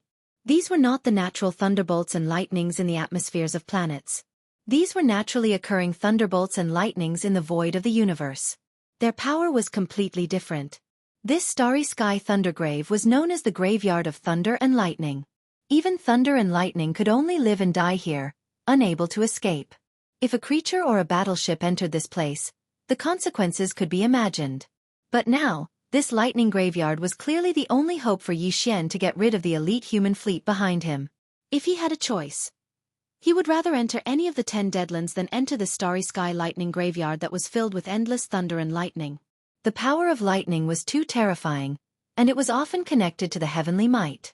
Ever since the last time he came into contact with the Saint Demon Forbidden Area on the Demon Emperor planet, the cage that existed was most likely a strand of man-made heavenly Tao or an incomplete heavenly Tao's heavenly eye clone. Yi Xian didn't want to have even the slightest bit of involvement with the heavenly Tao. Unfortunately, he had no choice this time. Among the 10 most dangerous places in the Demon Star area, the closest one was the Starry Sky Thundergrave between the Black Mosquito Star area and the Black Wind Star area. The other 9 locations were rather far away. Before they could reach them, Yi Xian's Dongshu shuttle would be surrounded. Since there was no choice, there was no need to choose. Yi Xian immediately adjusted his direction according to the star map coordinates displayed on the screen of the Dongshu shuttle. He turned into a purple rainbow and rushed toward the Starry Sky Thundergrave between the Black Mosquito Star area and the Black Wind Star area at an extremely fast speed. Of course, although he had no other choice, Yi Xian's purpose was to force back the human elite fleet that was tailing them from behind. He wasn't going to rush over and get himself killed. Therefore, even though this Starry Sky Lightning Tomb was extremely dangerous, since Yi Xian had chosen this place to use, it meant that Yi Xian definitely had some confidence in himself, and he definitely had something to rely on. He was not the kind of person who would not care about anything. If he did not have something to rely on, Yi Xian would definitely come up with another plan. What it was relying on was another natural treasure that had reached the Starry Sky Cardinal treasure level. It was called the discovery of the Rai Di Seal. It was a supreme treasure grade origin treasure. Starry Sky Supreme Treasures were things that could only be found by chance. One had to have a great stroke of luck to encounter them. Even the devouring system was not a Starry Sky grade treasure. It was a man-made object. And among all man-made objects, Yi Xian only knew one, and that was Xingbo's life fortress. It was now in Yi Xian's hands, but unfortunately, he had not found the energy to make it grow. In addition, Yi Xian had a total of 2 starry sky grade treasures. However, both were naturally nurtured in the universe and were not man-made objects. The other was the starry sky indestructible gold, which was a starry sky grade treasure grade mineral. He had already integrated it into his battle armor, making it the starry sky epic grade indestructible glass armor. As for the Lightning Emperor seal, although it seemed to be a man-made magic treasure, in reality, it was nurtured by the heavens and nurtured by the void of the universe. Yi Xian had found these 2 starry sky grade treasures in the resource warehouse of the Demon Scout Corps' flagship, the Black Wind. It was obvious that the Demon Scout Corps had taken away a lot of good things in the graveyard of the human race's Universe 3. But at that time, the entire Demon Scout Corps had only collected 2 starry sky grade treasures after decades of accumulation. It was enough to show how rare such things were. The Rai D seal, the devouring system had identified it as a starry sky grade origin treasure. This sentence had 2 meanings. The first meaning was that it was a starry sky grade treasure. The second meaning was that it was an origin treasure. As for what kind of power it was obvious from its name. The Rai D seal was naturally an origin treasure with thunder property. Moreover, from the word emperor in its name, it could be analyzed that this Rai D seal was mostly immune to thunder and lightning, and even had the power to control thunder and lightning. It was easy to understand that the emperor had the power to control the world. Although Yi Xian hadn't had time to verify this point, the current situation was so critical that he couldn't care less. More importantly, he had confidence in the devouring system. Since the devouring system had identified it as a starry sky grade treasure, the Rai D seal, there was absolutely no other possibility. This Rai D seal was what Yi Xian had relied on to enter the starry sky thunder tomb. At this moment, as Yi Xian suddenly adjusted the direction of his advance slightly, the elite human race fleet that was closely following behind the Dongshu shuttle didn't see anything unusual. They immediately adjusted their direction slightly and continued to chase with all their strength. This situation had happened from time to time before. Under the control of Yi Xian, the Dongshu shuttle didn't always move in a straight line. It could be said that it was like a headless fly, flying around randomly and changing its direction from time to time. Therefore, when it changed its direction again, no one felt anything unusual. In addition to the elite human race fleet that was chasing the shuttle the tightest, all the large and small fleets of the slave races in the first universe also followed from a distance in the void. This included the Imperial Demon Race fleet that Channa's was in. Of course, the Imperial Demon Race fleet had suffered heavy losses and now only had half of its strength left. It was miserable beyond words. The fleets of the slave races no longer dared to get too close, but it was clearly impossible for them to give up and leave. In their view, the fleet of the Heavenly Fate race would arrive soon. At that time, there would be at least a small fortress with a diameter of 50,000 meters. At that time, this rampaging elite fleet of the human race would lose all of its glory. An hour later, when the elite human race fleet had caught up by a large margin, at this rate, it would take another 3 to 4 hours at most to surround Yi Xian's Dongshu shuttle. In the endless void ahead, a vast expanse of starry sky full of thunder and lightning finally appeared. At this moment, the familiar notification of the devouring system sounded in Yi Xian's mind. Hearing this sudden notification, Yi Xian was stunned for a moment, then instantly became ecstatic. Finally! It's here! Ding! Starry Sky Thunder Tomb discovered. Explore? Hint: if the exploration is successful, there is a chance to upgrade the system title. System current title: Level 2, Interstellar Adventurer. Chapter 3022. Translator, Endless Fantasy Translation Editor. Endless Fantasy Translation. Brave and Fearless, Interstellar Explorer. The halo effect of this title adds an interstellar coordinate jump ability to the previous 2 levels of titles, Interstellar Traveler and Interstellar Adventurer. Once the jump is successfully activated, as long as you are in the same universe, you will be able to reach your destination in an instant, regardless of the universe distance. Hint: the interstellar coordinate jump ability can only reach the wormhole coordinates that have been imprinted in advance. If the coordinates have not been imprinted, the interstellar coordinate jump ability cannot be activated. Ding! System explanation complete. Do you wish to explore? At this point, the notification of the devouring system ended. What awaited was Yi Xian's final reply. There was no need to consider this reply. For Yi Xian, ever since he had upgraded his system title from Level 1 Interstellar Traveler to Level 2 Interstellar Adventurer and obtained the terrifying ability to imprint the wormhole coordinates, he had been waiting for a long time. He was already looking forward to the next title upgrade in the system. Unfortunately, this opportunity to upgrade his system title was like a hidden dungeon in a game. It could only be triggered when certain conditions were met. Even if Yi Xian took the initiative to apply for it, it would be useless. The system would not care at all. And now, this hidden dungeon-like opportunity had finally arrived. As long as he successfully completed this exploration, his current Level 2 Interstellar Adventurer title would be officially upgraded to Level 3 Interstellar Explorer. Then, the wormhole coordinates that Yi Xian had imprinted in the black hole would no longer be a pity. It would become a trump card that could be used in times of crisis. For example, right now, if he was already a third-level space explorer, it would only take a single thought for Yi Xian to shake off the elite human fleet behind him. As long as he activated the interstellar coordinate jump ability, no matter where he was, as long as he was in the first level of the universe, he would immediately disappear on the spot once the jump ability was activated. No matter how far he was, he would be able to successfully reach the black hole. It was simply the best way to escape. Unfortunately, although this only way was almost right in front of him, it did not belong to Yi Xian. If he wanted to obtain it, he would first have to successfully complete the exploration mission given by the system this time. In other words, he still had to go to the Star Thunder Tomb ahead. Furthermore, before he accepted the mission, Yi Xian didn't even know what the conditions for success were. Shaking his head with a bitter smile, Yi Xian immediately gave a definite reply.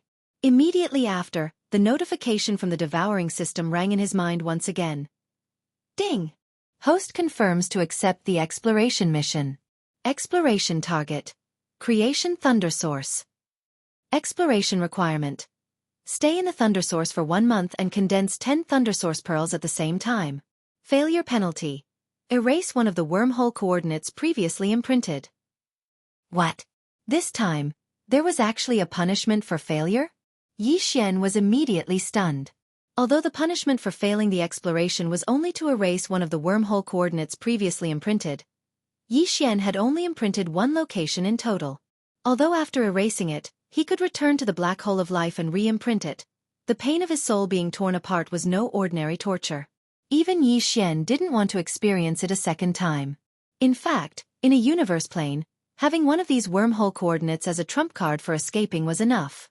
Unless he encountered a particularly important place that he had to visit frequently in the future, Yi Xian would imprint a second wormhole coordinate in the same universe plane. Unfortunately, although the punishment was not light, all of this was not something Yi Xian could change based on his own will. The system had said that failure would result in a punishment, so he couldn't escape it and could only accept his fate. Unless he could guarantee success. The conditions to succeed in this exploration mission were very simple. There were 2 conditions. The first was to stay in this lightning graveyard, which was called the Creation Lightning Source by the system, for a month. The second was to refine 10 lightning origin beads. The first condition was easy to understand, and Yi Xian was also confident. As for the second condition, he didn't even know what the Thunder Source pearls were. He was afraid that he would only be able to understand them after entering the tomb based on other clues. But no matter what, one thing was certain, and that was that he had already accepted the exploration mission. It was impossible to go back on his word now. In the dangerous area ahead, whether it was the Creation Thunder Source or the Star Thunder Tomb, Yi Xian had no other choice but to rush in head-on. And he had to hurry, because the elite human fleet behind him was getting closer. It's just a thunder burial ground. It's not my burial ground anyway. What's there to be afraid of? Let's go in. Muttering to himself, Yi Xian flipped his hand and took out the Star Origin Treasure Rai-D seal from the Undying World in his body. This was a rhombus-shaped seal stone that was only the size of a fist. It was entirely azure gold in color. Azure gold colors were rare to begin with, and this strange color was filled with profoundness. Just from its color alone, one could see that it was extraordinary. In addition, it was clearly a natural object, but it was coincidentally nurtured into the shape of a seal. This was another big oddity, and it was amazing. Yi Xian hadn't had time to refine this Rai-D seal. When he obtained it, Yi Xian was only at the meteor realm, so he was too weak to refine it. Maybe now that he was at the 3rd realm, the satellite realm, he could do it, but he really didn't have time to try at the moment. He could only hold it in his hand first, and think about it after entering the Star Thunder Tomb in front. Xiao! With absolute determination, the Dongshu shuttle, which had transformed into a breathtaking thick purple light, plunged headfirst into the starry sky Thunder Tomb in front of it, where countless green thunderbolts were exploding and golden thunderbolts were wreaking havoc without end. Seeing this scene, in the battleships of the First Universe's 700 clan fleet that were following from afar, there was a large sound of gasping. Especially Chana's, who was in the command cabin on the top floor of the Demon Royal Fleet's flagship. At this moment when he saw this scene, he was so shocked that his jaw almost fell to the ground. He exclaimed, F***CK. Is that kid Zhang Wuji crazy? That's the Star Thunder Tomb, a place where even thunderbolts and lightning can only be buried, and he actually drove the warship head-on into it? This is clearly the rhythm of death. Crazy. He's definitely a crazy man. At the same time, in the command cabin on the top floor of the flagship of the human race's elite fleet, the Heaven Conqueror, which was about to catch up, everyone, including Naples and the Purplish Warbler, changed their expressions at this moment, and their hearts sank to the bottom of the valley. They naturally knew about the 10 most dangerous places in the demon race's star field. Even if they didn't know at this moment, the big screen in the command cabin was showing the introduction. He would actually rather enter this land of despair than return with me. Prince Xianxia. Chapter 3023. Translator, Nyoibo Studio Editor. Nyoibo Studio. The real fortress as Yi Xian's void shuttle transformed into a purple streak of light and charged into the intertwined cyan and golden lightning in front of him, wreaking havoc in the starry sky Thunder Tomb. The elite fleet of the human clan that was originally following closely behind, and the fleet of the 100 servant clans that were faintly hanging in the distance were completely dumbfounded. The terror of the starry sky Thunder Tomb was known to all. It was ranked first among the 10 most dangerous lands of the Demonkin Star Zone, far surpassing the Swallowing Black Hole, which had a large number of void-swallowing beasts. It was so famous that even the supreme beings of the Grotto Heaven realm didn't dare set foot there. Although the supreme commander of the human race's elite fleet, Admiral Naples, had surpassed the 10th Grotto Heaven realm, he didn't dare set foot there either. Needless to say, the powerhouses of the First Universe's slave fleet in the distance didn't need to be mentioned. There was one thing that had to be mentioned. That was the 10 most dangerous lands of the Demon Starfield. Although they were nominally referred to as the Demon Starfield, in fact, these 10 most dangerous lands could almost be said to be the 10 most dangerous lands of the First Universe. The First Universe was vast and boundless. Except for the area occupied by the overlord of this plane, the Tianji race, most of the other voids were divided and owned by the First Universe's slave races. The Demonkin Star Zone was located at the edge of the First Universe. The area it covered was only a small part of the edge of the First Universe. However, in this small area, there were 10 most dangerous lands that could be called Starry Sky Grade Dangerous Lands. Such an area didn't exist among the other slave races of the First Universe. Even in the entire First Universe, there weren't many most dangerous lands that could compare to the 10 most dangerous lands of the Demonkin Star Zone. There was clearly something strange about this. The Demonkin Star Zone, which only occupied a small corner of the First Universe, included almost 80% of the most dangerous lands of the First Universe. No one would believe that there was no special reason for this. Someone had once said that this had something to do with the origin of the demonic race. After all, the demonic race looked exactly the same as humans. The only difference was that they had a mind source core in their heads. If one ignored this fact and treated the demonic race as a human, it was actually possible to treat them as humans. Perhaps there really was some kind of secret that existed since time immemorial. According to this explanation, this secret was clearly related to the 10 great despairs of the Demonkin Star region. However, no one had ever been able to give a definite answer about the truth. Who could say for sure what the truth was? At this moment, as Yi Xian's Dongshu shuttle charged into the starry sky Thunder Tomb, the first of the 10 great danger zones, the fleets that were following closely behind or far behind all stopped at the same time, falling into a dilemma. Especially this elite fleet of the human race. At this moment, the command cabin on the top floor of the heaven-cleaving ship was dead silent. Everyone's eyes were focused on the commander-in-chief of the fleet, Admiral Naples, waiting for his orders. However, in this kind of situation, no one dared to voice their opinions easily. The implications were too great. Even the Purplish Warbler kept her mouth shut. Yi Xian's attitude of not responding to her shouts made her grit her teeth. At the same time, countless doubts appeared in her heart. At this moment, she was completely out of ideas. Admiral Naples had already fallen into deep thought. His face was full of worry. Even with his supreme cultivation of the mystic light realm, he didn't dare to take a single step into this place where the blue and golden lightning were wreaking havoc. As for the idea of bringing the heaven-cleaving ship into this place, that was even more unrealistic. Not to mention this kind of starry sky fortress that was called a small fortress, but in reality, it wasn't a real fortress. Even a real starry sky fortress with a diameter of 100,000 meters would definitely not dare to take a single step into this place. Whether it was the battleships or the celestial race's battleships or starry sky fortresses, there was a certain amount of electronic equipment. Once they entered the heaven-cleaving ship, these electronic equipment would instantly be affected by the power of the lightning. It was a small matter if they malfunctioned, but it was a big matter if they went out of control. If those electronic attack systems self-destructed, it would definitely be a disaster. Naples couldn't enter alone, and the heaven-cleaving ship was even more useless. In that case, there was no doubt about the choice in front of him. Naples only had two choices. He could return immediately and temporarily return to the third universe. After returning, he could come up with another rescue plan. In the entire human race, even the eternal dynasty of the technological faction had a large number of existences that were stronger than Naples. Among them, there were supreme existences that could safely enter this kind of starry sky thunder tomb with their own physical strength. Now that Prince Xian had entered the starry sky thunder tomb, with Naples' ability, there was no way to rescue him. Even if he wanted to, he was powerless. Returning to the Eternal Dynasty and asking for help from the Eternal Dynasty was the best way to deal with this. The other choice was to stay here and wait for Prince Xian's return. From Naples' point of view, since Prince Xian had the guts to enter the starry sky thunder tomb in front of them, he definitely had something to rely on. Although Naples didn't dare to believe this, Prince Xian's stunning appearance was right in front of him. It wasn't impossible. However, if they chose to stay here, the entire human elite fleet would face a crisis that couldn't be ignored. The fleet of the Tianji race would arrive at any time. That was definitely a real crisis. Boom! Boom! Just as Naples was hesitating, several earth-shattering explosions suddenly came from the void in front of them to their right. It alarmed the entire vast void. Countless eyes reflexively gathered in that direction. Then, everyone's expressions changed. What a huge fortress! It's much more terrifying than that small fortress of the human race.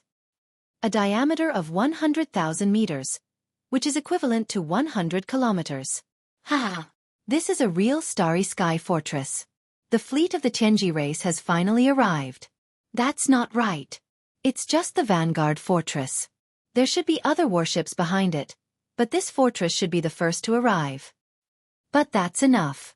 A real fortress with a diameter of 100,000 meters is enough to crush that elite fleet of the human race.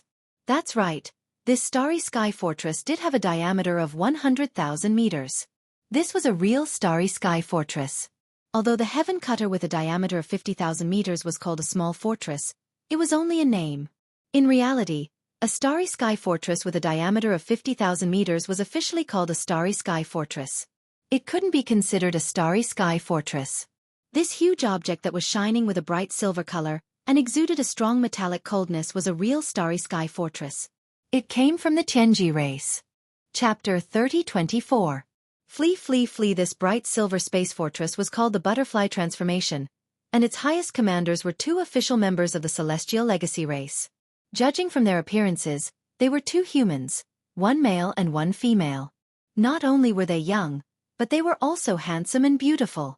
The male was called Shan Bo, and the female was called Ying Tai.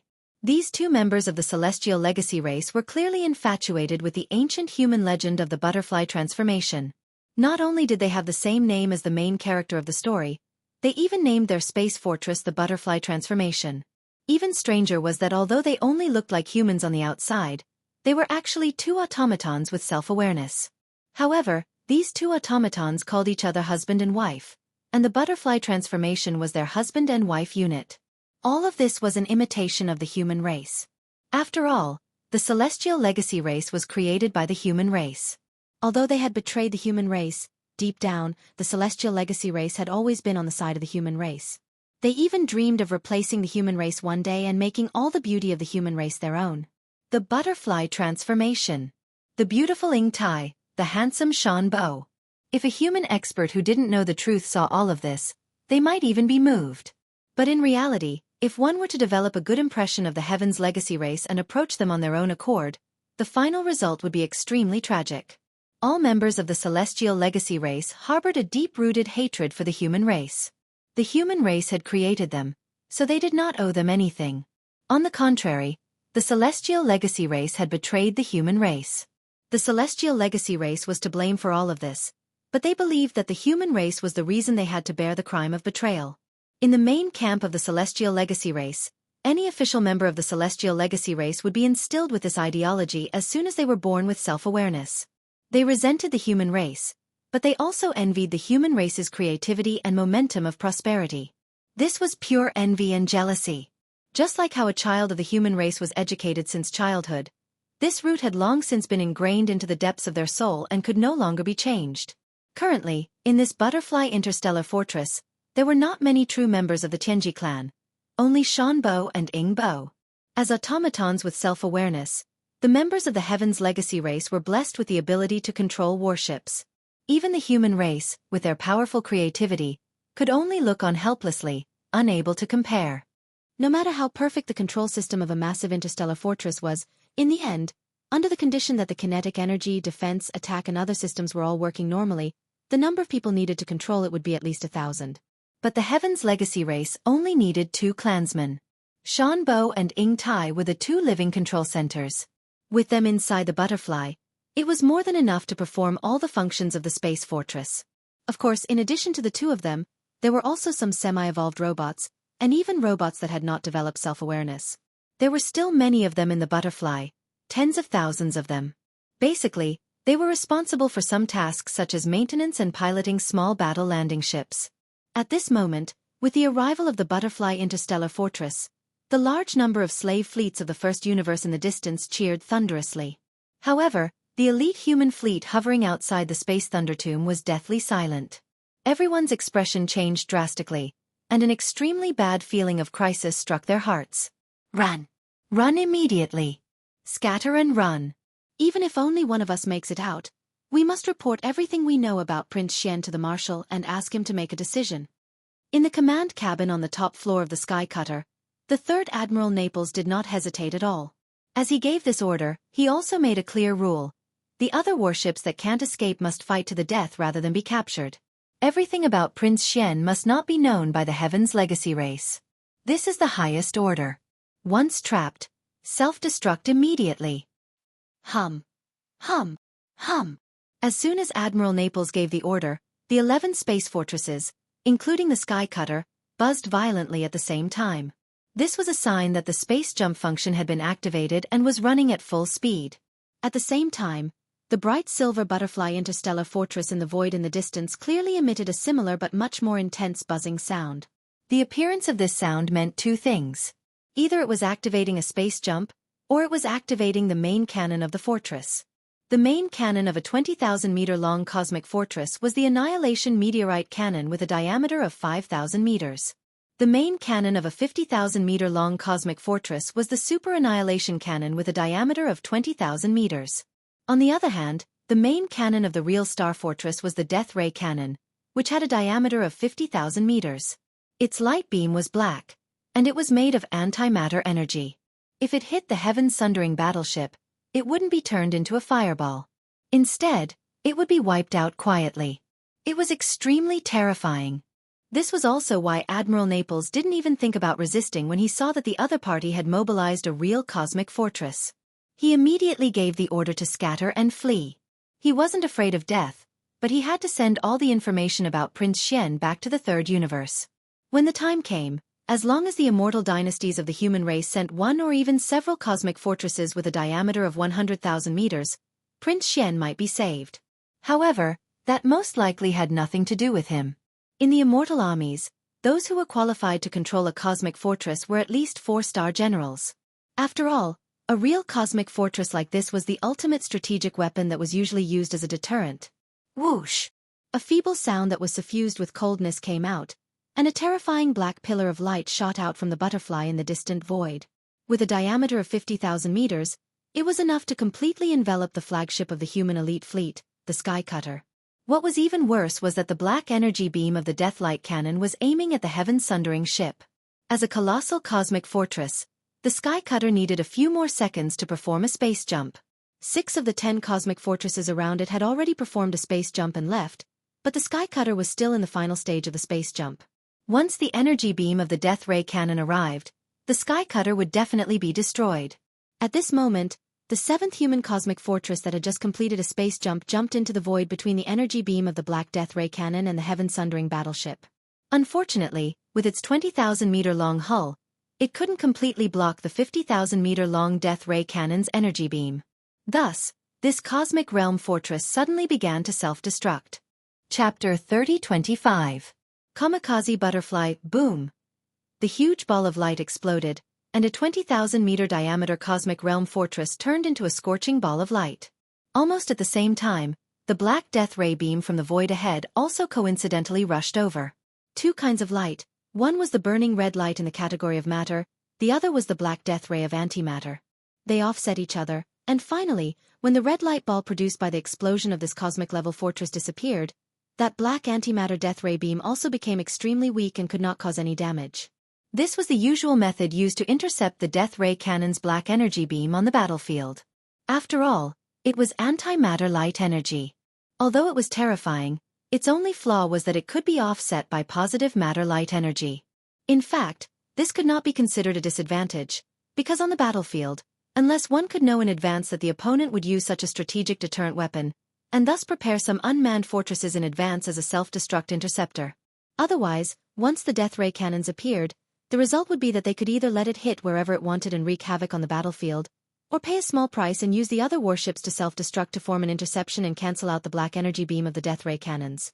Just like now. But in fact, this so-called small price was a cosmic fortress with a diameter of 20,000 meters. No matter how small it was, how small could it be? From this perspective, the so-called weakness of the Death Ray Cannon could not really be considered a weakness.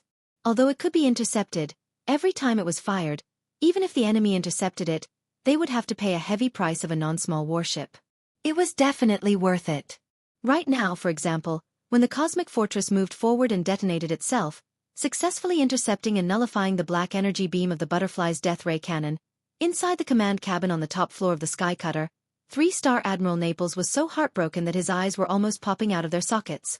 A cosmic universe state fortress was a small matter, but the key was that there were more than 2,000 Undying Army elite soldiers in this fortress. They were all Naples' direct subordinates. In the blink of an eye, it turned into nothingness. Ah! Naples roared at the sky. Butterfly, I swear that I will return to the first universe as long as I live. I will tear you to pieces with my own hands. Oh! Whether it was the everlasting dynasty of the human race or the Heaven's legacy race of the first universe, the number of space fortresses they controlled was limited. After fighting with each other for so many years, they basically had a record of each other's strategic deterrent weapons. Therefore, as soon as the Butterfly appeared, Naples recognized it at first glance. Unfortunately, even though he was a supreme existence in the mystic light realm, even if the difference in battleships between the two sides was ignored, Naples had no chance of winning even if he engaged in a melee battle with the enemy's commander, Shan Bo, and Ying Tai. Those two fellows were both at the mystic light realm. Although they were robots, the human cultivators of the immortal dynasty could use gene cultivation fluid to develop their own potential and enter the Tao of cultivation in a different way from cultivation. In that case, the robots would be able to use even more means in this regard. Although the real members of the Heaven's legacy race didn't have real bodies of flesh and blood, they could use all kinds of materials to replace them. If one really dissected their bodies, what would appear before one's eyes wasn't just some wires and metal parts. Many things were special refining materials that were similar to flesh and blood. Some supreme treasure-level minerals and crystals could even be found in the bodies of the real members of the Heaven's legacy race. They were refining their own bodies like magic treasures. Not only could they use gene cultivation fluid like the human cultivators of the everlasting dynasty, but they could also make all kinds of changes. Therefore, the members of the Heaven's legacy race were generally very strong individually. There was even a saying in the human race and the myriad Luo Federation that if one could pick up the body of a member of the Heaven's legacy race, they would instantly become rich. Just the supreme treasure-level minerals and materials in the body could be exchanged for a lot of cultivation resources. However, that kind of thing was basically impossible. At least, it had never happened before. The bodies of members of the Heaven's legacy race weren't cabbages that could be found on the streets. As Admiral Naples roared, the Heavens Vindicator finally successfully started a space jump. The huge body of the ship instantly disappeared. Just before it disappeared, the other cosmic state fortresses also completed their space jumps one step ahead of it. In the blink of an eye, the entire elite fleet of the human race evacuated. The only difference was that there were 11 fortresses when they came, but only 10 were left when they returned. One of the fortresses turned into cosmic dust and remained in the first universe forever. The more than 2,000 soldiers of the immortal army in that cosmic state fortress became the heroes of the human race. Surprisingly, the entire human race fleet had left. After the second space jump, they should be able to gather in front of the wormhole that led to the third universe and return. However, the Heaven's Legacy race's butterfly didn't seem to have any intention of chasing them. It still hovered in the void, motionless. In the command cabin on the top floor of the Heaven's Butterfly. Unlike the battleships and fortresses of the human race and the other slave races in the first universe, the command cabin of the Heaven's Legacy race's fortress was empty. There was almost no one in sight. Other than some AI robots who were in charge of running errands, only 2 human figures could be seen. Of course, they only looked like humans. The 2 young people, one male and one female, were the Mystic Light Realm members of the Heaven's Legacy race, Shanbo and Ying Tai. Are we not going to chase? The pretty Ying Tai turned around and glanced at Shanbo. Although it was a question, one could hear the certainty in her voice. Clearly, this was what she wanted as well. They have already paid the price. The warning has been achieved. What's there to chase? As he spoke, Shanbo turned around and looked in the direction of the Heaven Lightning Graveyard. A playful smile appeared on his face. Compared to the elite fleet of the human race, I'm more interested in the Black Mosquito tribe's holy son called Jianghu. Aren't you the same? At this point, Uncle Sean paused for a moment, but the smile on his face grew even wider. How could a mere holy son of a demon tribe cause the elite fleet of an immortal dynasty of the human race to chase after him so ferociously? There's only one logical explanation, and that is that this person is Prince Xian or is related to Prince Xian's whereabouts. Take a guess. Is it the former or the latter? No, I'm thinking about another problem. Chapter 3026. Translator, Atlas Studios Editor. Atlas Studios commanding the thunder of the world, that cosmic fortress clearly had a chance to escape, but it didn't. Instead, it chose to intercept our death ray cannon's antimatter energy beam and was destroyed in the end. Do you think this is human emotion? With confusion in his eyes, Ying Tai's gaze was still fixed on the void as he muttered to himself. There was a deep sense of confusion in his words. Damn human emotion. Shanbo frowned, but a hint of disdain appeared at the corner of his mouth. This is the biggest weakness of humans. If it wasn't for emotion, how could the thousands of human elites in that cosmic fortress die? If it wasn't for emotion, how could Xingbo be? All right, let's not talk about this. Leader doesn't allow us to talk about it. But one thing is for sure. Humans become weak because of those damn emotions. Ying Tai, don't make a mistake. Maybe you're right, but I don't think so. Shaking his head, Ying Tai seemed to have understood something. The confusion in his eyes faded a little, and there was a hint of clarity. Ever since you and I were born with our own consciousnesses, we were attracted by the story of humans turning into butterflies. We were fascinated by it. Therefore, I named myself Ying Tai, and you named yourself Shanbo. Even our fortress was named Butterfly Transformation. But all these are just appearances. The feeling you give me is no different from the other clansmen. Even the name Shanbo can't make me associate you with other people. But the real Zhu Ying Tai and Shanbo shouldn't be like this. In her eyes, no, in their eyes, each other is unique. She would rather accompany them to turn into butterflies. This is emotion. Such beautiful human emotion. Why do you say it's the weakness of humans? It's the opposite. I think it's because of the emotion that humans have. The history of their clansmen is so wonderful. That's why they left behind such a beautiful story of turning into butterflies. Sigh. At this point, Ying Tai sighed faintly and laughed bitterly. It's a pity that your stubbornness makes you unable to understand all of this. It seems that if I want to truly experience the concept of transforming into a butterfly, I can only attempt to start an emotional journey with a human.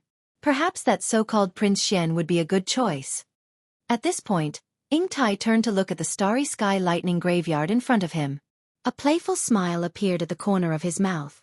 All right, I admit that I am now interested in the question you just asked. Take a guess. Is that holy son of the Black Mosquito tribe, Jianghu, Prince Xian? Or is it merely related to Prince Xian's whereabouts?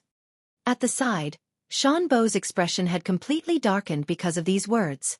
Before he could respond, the hovering Starry Sky Butterfly Fortress, under Ingtai's control, rapidly shot toward the Starry Sky Lightning Graveyard in front of them. Ingtai's voice slowly rang out from the command cabin on the top floor.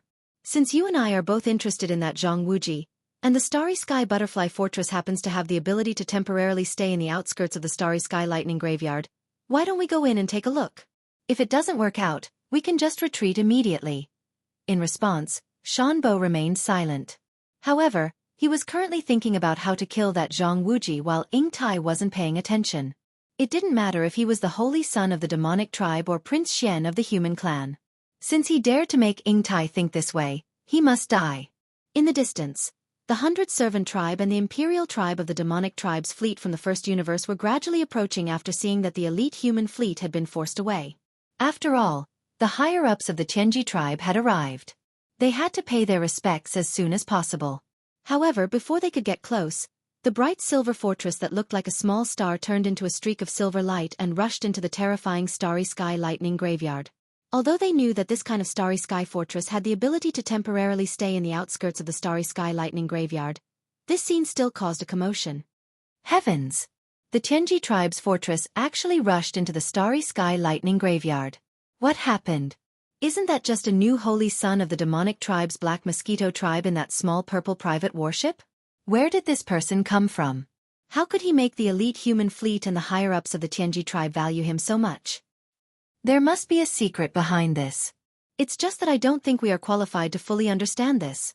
Following these exclamations, in the command cabin on the top floor of the demon ruler, Chinasi's jaw really dropped to the ground this time. He was in a daze as he muttered to himself. Firstly, that guy is a demon. Therefore, he can't be Prince Xian. Then how do we explain all this? What the F***CK? Why am I getting more and more confused? The Starry Sky Lightning Graveyard. Yi Xian had no idea what was happening outside the Starry Sky Lightning Graveyard. At the instant he charged down from the stellar lightning tomb, it was as if he'd entered a completely different universe, a completely different world. Everything in his surroundings had changed, and he'd completely lost all connection and perception with the outside world. This was a world of lightning and thunder. Lightning was cyan in color.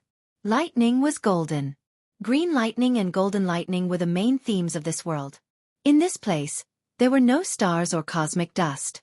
Even if there had been, after so many years of being struck by the endless green lightning and golden lightning, they had long been reduced to nothingness. In this world, only green lightning and golden lightning continued to wreak havoc. Life and death. Repeated endlessly. Yi Xian didn't dare to go too deep.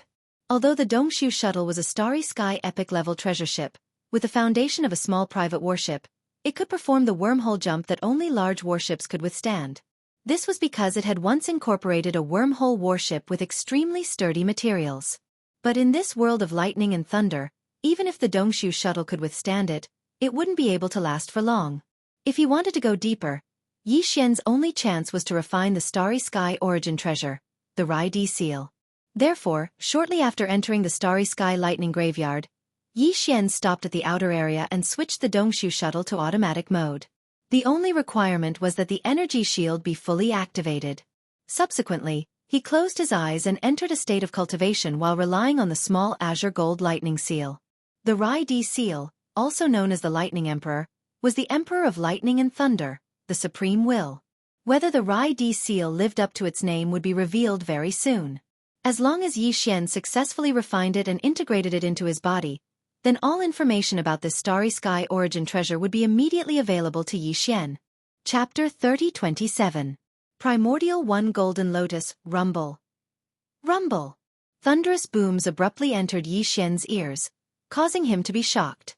An inheritance scene. Another inheritance scene. Moreover, this was clearly a void filled with a boundless aura that belonged to the primordial era. This aura was exactly the same as what Yi Xian had seen in the inheritance scenes of the Dongshu giant tortoise, the giant golden dragon, and the heaven-falling bow. At the same time, it had the same aura as the mysterious primordial cage. Clearly, they belonged to the same era and had drifted in the same river of history without rest. At this moment, Yi Xian was enlightened. No wonder it was a starry sky origin treasure. It turned out that this Rai-D seal had been nurtured since the primordial era. At that time, the universe had just been born. Everything in the universe carried a wisp of primordial qi. After countless years of nurturing, it naturally had the opportunity to become a starry sky origin treasure. This kind of opportunity and fortune could no longer be found in later generations. It would be difficult to reappear again. Although Yi Xian was sure that the inheritance scene in front of him must have originated from the primordial era of the same era as the Dongshu giant tortoise, in fact, this inheritance scene was still different from the ones he had seen before. The aura of the entire scene was more simple and unadorned. There were no signs of life, which meant that this scene could have originated from the early primordial era or even further back. Although there were stars in the vast void, there were not many of them. Moreover, almost all of them were undeveloped and barren. At the same time, at the end of the void in this inheritance scene, a giant golden lotus was blooming brilliantly. It emitted an endless golden light that seemed to illuminate the entire universe. This golden lotus seemed to have been nurtured by the heavens and nurtured in the depths of the void.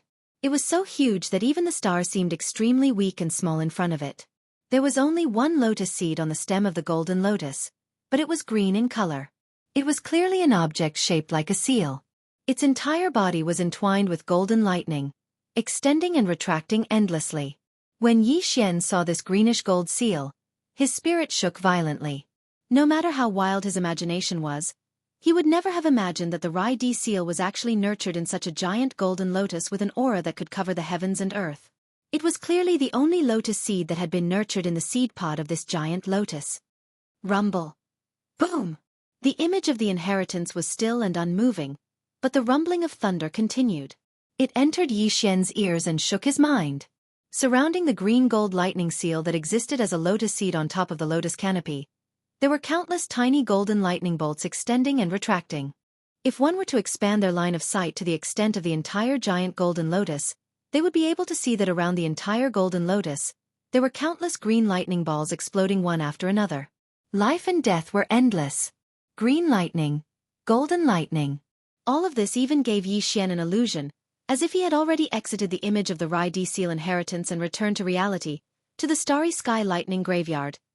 If not for the existence of the giant golden lotus in his line of sight. Gradually, the image of the inheritance began to change. Around the giant golden lotus, the green lightning balls became denser and denser, all of them exploding into countless huge golden lightning bolts. At first, they only wreaked havoc in the void, destroying countless stars. Eventually, these golden lightning bolts seemed to have received some sort of inspiration and actually gradually converged in one direction. It was the green gold lightning seal that existed as a single lotus seed on top of the giant golden lotus. Billions of golden lightning bolts completely enveloped the green gold lightning seal. Yi Xian even had an illusion that the green gold lightning seal, under the bombardment of these billions of golden lightning bolts, was completely annihilated and turned into nothingness. But in reality, this was not the case. The entire giant golden lotus was enveloped by billions of golden lightning bolts, but within it, there was a faint green-gold glow that began to spread and gradually covered all of the golden lightning bolts. This faint green-gold glow clearly contained some sort of mysterious power. It was slowly condensing inwards, along with the billions of golden lightning bolts that were covered by it, rapidly compressing together. Finally, the billions of golden lightning bolts disappeared, turning into a small golden ball, suspended above the green gold lightning seal, and then plunged into the seal, disappearing without a trace. At this moment, Yi Xian's heart once again gave birth to a sense of enlightenment, and 7 words flashed in his mind. Billions of lightning bolts turned into source pearls. So, this was how the thunder source pearls came to be. It was formed by billions of golden lightning bolts, representing the origin of thunder and lightning. This object could be said to be the original form of thunder and lightning in the world. And the green gold lightning seal that could condense all of the thunder and lightning in the world into source pearls. If not the Emperor of Thunder and Lightning, what else could it be? The 3 words, Rai-D seal, lived up to its name. It was enough to command all of the thunder and lightning in the world.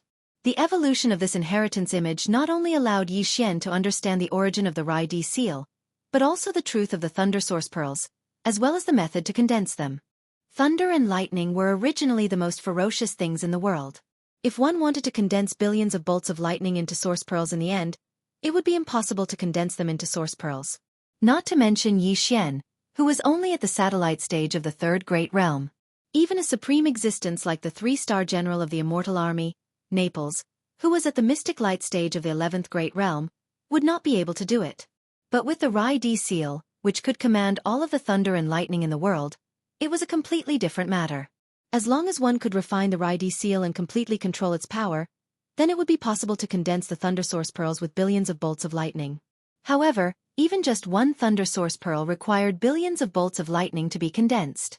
This time, Yi Xian needed to condense 10 thunder source pearls to complete the system exploration mission. The amount of lightning and lightning required could be imagined. Fortunately, this was the Star Lightning Tomb, a vast star region filled with lightning and lightning.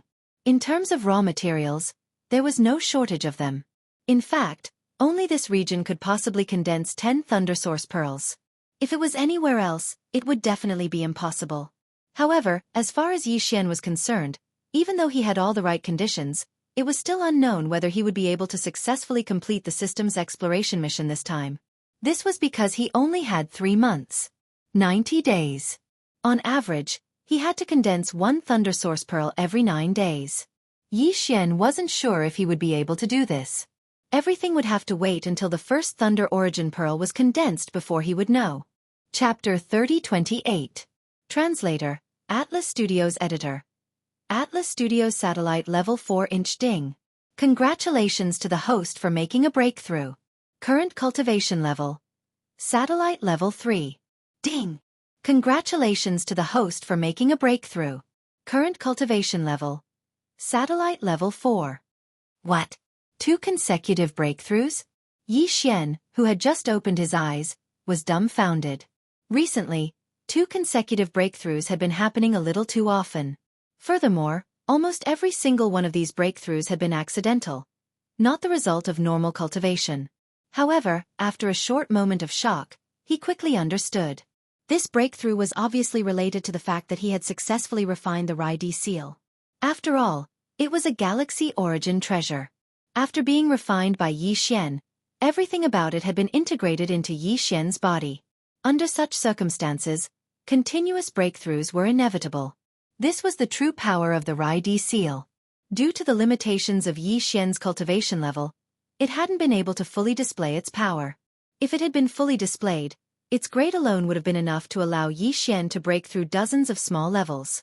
In fact, the fallen sky bow inheritance and the golden dragon scales he had obtained previously were all like this. As he thought about this, Yi Xian immediately felt relieved.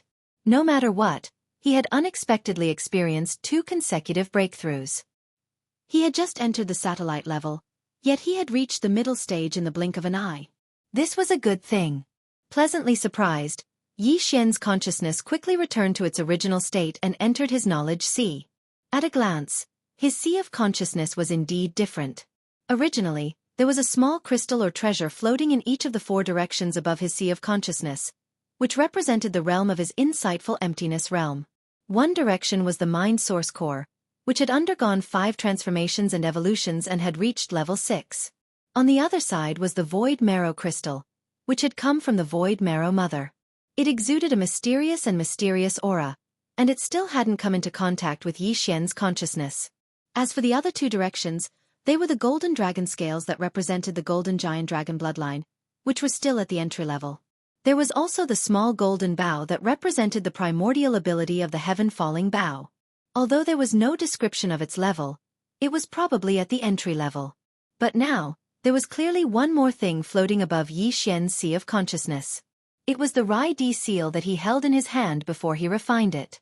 At this moment, the Rai Di seal had transformed into a fingernail-sized cyan gold seal that was suspended in the center of Yi Xian's sea of consciousness. It was entirely cyan gold in color, and from time to time, cyan lightning and golden lightning would expand and contract. It inexplicably gave Yi Xian's sea of consciousness an additional strand of fierce lightning intent. The Rai Di seal was indeed worthy of being called the Thunder Emperor. Not only did it have the power to command all the lightning and thunder in the world, but its imperial aura was also dazzling. Currently, it was sitting in the center of Yi Xian's sea of consciousness, so it clearly gave off an aura that seemed to command the world. The small golden bow, the golden dragon scales, Yi Xian's grade 6 source core and the void marrow crystal all seemed to be faintly suppressed by its imperial aura. It was unknown whether the weeping soul bloodhorn would also be suppressed, but it was most likely bound to be. After all, the weeping soul bloodhorn and the golden dragon scales represented the golden giant dragon, as well as the primordial Yuxia represented by the small golden bow, were actually of the same level.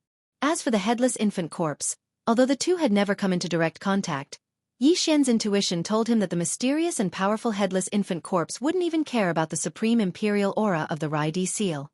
In addition, Yi Xian's sea of consciousness had clearly become much more majestic. After all, he was already at the mid-stage of the satellite grade, so he was naturally much more powerful than before. He reached the mid-stage in such a short time. 5 more small steps and he will be able to enter the 4th major boundary, the planet grade. Then, he will no longer be considered a weakling. I'm really looking forward to it. After retreating from the sea of consciousness, Yi Xian opened his eyes once again and looked at his empty right hand. His eyes glowed as he muttered to himself. In an instant, his self-confidence had reached its peak once again. While he had been refining the Rai seal, Yi Xian had been in the command cabin on the top floor of the Dongshu shuttle. Besides him, Huegu Lei, Zhuafeng Tai, the wretched mosquito killer and the others had also been there. However, before entering the state of cultivation, Yi Xian had controlled the Dongshu shuttle to set up a protective energy shield around his body, so there was no need to worry too much. At this moment, after getting up and removing the energy shield, Yi Xian turned his head and glanced at the crowd. He casually gave a few instructions and stepped out of the Dongshu shuttle. At the same time, he raised his hand and waved it, keeping the Dongshu shuttle in his body. Although the protective shield of the Dongshu shuttle could temporarily resist the power of thunder and lightning outside the shuttle when it was fully activated, it consumed a huge amount of energy at every moment. Even though Yi Xian had countless star core origins, it was still very painful to keep it in his body. Under such circumstances, it was safer to keep it in his body. As for Yi Xian himself, even if his physical body was in the Thunder Graveyard starfield at this moment, he would be completely fine. Just as his figure stepped out of the Dongshu shuttle, a faint green mist clearly surged out of Yi Xian's body. It did not spread too far, but instead covered about 3 inches of his entire body. Just these 3 layers of green mist were enough to protect Yi Xian in this Thunder Graveyard starfield. The Thunder Emperor seal had already been refined by him. Now, he could unleash the power of this cosmic source treasure with just a thought. This attribute of being able to ignore the damage of thunder and lightning was only one of the most basic attributes of this treasure. At this moment, Yi Xian was in the Thunder Graveyard starfield where there was only endless green thunder and golden lightning. A thin layer of light green mist floated on the surface of his body. He stood there quietly, but imperceptibly gave off a supreme aura of being the emperor of this starfield and commanding the entire Thunder Graveyard starfield. This aura had nothing to do with his cultivation, and was purely an innate suppression of his attribute. Around him, the green lightning and golden lightning that had been raging endlessly clearly carried a sense of fear, and subconsciously retreated into the distance. As a result, within a radius of 3 meters around him, there was actually a vacuum zone, and not a single green lightning or golden lightning appeared.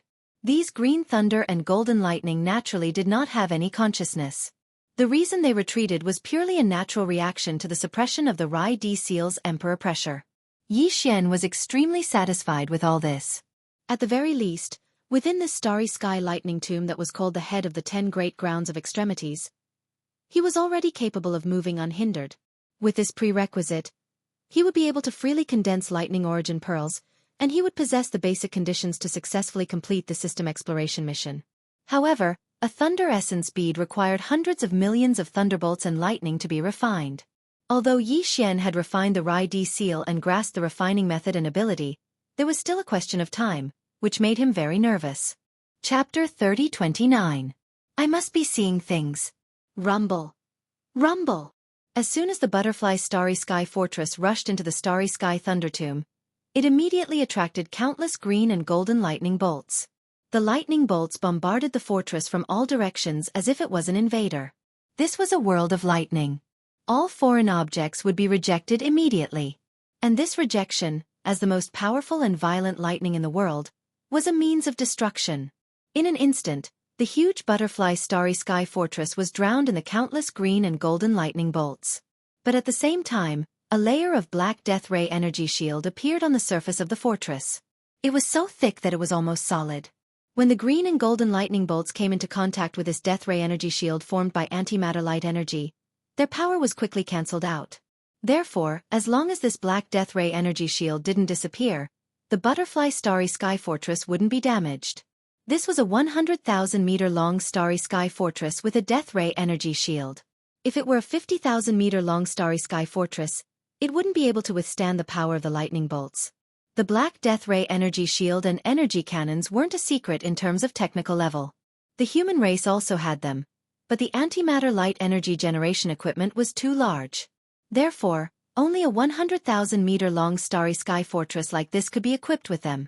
This was also why a 100,000-meter-long starry sky fortress was a whole level higher in terms of offensive power and survivability compared to a 50,000-meter-long starry sky fortress. The difference between the two wasn't as simple as the difference in size. However, although the butterfly starry sky fortress was protected from the lightning bolts after entering the starry sky thunder tomb because of the special properties of the black death ray energy shield, this was only temporary and limited. This was because at every moment, the countless bolts of lightning that enveloped the gigantic ship were draining the black death ray energy of the death ray energy shield. This was a terrifying consumption of energy. Even a true starry sky fortress would not be able to hold on for long. In addition, the butterfly starry sky fortress had a certain advantage in the speed of the black death ray energy shield when it was consumed in the outer regions. However, once it entered the depths of the starry sky thunder tomb, the amount and power of the lightning bolts would greatly increase, and the speed of the black death ray energy shield would decrease. In that case, the butterfly starry sky fortress would die. Therefore, even the butterfly starry sky fortress didn't dare to enter the starry sky thunder tomb. At the same time, the butterfly starry sky fortress was at the outer regions. Yi Xian didn't know any of this. He butterfly starry sky fortress.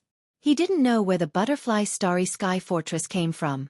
Starry sky fortress was starry sky starry sky. In this mysterious world where lightning bolts blotted out the sky and blocked all vision, spiritual sense, and mental energy, Yi Xian's spiritual sense and mental energy weren't restricted at all.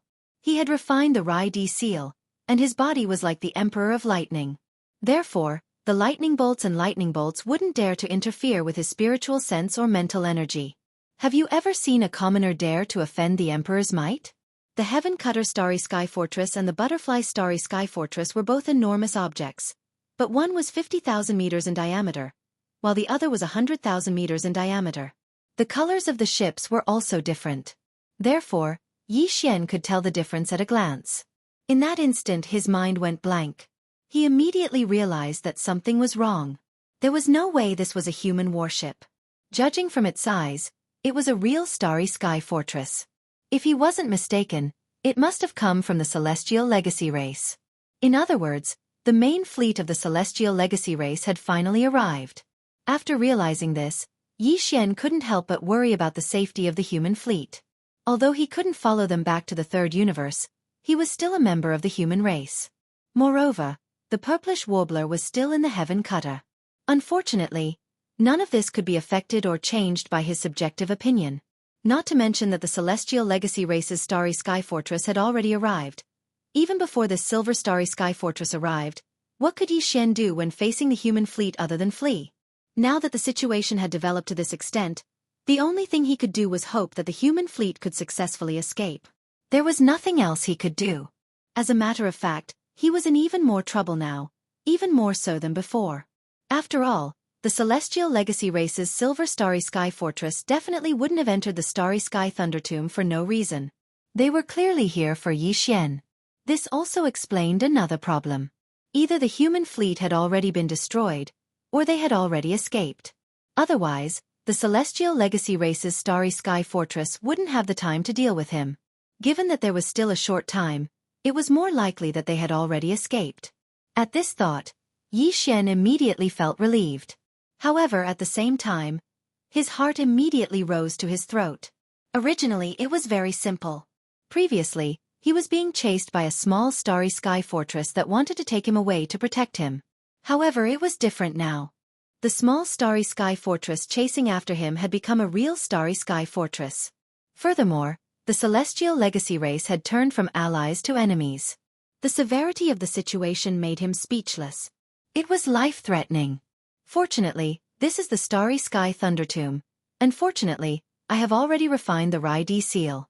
In this world, I am the only Emperor Realm Master. I hope I can use this advantage to successfully escape this calamity. With a gloomy expression, Yi Xian muttered to himself. His figure flickered, and he entered a state of concealment. He strode towards the deepest core of the Starry Sky Thunder Tomb. He was the only one who could maintain such a state of concealment in this kind of region where the fierce thunder and lightning were everywhere. If it was anyone else, even a supreme existence in the mystic light realm, it would be impossible for them to do so. They would instantly be struck back to their original form by the lightning and thunder. There was no room for negotiation. Just as Yi Xian entered a state of concealment and disappeared into the depths of the Starry Sky Thunder Tomb, Shanbo and Ying Tai, the two higher-ups of the Celestial Legacy race, were in the command cabin on the top floor of the Silver Butterfly Fortress, which was being bombarded by countless bolts of blue lightning and golden lightning. Their eyes narrowed at the same time as they muttered to themselves. Strange, I think I saw a figure walking naked in the Starry Sky Thunder Tomb? Chapter 30. Finally fulfilled as Yi Xian's figure entered Shanbo and Ying Tai's field of vision in less than half an instant. Neither of them saw him clearly. After muttering to themselves, they quickly threw this matter to the back of their minds. After all, in this Starry Sky Lightning Graveyard, even a small fortress with a diameter of 50,000 meters could not be guaranteed to remain unscathed. Therefore, crossing this area with just one's physical body was simply too inconceivable. It was impossible. The reason why they entered this place to search for Yi Xian's Dongshu shuttle was because in their opinion, Yi Xian was very likely to be Prince Xian of the human race. If that was really the case, then this Prince Xian was such a stunning figure who could secretly take away the two scout fortresses of the Demon Scout Army and boldly enter the Demon Star region. It was absolutely impossible to say that he did not have some tricks up his sleeve. Perhaps he could really survive in this harsh environment of the Starry Sky Lightning Graveyard.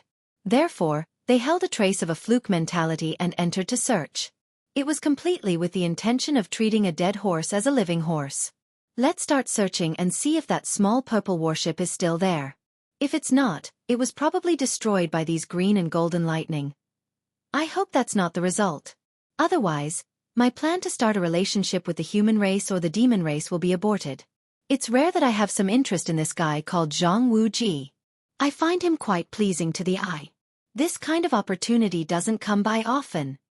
Creak, creak. As soon as Shanbo finished speaking, Ying Tai replied as if he was talking to himself. Shanbo clenched his fists tightly, and his eyes were about to spit fire. After a short while, this Starry Sky Butterfly Fortress slowly moved around the outskirts of the Starry Sky Lightning Graveyard. At every moment, the energy consumption was terrifying. Even Shanbo and Ying Tai were pained. At the same time, in the depths of the Starry Sky Lightning Graveyard, outside of this area, the cyan lightning balls had already reached 100 meters in size, and the color was incomparably dense. As for the golden lightning bolts, each of them had a diameter of 10 meters, and were even more dazzling than the sun, directly burning people's eyes. Yi Xian had no doubt that a single bolt of green lightning or a bolt of golden lightning could blast a stellar-level warship with a diameter of 3,000 meters into smithereens. However, he was completely unscathed as he stood there with his physical body. All of the green lightning and golden lightning revolved around its body, not touching it. However, it carried an amiable feeling, incomparably joyous. After all, they were in the depths of the lightning graveyard. The green lightning and golden lightning here were much more powerful. To put it in a more human-like manner, they were much bolder. They no longer retreated far away in fear. Instead, they followed closely behind him. Because of this, no matter where Yi Xian went in this area, he would always be surrounded by green lightning and golden lightning. However, they didn't hurt him, nor did they have the ability to. Under the effect of the Rai-D seal, Yi Xian's entire body was now immune to lightning. Not to mention that there was no contact at all. Even if there was contact, there wouldn't be any reaction. This situation was also greatly beneficial for him to condense the Thunder Origin bead. At least, he didn't need to search for lightning bolts everywhere. They would gather happily by themselves.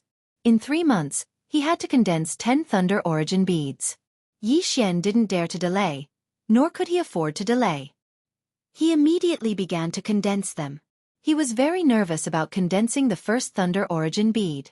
After all, if it took a month or half a month to condense a single Thunder Origin bead, then this time system exploration mission would be completely over. He wasn't willing to bear the consequences. It was too painful. Rumble. Gotcha. Gotcha. As the Rai-D seal was brought out by Yi Xian and hung above his head, the entire depths of the Thunder Graveyard exploded in an instant, as if a ladle of ice water had been poured into a pot of boiling oil. Countless green lightning bolts were attracted and exploded above Yi Xian's head. A sea of golden lightning bolts struck down and wreaked havoc on Yi Xian's head. However, all of this couldn't cause any harm to Yi Xian. The surface of his body was always shrouded in a thin layer of green mist. He stood in the void where the lightning was wreaking havoc with his hands behind his back, exuding a thick emperor's aura. He was unfazed by anything.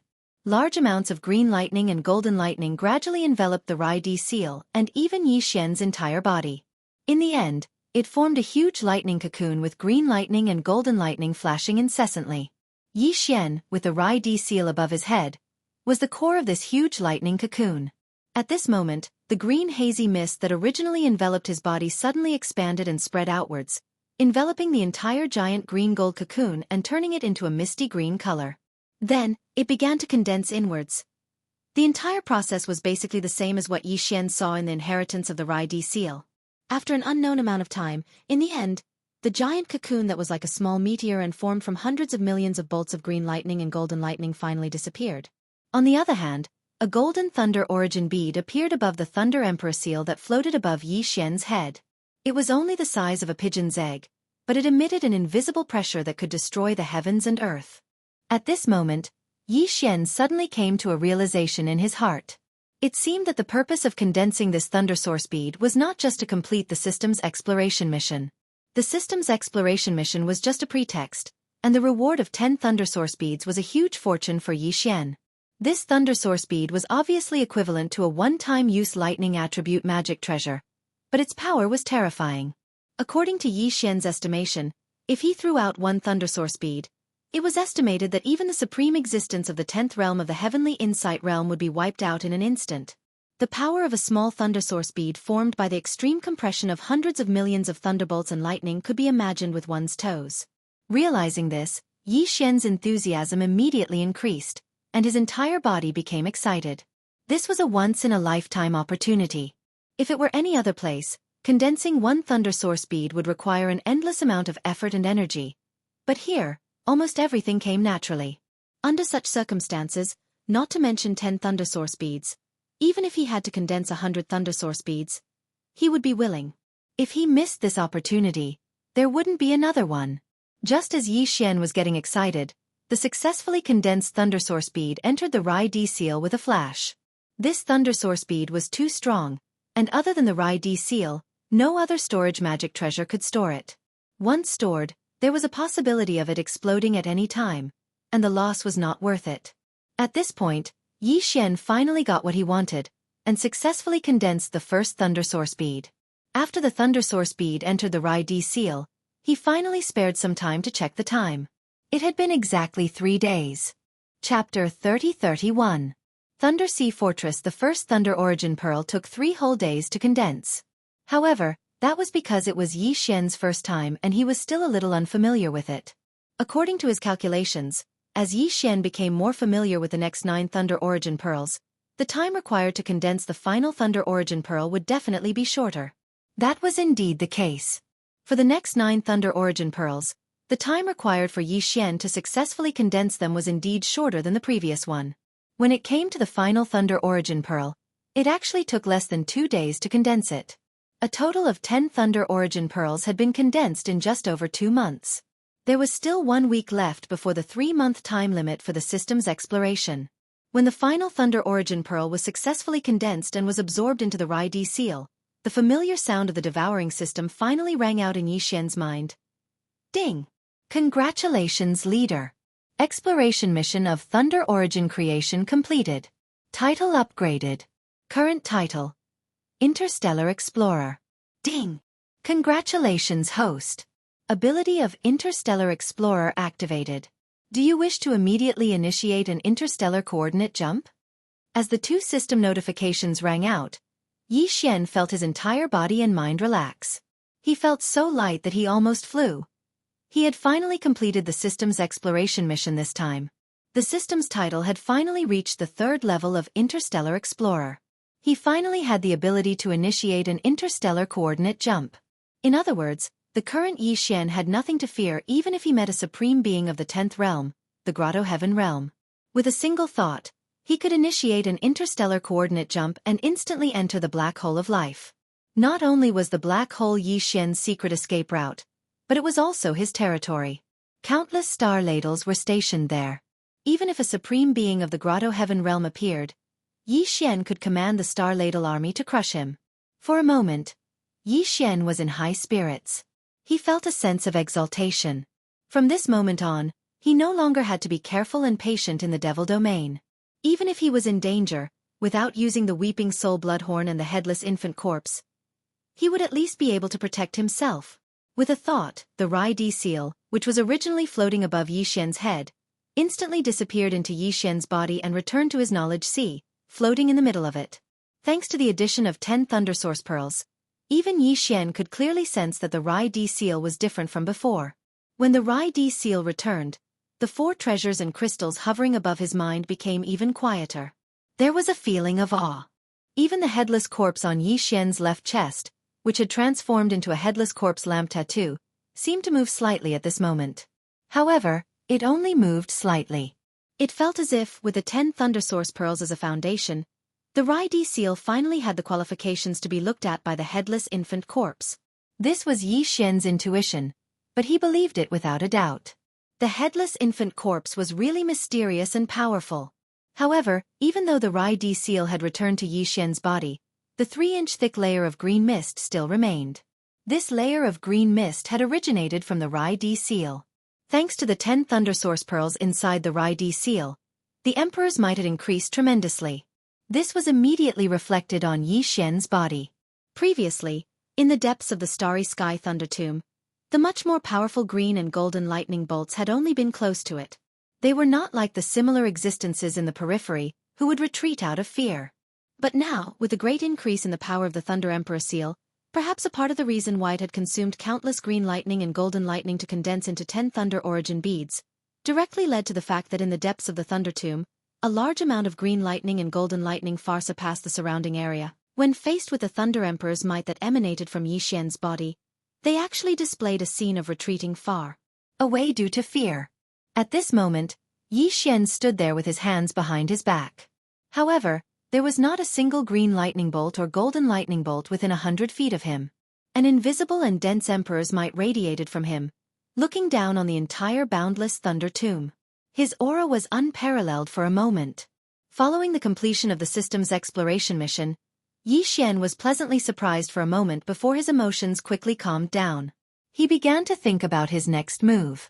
According to his wishes, he should continue to condense the Thunder Source Pearls. However, on the one hand, the Starry Sky Thunder Tomb was here and would not run away. When the time was right or when he was bored, he could come back at any time. He was not in a hurry. Moreover, he had been condensing the Thunder Source Pearls here for more than 2 months. He was indeed a little bored. Therefore, Yi Xian was not particularly inclined to continue to waste time here. He continued to condense the Thunder Source Pearls. On the other hand, he was still worried about the safety of the elite fleet of the human clan. Although he guessed that they should have escaped, he would not be at ease until he received definite information. Moreover, it had been nearly 3 months since the collapse of the Black Mosquito Star.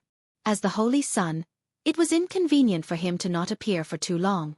Otherwise, in the case that there was no one in the Black Mosquito tribe, a commander, high priest or Holy Sun would appear out of thin air from the Demon Imperial Star to take control of the situation. In that case, if Yi Xian wanted to take on the position of the Holy Sun, or even the position of the Great Commander and the High Priest, he would have to take on the 3 important positions of the tribe. He would have to go around swindling people and openly searching for the devouring origin. Considering all this, it was indeed time for him to leave the Starry Sky Thunder Tomb, wander around, and show his face. After making the decision, Yi Xian's figure flashed, and he hurried from the depths of the Starry Sky Thunder Tomb to the periphery. After a short while, just as he arrived at the periphery of the Starry Sky Thunder Tomb, he encountered a Starry Sky fortress that had just rushed into the Thunder Tomb star area. It was the butterfly. Speaking of which, enemies often cross paths. In the past 3 months, the butterfly had only entered the starry sky thunder tomb 4 times. Previously, it had only entered 3 times. Now it was the 4th time. Each time, it would stay in the thunder tomb star area for a day, searching a fan-shaped area of 45 degrees around the thunder tomb. Originally, this was the last time it entered, and it should have searched the entire periphery of the thunder tomb star area. If it did not find the purple warship, the butterfly would leave in a day and return to the Heavenly Legacy tribe. However, at this critical juncture, the two parties bumped into each other head-on. And this time, it was not only Yi Xian who saw the butterfly, but also Shan Bo and Ying Tai, the two high-ranking members of the Heavenly Legacy tribe inside the butterfly, who also saw Yi Xian. Yi Xian was sure of this by intuition, so his face was completely gloomy. Now, he had no other choice but to use the power of the Thunder Sea to trap and kill this starry sky fortress of the Heavenly Legacy tribe. Chapter 30-32. Lightning Seal Emperor's Might. The two sides clashed head-on. Yi Xian was caught off guard and had no time to dodge or hide himself. The moment the opponent's massive star fortress entered his line of sight, Yi Xian knew that he had been exposed. If he had been on a warship at this time, there would have been some leeway to turn the situation around. However, Yi Xian was currently standing in the middle of this star thunder tomb with only his physical body. There was not even a single bolt of green lightning or golden lightning around him. All of them had retreated into the distance in fear. This scene was extremely shocking. After Yi Xian refined the Thunder Emperor seal and condensed 10 Thunder Origin beads, he had a better understanding of the power of the Starry Sky Thunder Tomb. He was already well aware of it. Without a doubt, this scene was extremely shocking to the Tianji race clansmen in the Star Fortress. They could not possibly pretend that they had not seen this and would definitely investigate this matter further. When that time came, the situation would be extremely unfavorable to Yi Xian. Therefore, his killing intent surged in the first instant. If this were any other place, Yi Xian would definitely be thinking of other countermeasures. However, since this was the Star Thunder Tomb and he had refined the Rai-D seal, he had complete control over all the green and golden lightning in this area. In that case, there was a possibility that he could kill the opponent. Yi Xian could not abandon what was close at hand for what was far away. Destroying this star fortress of the Tianji race was the most direct and convenient way to deal with it. Since there was a possibility, why not? Moreover, doing this would also give him a high chance of obtaining a star fortress of the Tianji race. Yi Xian only had 2 large star fortresses and a small star fortress with a diameter of 5,000 meters. Let alone a true star fortress with a diameter of 100,000 meters. He did not even have a small star fortress with a diameter of 50,000 meters, or a star fortress with a diameter of 20,000 meters. If he could obtain this star fortress of the Tianji race, his foundation would instantly soar by countless times. As this thought arose in his mind, Yi Xian's heart began to pound with excitement. His desire to kill had been aroused. At the same time, in the command cabin on the top floor of the interstellar fortress called the Butterfly, the two Heaven's Legacy race leaders, Shan Bo and Ying Tai, both widened their eyes. Everything that happened in front of them made them feel as if they were in a dream. A demon cultivator, whose cultivation aura was only at the satellite realm, was actually able to walk in this starry sky lightning grave with his physical body. What was even stranger was that he had his hands behind his back as if he was taking a stroll in his own courtyard. He was walking in an extremely comfortable manner. However, there was not a single bolt of green lightning or golden lightning within 100 meters of his body. It was as if all of them were fearful of him and were retreating far away. Even though they saw it with their own eyes, the two of them still didn't dare to believe it. It was too inconceivable. Why do I feel like there's a formless emperor's might emanating from this brat? It had nothing to do with anything else and only worked on these thunderbolts and lightning. Was this the rhythm that commanded all the thunderbolts in the world? How did he do it? This person has a big secret. Prince Xian? This identity is basically confirmed. No matter how amazing a holy son of a demon tribe is, it's impossible for him to have such a terrifying ability. However, it's not strange for a prince of the human race's eternal dynasty to be able to do this. Ha ha ha. I seem to have smelled the scent of love. A prince of the human race. With such an identity, although his cultivation is a bit weak, he is worthy of me. Uncle Shan, you should change your name in the future. Since I am Ying Tai, this name of yours will cause him to misunderstand. Little fella, generally speaking, he likes to be jealous. Shanbo said the first sentence with a blank expression. However, Ying Tai, whose eyes lit up after being stunned for a moment, excitedly said several sentences in a row. What he said was so hurtful to Shanbo's self-esteem. In an instant, Shanbo's face fell completely. At this moment, a cold light burst out from his eyes. In his heart, he had already sentenced Yi Xian to death in advance. So what if his methods were strange? His cultivation was too weak. In Shanbo's opinion, as long as he made a move, he would definitely erase his opponent's existence. Now, he obviously hadn't realized how terrifying the Emperor's might that commanded all the thunderbolts in the world represented in this world where there was only endless thunderbolts and lightning. But he soon experienced it. A fist-sized azure golden seal appeared above Yi Xian's head. Azure lightning coiled around its entire body as it breathed endlessly. There were also countless golden lightning bolts that expanded and expanded, emitting a green brilliance that enveloped Yi Xian's figure, causing him to become hazy. At the same time, the formless Emperor's might of thunder suddenly burst out and was rendered to the extreme. Rumble. Crack. Crack. As the Rai-D seal was activated and its power was fully activated by Yi Xian, the entire Starry Sky Thunder Tomb began to surge like a riot. Indeed, the entire Starry Sky Thunder Tomb was extremely vast, almost like a corner of a vast galaxy. Even a warship would need a certain amount of time to cross it. But this Emperor's might of thunder ignored distance. When it spread out, even the green lightning and golden lightning from extremely far away instantly sensed this powerful Emperor's might and responded. At this moment, the entire Starry Sky Thunder Tomb seemed to come to life. Countless bolts of green lightning surged and countless bolts of golden lightning surged, turning this entire vast area into a cage of thunder and lightning. At the edge of the entire Starry Sky Thunder Tomb, countless bolts of green lightning and golden lightning gathered together, leaving almost no gaps. They formed a vast thunder barrier, preventing any existence from entering and at the same time preventing any existence from leaving. All of this was Yi Xian's will. If he wanted to kill this Starry Sky Fortress of the Heaven's Legacy race, the first thing he had to do was cut off its escape route. At the same time, only he could do all of this. Moreover, if not for the power of the Rai-D seal, Yi Xian would not have been able to accomplish this either. At the same time that the lightning barrier was formed, a thought suddenly flashed through Yi Xian's mind. Could he also brand an interstellar coordinate here? After all, in this place, he was a supreme emperor. If he encountered a powerful enemy in the future, he could clearly bring them to this place and use the geographical advantage to kill them. Unfortunately, he wasn't sure if the system's interstellar coordinate jumping ability could bring other experts besides Yi Xian to jump as well. Thus, this idea could only flash through his mind and was quickly tossed to the back of Yi Xian's mind. He would go back and verify it before making a decision. Soon after, a thunder origin bead slowly emerged from the Rai-D seal above Yi Xian's head. This time, Yi Xian planned to test out the Thunder Origin Bead's power. Chapter 30-33. Source Pearl Mystic Light Rumble. Gotcha! Gotcha!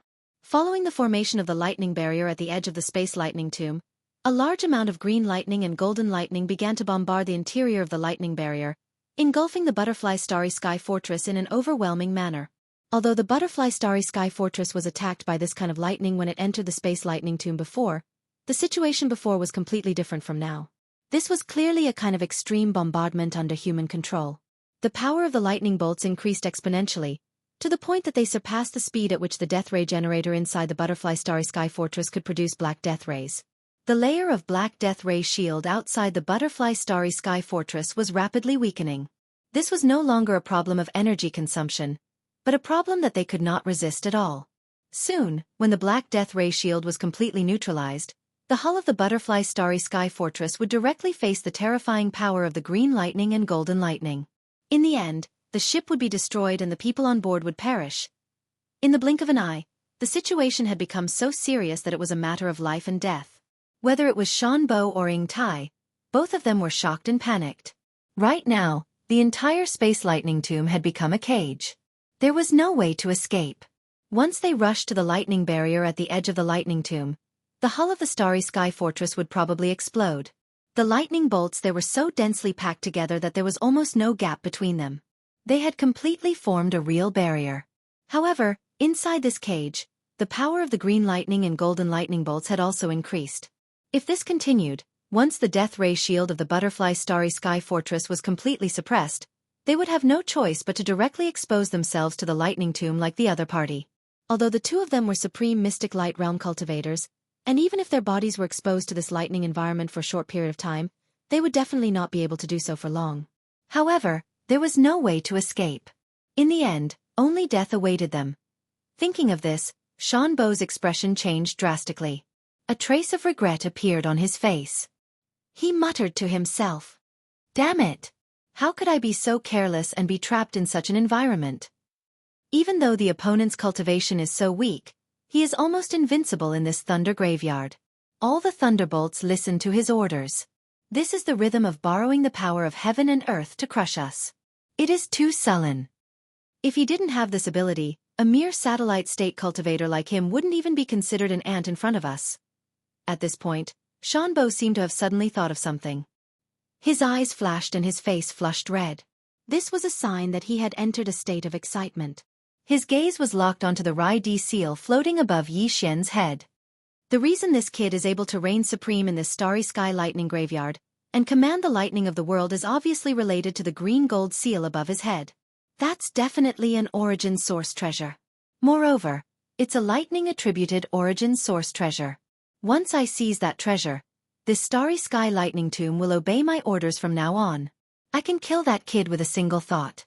He's not even comparable to an ant. There is no turning back.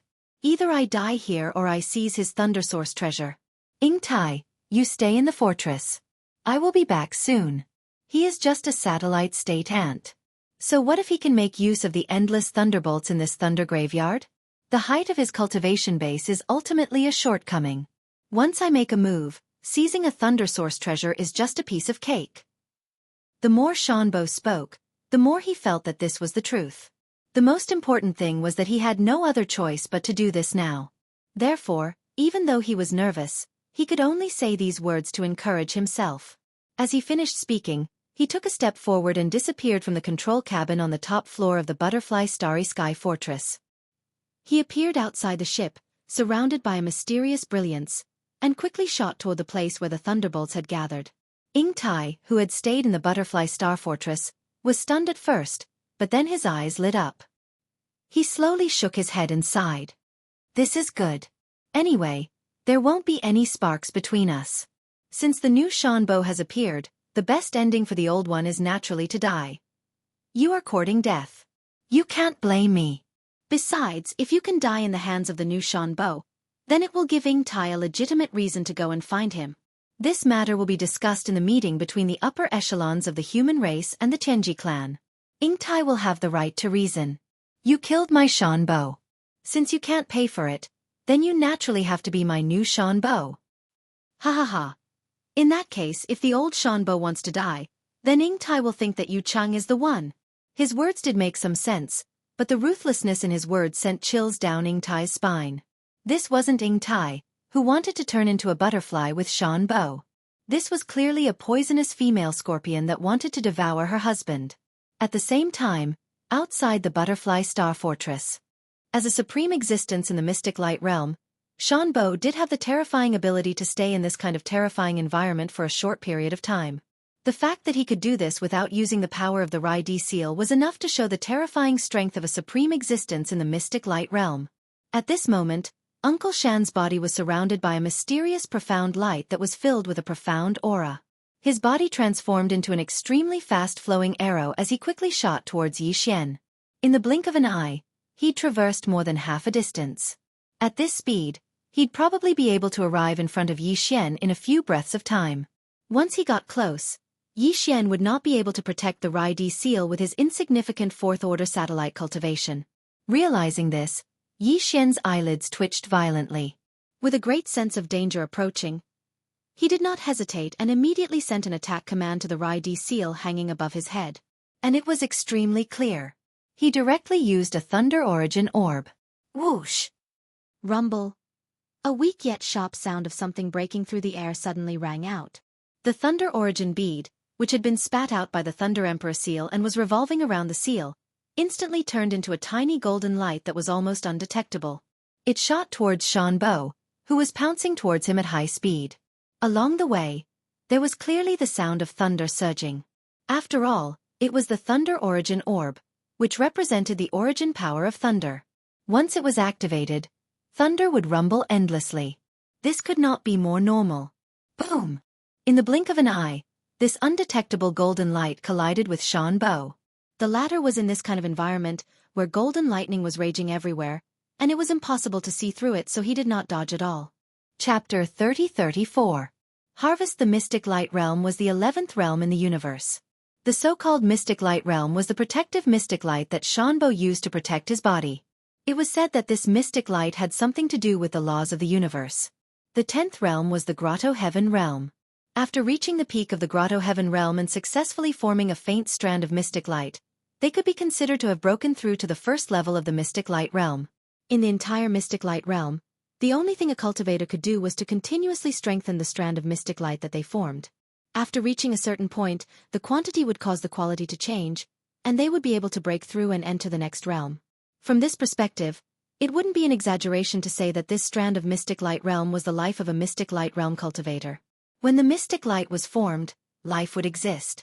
When the mystic light collapsed, everything would disappear. Even if they didn't die, they would return to their original form.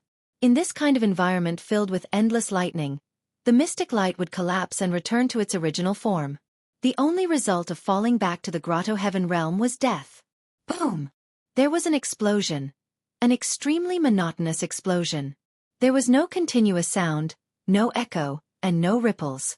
It was just a monotonous explosion. The power of this explosion shook the entire boundless starry sky lightning tomb, and it seemed like the space of the star region was about to collapse.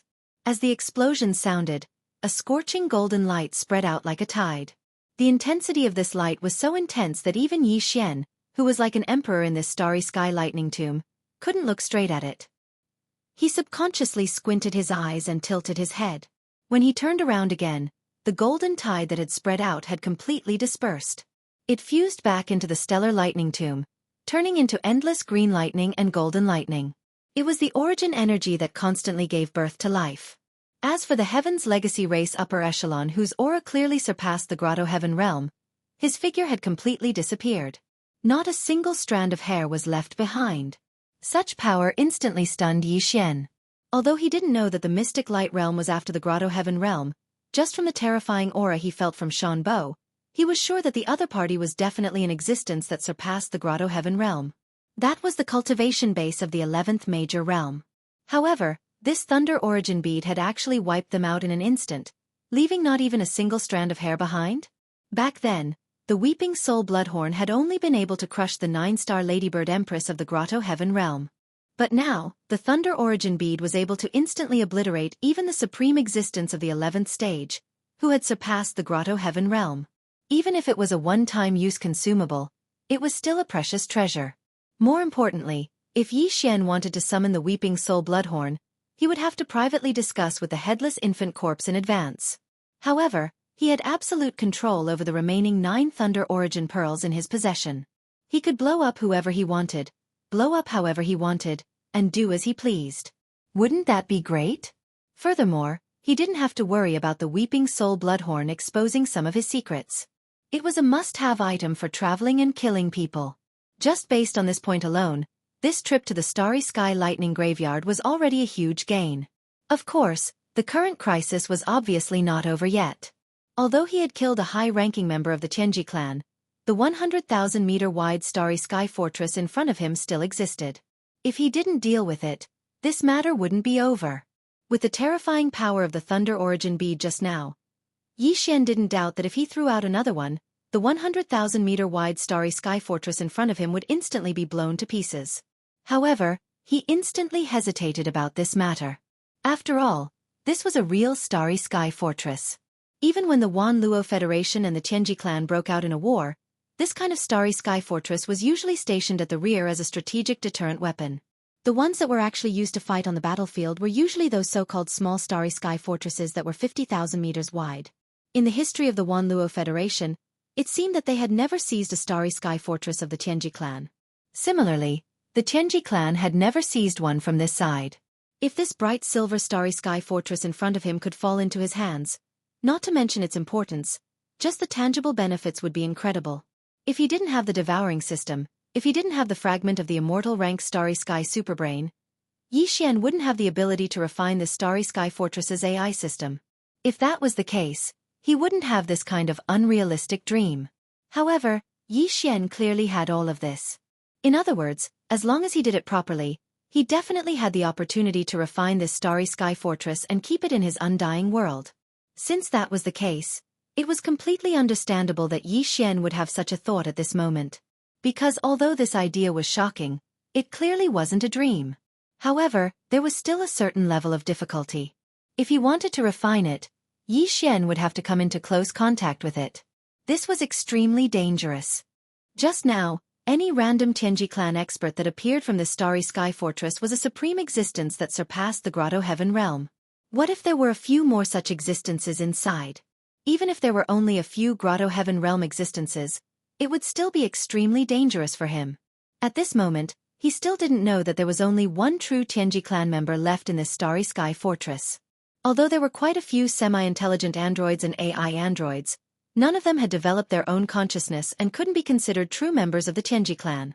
Once the AI system of the Starry Sky Fortress was refined, they would all switch sides and become androids loyal to Yi Xian. Just as Yi Xian was deep in thought, thinking quickly about how to find out exactly how many Tianji clan members were left in this Starry Sky Fortress. Then, he would think of a way to force them all out, which would make it easier for him to refine the Starry Sky Fortress. Suddenly, a mysterious light flashed in the sky above the lightning graveyard, and the figure of a woman quietly appeared. This woman was naturally the last member of the Tianji clan in the Starry Sky Fortress of the Butterflies, the high-ranking member of the Tianji clan who called herself Ying Tai. In other words, after her appearance, there was no longer a single Tianji clan member in the Starry Sky Fortress behind her. There were only a few semi-intelligent androids and AI androids left. However, Yi Xian didn't know this yet. Otherwise, he would have taken action immediately. This was a once-in-a-lifetime opportunity. However, at this moment, another powerful member of the Tianji clan suddenly appeared in the sky above the lightning graveyard, and the aura she exuded was no weaker than that of the previous one. Yi Xian suddenly felt a sense of alarm, and for a moment, he really forgot about his plan to refine this Starry Sky Fortress. With a thought, he activated the Rai-D seal hanging above his head and spat out a thunder source bead the size of a pigeon's egg. Chapter 30-35. Refined Fortress, Kakik. You little sweetheart, you're really heartless. Could it be that you want to kill me like that guy? Killing your wife at the drop of a hat. Are you human royalty also heartless? Following the death of Shan Bo, Ying Tai had automatically treated Yi Xian, who had killed Shan Bo, as the person she felt the love of a human being. After all, this was what he owed her. Therefore, when her words came out of her mouth, it was incomparably natural. Even Yi Xian couldn't help but be stunned. The other party had said that he was a member of the human royal family. It was obvious that he had mistaken Yi Futian for Prince Xian. Furthermore, she claimed to be Prince Xian's wife. Could it be that this person was not from the Tianji clan, but a human? This was not impossible. For example, the Demon Imperial family had generations of imperial uncles held hostage in the Heaven's legacy race. It was also possible that the wife of a prince of an eternal dynasty had fallen into the hands of the Heaven's legacy race. It wasn't that he was stupid. The key was that the Tianji race's androids were no different from humans in terms of appearance. Demon folk could be distinguished by their mental energy, and once they used their mental energy, they would be able to determine that they were not human. However, the Tianji race did not have this feature. In addition, Ying Tai's cultivation was who knew how many times stronger than Yi Xian's, so it was even more impossible for him to probe. However, Ying Tai had said it so naturally, so calmly, so it wasn't completely incomprehensible for Yi Xian to have such suspicions. Since that was the case, it really wasn't appropriate to kill him. At the very least, it was not appropriate to do so before confirming that this person was a member of the Celestial Legacy race. Of course, it wasn't that Yi Xian didn't have any suspicions in his heart. This beautiful and flirtatious woman's cultivation was simply too high. She was actually the same as the Heavenly Fate clan member from before, possessing a cultivation that surpassed the Heavenly Passage realm. That Prince Xian's cultivation was only at this level, so how could his wife be so powerful? However, this was not completely impossible. After all, the other party was a prince, and it was very likely that she was a proud daughter of some family. Because of his status as a prince, she was willing to lower herself to marry him. Thinking of this, Yi Xian really didn't dare to be sure. After thinking for a while, he probed, "Since you are Prince Xian's first wife and a hostage in the hands of the Tianji clan, why did they let you out? You're obviously lying to me." As he spoke, Yi Xian raised his hand and pointed at the butterfly starry sky fortress behind Ying Tai, his meaning obvious. Hearing Yi Xian's words, Ying Tai's eyes lit up. He was stunned for a moment, then he was secretly delighted. She naturally understood the meaning behind Yi Xian's words. After all this fuss, this Prince Xian actually mistook her for a human. Furthermore, he most likely really did have such a wife in the human race. She guessed that they hadn't married yet, and the two of them had never even met. Prince Xian had been tossing and turning in the first universe all this time. She had only said that just now, but he actually mistook her for that human's future wife that he had never met. That's fine too. If he mistook her for a human, and even his future wife, then she would be able to enjoy this human love even better. That's right, she also had to immerse herself in it. It would be best if even she mistook herself for a human, for Prince Xian's wife. Only then would she not reveal any flaws and be able to fully immerse herself in it. Only then would she be able to find the feeling as soon as possible. Was the love between Ying Tai and Shan Bo about to reappear on her body? Just thinking about it made her excited. As for his probing words today, it was really too simple. One sentence could resolve it. Thinking of this, Ying Tai immediately made a decision. As a supreme expert of the mystic light realm, hypnotizing herself a little wouldn't be a problem at all. She immediately did so. Of course, it was only a superficial hypnosis and not a deep one. If she wanted to wake up, she could do it with just a thought. But now, as a mystic light realm expert tried to hypnotize himself and told himself that he was a human, the future wife of this Prince Xian who had fallen into the hands of the Heaven's legacy race. Ying Tai's expression immediately turned sorrowful. Even her eyes were vaguely sparkling with sparkling tears. She choked and said, "Shan Bo, although you and I have never met before, we have at least communicated through the star web twice. Didn't you always call me Ying Tai? Could it be that you can't even recognize my voice now? I heard that you were in the first universe and chased after you despite the danger. I didn't expect to be captured by the Tianji race and almost couldn't see you again. You actually still suspect me? Just now, you also used this kind of small golden pearl to kill that Tianji race higher up. Now, another one has come out of the seal. You clearly want to kill me as well." Woo! Shan Bo, if you have a lover in the first universe, even if it's a demon person or a robot of the Tianji race, as long as you tell me, I will cover my face and cry. I will return to the human race and become a nun. Why do you have to be so heartless and insist on killing me? As for the baseless suspicions in your words, you're just fooling yourself. Don't you know that the celestial clan's upper echelons generally own a space fortress or a space fortress? Everything else is a robot. You have been in the first universe for so long. How can you not know this? That Heaven's legacy race clansman was clearly killed by you. Other than me, there are only a few AI mechs in this space fortress. How can they trap me? You are using such a simple and childish reason to fool me. This is clearly too perfunctory. Shan Bo, you have a change of heart. As she spoke, Ying Tai seemed to gradually immerse herself in it and actually started crying. That delicate appearance of a pear flower in the rain, coupled with the pitiful appearance of covering her face and crying, instantly caused Yi Xian to be dumbfounded. At the same time, his scalp went numb. Shan Bo? Ying Tai? What the F***CK? He really didn't expect that Prince Xian, who was still trapped in the myriad hell at the bottom of the Black Wind, would be so jealous. The two of them hadn't even met yet, but he was already calling her Shan Bo, Ying Tai. Now all of this was being blamed on him. What a scam. In addition, after listening to the other party's words, he also came to a realization. Just as this woman who called herself Ying Tai said, the upper echelons of the Tianji clan did generally sit on a space fortress by themselves. After all, they were robots. In terms of mechanical intelligence, they had a huge advantage over humans. There was no need for them to have many people. That would be a waste of their race's resources. However, although Yi Xian believed most of what this woman said, he didn't completely believe it. He immediately had a plan in his mind and prepared for the final test. Chapter 30-36. Fifth rank satellite. In Yi Xian's opinion, if the other party was from the Heaven's legacy race, then her acting was clearly just to numb him so that she could take advantage of the situation to ambush him. In order to achieve this goal, it wouldn't be worth it to hand over the entire Starry Sky Fortress. Therefore, using refining this Starry Sky Fortress as a method of probing was extremely accurate according to Yi Xian's deduction and analysis. True gold wasn't afraid of fire, and it wasn't true gold that was afraid of fire. Unfortunately, although he had guessed partially correctly, he had guessed the other party's goal wrong. This was the root of the problem. If even the root of the problem was wrong, then what was the point of following up on this point? It could be said that a single mistake could lead to a complete mistake. Ying Tai did this because she wanted to pursue the love between the human Ying Tai and Shan Bo. Under this premise, she really didn't care about an interstellar fortress. As an upper echelon of the Heaven's Legacy race, as long as she was safe, even if she lost the butterfly transformation, she would be able to obtain a new butterfly transformation after returning to the Heaven's Legacy race.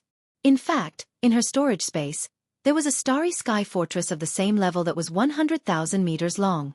That was Ying Tai's personal fortress. As for this butterfly, it belonged to that damned Uncle Shan. If Yi Xian wanted to refine it, then to Ying Tai, she was just being generous. It wouldn't hurt her at all. It was precisely because of this that when Yi Xian probingly expressed that he wanted to refine this ownerless Starry Sky stronghold and take it for himself, not only did Ying Tai not have any abnormal behavior, she even had a face full of pleasant surprise. She involuntarily cried out, "Heavens, you actually have such a method?" This is the interstellar fortress of the Mystic Light Realm upper echelon of the Heaven's Legacy race. The superbrain that is its AI is no ordinary superbrain. If you want to refine it, you need an immortal rank superbrain. My dear, you're too surprising. You actually have an immortal rank superbrain. These words were extremely true. Even if Ying Tai didn't perform a shallow hypnosis on herself, her performance would still be so perfect. This was because this was exactly what she was feeling right now. They were filled with shock. This was an immortal rank superbrain. As far as she knew, other than the immortal star of the human race's science and technology faction, only the Tianji race's base camp had one. She didn't expect the human race's immortal dynasty to be so well hidden that Prince Xian had a second immortal star superbrain.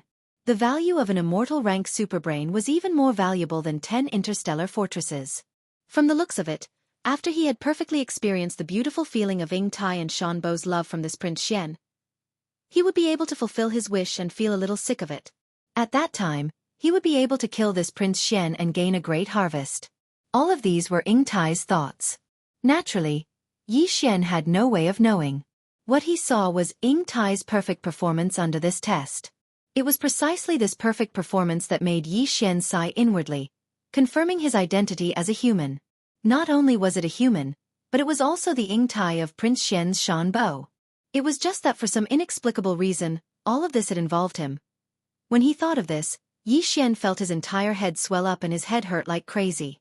However, he couldn't be bothered to think about all of this right now. No matter what, an undefended interstellar fortress was right in front of him. He had to deal with this matter first. Picking up an interstellar fortress for free wasn't a good thing that could happen every day. This was probably the first time something like this had happened in the first universe for tens of thousands of years. As he thought of this, Yi Xian left a bit of his consciousness to summon the Rai Di seal to guard against Ying Tai's sudden movements. At the same time, he immediately ordered the devouring system in his body to refine the butterfly interstellar fortress. This kind of refinement was actually very simple. To put it bluntly, it was to use the core of Yi Xian's personal interstellar communication system, which was the fragment of the immortal rank interstellar superbrain, to send out a superbrain frequency to connect to the control core of the interstellar fortress. Then, like a hacker, it would attack the interstellar fortress and finally brand the fragment of the immortal rank interstellar superbrain. That would be the end of the refinement. Of course, all of this sounded simple, but the entire process was extremely complicated. Just think of the huge amount of tedious and complicated data that hackers in ancient times had to face just to break through a firewall. Therefore, even with Yi Xian's current fourth-order satellite spiritual sense and mental strength, if he were to personally control this matter, it would be an extremely troublesome matter. The best way to solve this problem was to be a hands-off boss and let the devouring system take over the control of the intelligent core of the personal interstellar communication system. Ding! Discovered interstellar fortress. Begin refinement immediately according to the host's instructions. Progress 1. Progress 2. As Xianxia's personal space communication system successfully connected and merged into the main control center of the stronghold that was no longer defended, the familiar notification of the devouring system quickly sounded in Yi Xian's mind. This was clearly the first time he'd started to invade and refine it, and even started to read the progress. This also proved that Ying Tai's words were true. If there was a second member of the Tianji race in this interstellar fortress, how could they allow all of this to happen? It should be known that although the interstellar superbrain used as the control core of the interstellar fortress wasn't an immortal rank, it was definitely not an ordinary superbrain. The control core of Yi Xian's personal interstellar communication system was only a fragment of an immortal rank superbrain. Although it was probably going to level up soon after consuming a large amount of multi-pupil thought crystals, it was going to break through the fragment level soon. However, it was still a fragment. If the control core of the interstellar fortress was controlled by a member of the Tianji race, it would be impossible for Yi Xian's personal interstellar communication system to be so easily connected and merged into the interstellar fortress so quickly and easily. When he thought of this, Yi Xian's wariness towards Ying Tai immediately lessened. After all, everything that she had done proved that she was a human. Even Yi Xian felt that he couldn't find fault with her anymore. This process of reading the progress didn't last long. After all, the interstellar communication system was already undefended, so the refinement process wasn't stressful at all. After about half an hour, the notification of the devouring system rang in Yi Xian's mind again. Ding! Congratulations to the host for refinement success. Ding! Congratulations to the host for leveling up. Current level: 5th order satellite. Ding! Congratulations to the host for leveling up the superbrain fragment. Current level: infant. Chapter 3037. Translator, Endless Fantasy Translation Editor. Endless Fantasy Translation. I want to fall in love with you. Ding! Congratulations to the host. Your personal space communication system has been successfully upgraded. Current level of the starbrain: infant. Current level of coverage of the starbrain: 1 light-year in diameter. Current level of network communication ability: after connecting, except for connecting and merging with the starbrain of the same level, the starbrain of the same level can be invaded. Ding! Congratulations to the host. Discovered the starbrain's central frequency. Type: Micro LAN. Starbrain's level: normal. Do you want to connect immediately? Ding! Congratulations to the host. Discovered the starbrain's central frequency. Type: Micro LAN. Before Yi Xian could recover from his shock, a series of system notifications sounded out in his mind once again. Obviously, the notifications were because the fragment of his personal space communication system, which was the main control center of his space communication system, had been upgraded, which led to the upgrade of his personal space communication system. After the upgrade, the active search range of Yi Xian's personal space communication system had increased from 1 light month to 1 light year. This was definitely a huge improvement, which would be of great significance to his search for the origin of devouring in the future. As for the starbrain central frequency mentioned by the last 2 notifications, if he was not mistaken, it should be the signal of the starbrain central frequency sent out by some of the slave fleets of the first universe that were wandering around the space graveyard. Yi Xian simply ignored them. At this moment, he didn't have the time to pay attention to those small fries. All his attention was focused on the mighty bright silver starry sky fortress in front of him. Although the butterfly fortress belonged to Shan Bo, Ying Tai could be considered half a master. Therefore, she had a lot of control over it. Before Ying Tai walked out of the butterfly fortress, she had completely erased all the important and sensitive information, including everything related to herself and the Heavenly Legacy race. As a mystic light realm upper echelon of the Heaven's Legacy race and half of the master of the butterfly transformation, it was easy for Ying Tai to do all this without leaving any traces. Even the devouring system and Yi Xian's personal communication system, the immortal grade superbrain that acted as the central control center of the artificial intelligence, couldn't detect anything. It was precisely because of this that even though Yi Xian had completely refined this universal fortress and made it his personal property, Yi Xian had learned nothing about the original designation of this universal fortress or any other important information related to the Heaven's Legacy race. The devouring system immediately informed him of this. Although Yi Xian felt a little regretful, he quickly put this matter to the back of his mind. After all, this refinement had not only given him a starry sky fortress with a diameter of 100,000 meters, but he had also made a breakthrough in his cultivation base. His personal starry sky communication system had also been upgraded. All of this was a huge surprise. Even if it was a little regretful, it was still acceptable. Since he had refined it into his own universal fortress, he naturally had to give it a designation immediately. Otherwise, it would be ridiculous for such a huge fortress to not even have a designation. Yi Xian immediately fell into deep thought. After a while, an idea flashed through his mind. He remembered that he had obtained this universal fortress in the graveyard of lightning. Since that was the case, what better designation would be better than Thunderbolt? Thunderbolt was domineering and resonated with his ability to command all the lightning in the world. It could not be more perfect. Yi Xian was so happy that he almost laughed out loud. Ha ha ha. From now on, this universal fortress belongs to me, Yi Xian. I bestow upon you the name of Thunderbolt. Amidst his laughter, Yi Xian waved his hand and stored Thunderbolt into his undying world in an instant. Although Yi Xian did not obtain too much information about the Tianji race from this universal fortress, Yi Xian completely understood some of its basic situation the moment he refined it. There were 9,999 AI androids with different functions and models in the entire space fortress. They were classified as maintenance androids, service androids, technical androids, and so on. The intelligent systems of all the robots were tied to Thunderbolt's central superbrain. After Yi Xian refined Thunderbolt's central superbrain and branded it with his personal starry sky communication system, these intelligent robots all regarded him as their master. The effect was even better than a slave imprint. But of course, among these intelligent robots, it was also possible for true self-awareness to be born. From that moment on, they would break away from the category of intelligent robots and become a new member of the machine race. All the members of the machine race were born from this. In the base camp of the machine race, they even had a set of special functional systems that were specially used to induce the robots to develop self-awareness. However, only special types of intelligent robots with great potential and value could receive the benefits of the system. Ordinary maintenance robots and service robots obviously did not have this opportunity. But even with this kind of free-range method, some intelligent robots would occasionally be lucky enough to develop self-awareness and evolve into true members of the machine race. This would require Yi Xian to observe and pay more attention in the future. Otherwise, once one of his mechanical servants was born with self-awareness, this would undoubtedly be equivalent to burying a time bomb. In the end, it wouldn't be a good thing.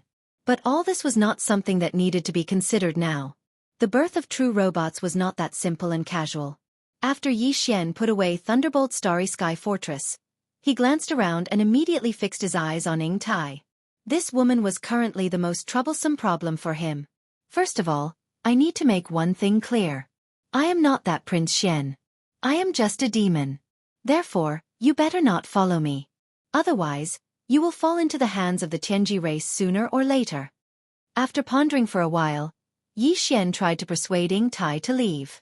Although this Thunderbolt graveyard is some distance away from the wormhole that leads to the third universe, with your cultivation that has surpassed the Grotto Heaven realm, I believe that before the follow-up forces of the Tianji race arrive, no one will be able to stop you. So, hurry up and leave. Otherwise it will be too late. Kakik. You little sweetheart. Although you are still trying to trick me with words, at least you are worried about me. At least I didn't travel hundreds of millions of miles to find this place for nothing. Ying Tai didn't take Yi Xian's persuasion to heart at all. Instead, she laughed once again, and her eyes sparkled with brilliance. My dear, your concern makes me suddenly feel like I found the sweetness of a butterfly's love. For this reason, I won't mention the part where you changed your heart before. We can start over. I have decided to follow you. If you don't go back, I will stay here with you. Chapter 3038. Stop and rob. Falling in love? Transforming into a butterfly? Grand and spectacular? As Yi Xian mulled over these words, he suddenly felt his scalp go numb. At this moment, he felt that this woman in front of him was definitely a huge problem. However, she was a human, and it wasn't easy for Yi Xian to kill her. Furthermore, her cultivation was so high. If she was determined to stick to Yi Xian, there was probably no way for him to get rid of her. What the F***CK? How did he end up with such a huge problem? That Prince Xian really wasn't a good person. Why did he have to provoke such an existence for no reason? As Yi Xian muttered to himself, his mind quickly turned. No matter what, he had to get rid of this woman. Otherwise, with her by his side, Even if the Tianji clan was made up of a bunch of idiotic robots, they would know that he was related to that so-called Prince Xian. They wouldn't care if this woman mistook him for someone else. She was Prince Xian's fiancée. How could she mistake her future husband for someone else? Although this matter could be explained, the key point was that even if it was explained, people who shouldn't have been paying attention would still be attracted. This wasn't good for Yi Xian. After hearing this woman mention it twice, Yi Xian already knew that the 11th realm after the Heavenly Passage realm was originally called the Mystic Light Realm. This woman was a supreme existence in the Mystic Light Realm. Under the circumstances where he couldn't attack her, Yi Xian originally had no chance of getting rid of her. However, that was in the past. As for now, Yi Xian's system title had been upgraded to the 3rd level of the Interstellar Explorer. He had the ability to jump through interstellar coordinates. To him, getting rid of a supreme existence in the Mystic Light Realm wasn't difficult at all, even if it was a supreme existence in the Mystic Light Realm. Thinking of this, Yi Xian's gloominess immediately dissipated. He had just obtained this ability and was planning to test it out. I'll say the same thing again. I'm not Prince Xian. You've got the wrong person. So, don't follow me. You won't be able to keep up. If you don't believe me, I'll walk out of the lightning tomb right now. I don't want you to think that I used the lightning tomb's geographical advantage to shake you off. In order to make the other party give up, Yi Xian put in a lot of effort. As he spoke, he turned his head and glanced at Ying Tai. Then he took a step forward. With just one step, he was already out of the Thundergrave. His figure appeared in the void of the universe outside the perilous land. At the same time that he walked out, the lightning barrier at the edge of the Thunder Tomb had already been removed by Yi Xian with a thought. Therefore, Ying Tai also stepped forward. She tilted her head slightly and looked at Yi Xian with a provocative expression. She seemed to be saying, "Fine, can't you get rid of me? Let's see how you do it." He appeared to be extremely confident. Unfortunately, Yi Xian was clearly more confident than her. I've said it before. Getting rid of you is as easy as pie. Sensing the provocation in the other party's eyes, Yi Xian's competitive spirit was also aroused. It was not a pleasant feeling to be looked down upon by a woman. At least, he did not like it. This kind of self-righteous woman should be given a hard slap in the face. She would naturally know what was good for her after being slapped in the face. Thinking of this, Yi Xian grinned and immediately ordered the devouring system to start the interstellar coordinate jump immediately. The next moment, the familiar sound of the system's notification rang in Yi Xian's mind. Ding! System confirmed. Interstellar coordinate jump ready. Countdown begins. 3, 2, 1. Ding! Congratulations to the host. The jump has started. Whoosh! A weak sound broke through the air. From above Yi Xian's head, a small crack suddenly appeared in the void. An aura that was exactly the same as Yi Xian's own blood essence poured out. It instantly pulled his body and turned into a weak light that disappeared into the crack. Then, without waiting for Ying Tai to come back to her senses, the crack in the void instantly closed again. Everything returned to normal. Even with her supreme cultivation, she could not catch the slightest trace of it. In the blink of an eye, Yi Xian's figure had completely disappeared. All of this was obviously beyond Ying Tai's expectations.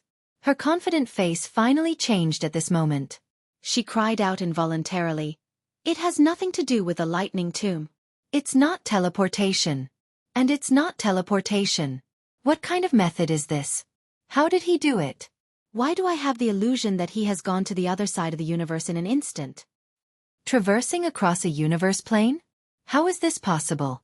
The ultimate prince of the human race's eternal dynasty is indeed not simple. However, if you want to get rid of me like this, you are too naive. I'm afraid you haven't completely understood what the difference between the Mystic Light Realm and the Satellite Realm means." At the end of her sentence, the shock on Ying Tai's face slowly disappeared. It was replaced by a calm expression that became more and more interested. Her figure flashed, and she quickly rushed in a direction. It should be this direction. It was not easy to find a feeling. You can't run away from my love of the butterfly. Whoosh! The sound of something breaking through the air rang out. Yi Xian's figure fell from a crack in the void. The surroundings were dark. This void was where he had imprinted the first interstellar coordinate. In other words, he had already arrived at the black hole of life. The crack in the void above his head instantly closed again.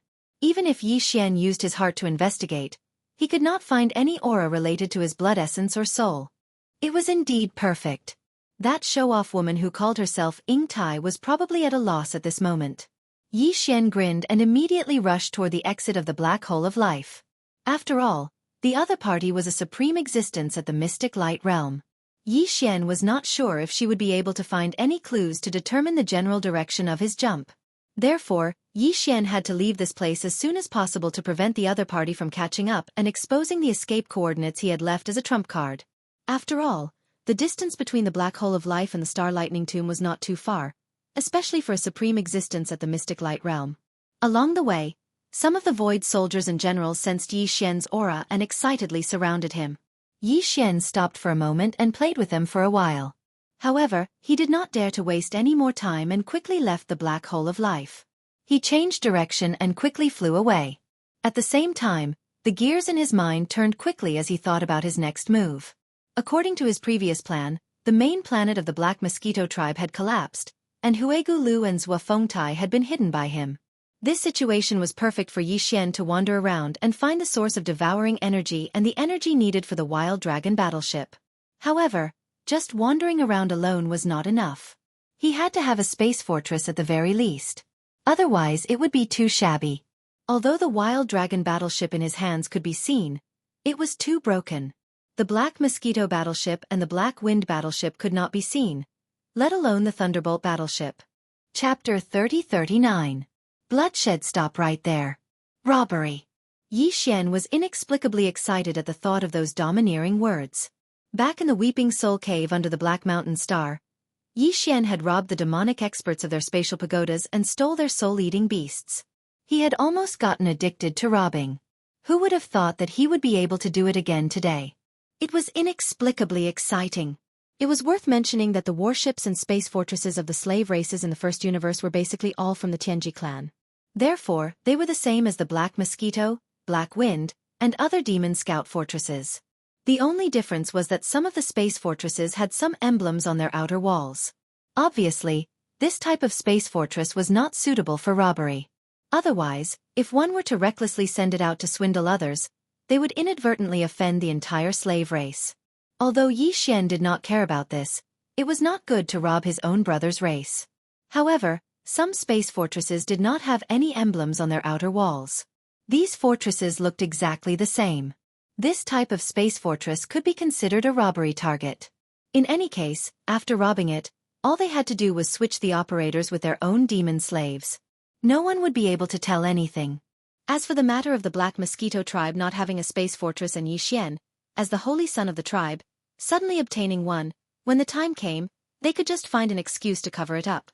Now that the Black Mosquito Star Zone was in chaos, the human elite fleet had just wreaked havoc here and destroyed some of the slave race's warships and space fortresses. When the time came, they could just say that they had accidentally found an ownerless space fortress in the void. The people inside were gone. They had probably escaped. After all, it was an ownerless space fortress. Why couldn't they just pick it up? As long as the slave clan that originally owned this fortress did not notice anything wrong, who would care too much about this matter without the victim's family? As for the success rate of the robbery, that was even less of a problem. In the first universe, the overlords of the Tianji clan were natural mechanical manipulators. They only needed one official clansman to control a huge space fortress. This was something that not even the most powerful scientists of the human race could do. But that was it. Among the other slave races, almost none of them could compare to the human race in terms of warship control or technology. Even the demon race didn't care much about technology, not to mention the half-developed races such as the Oxhead and Horseface races.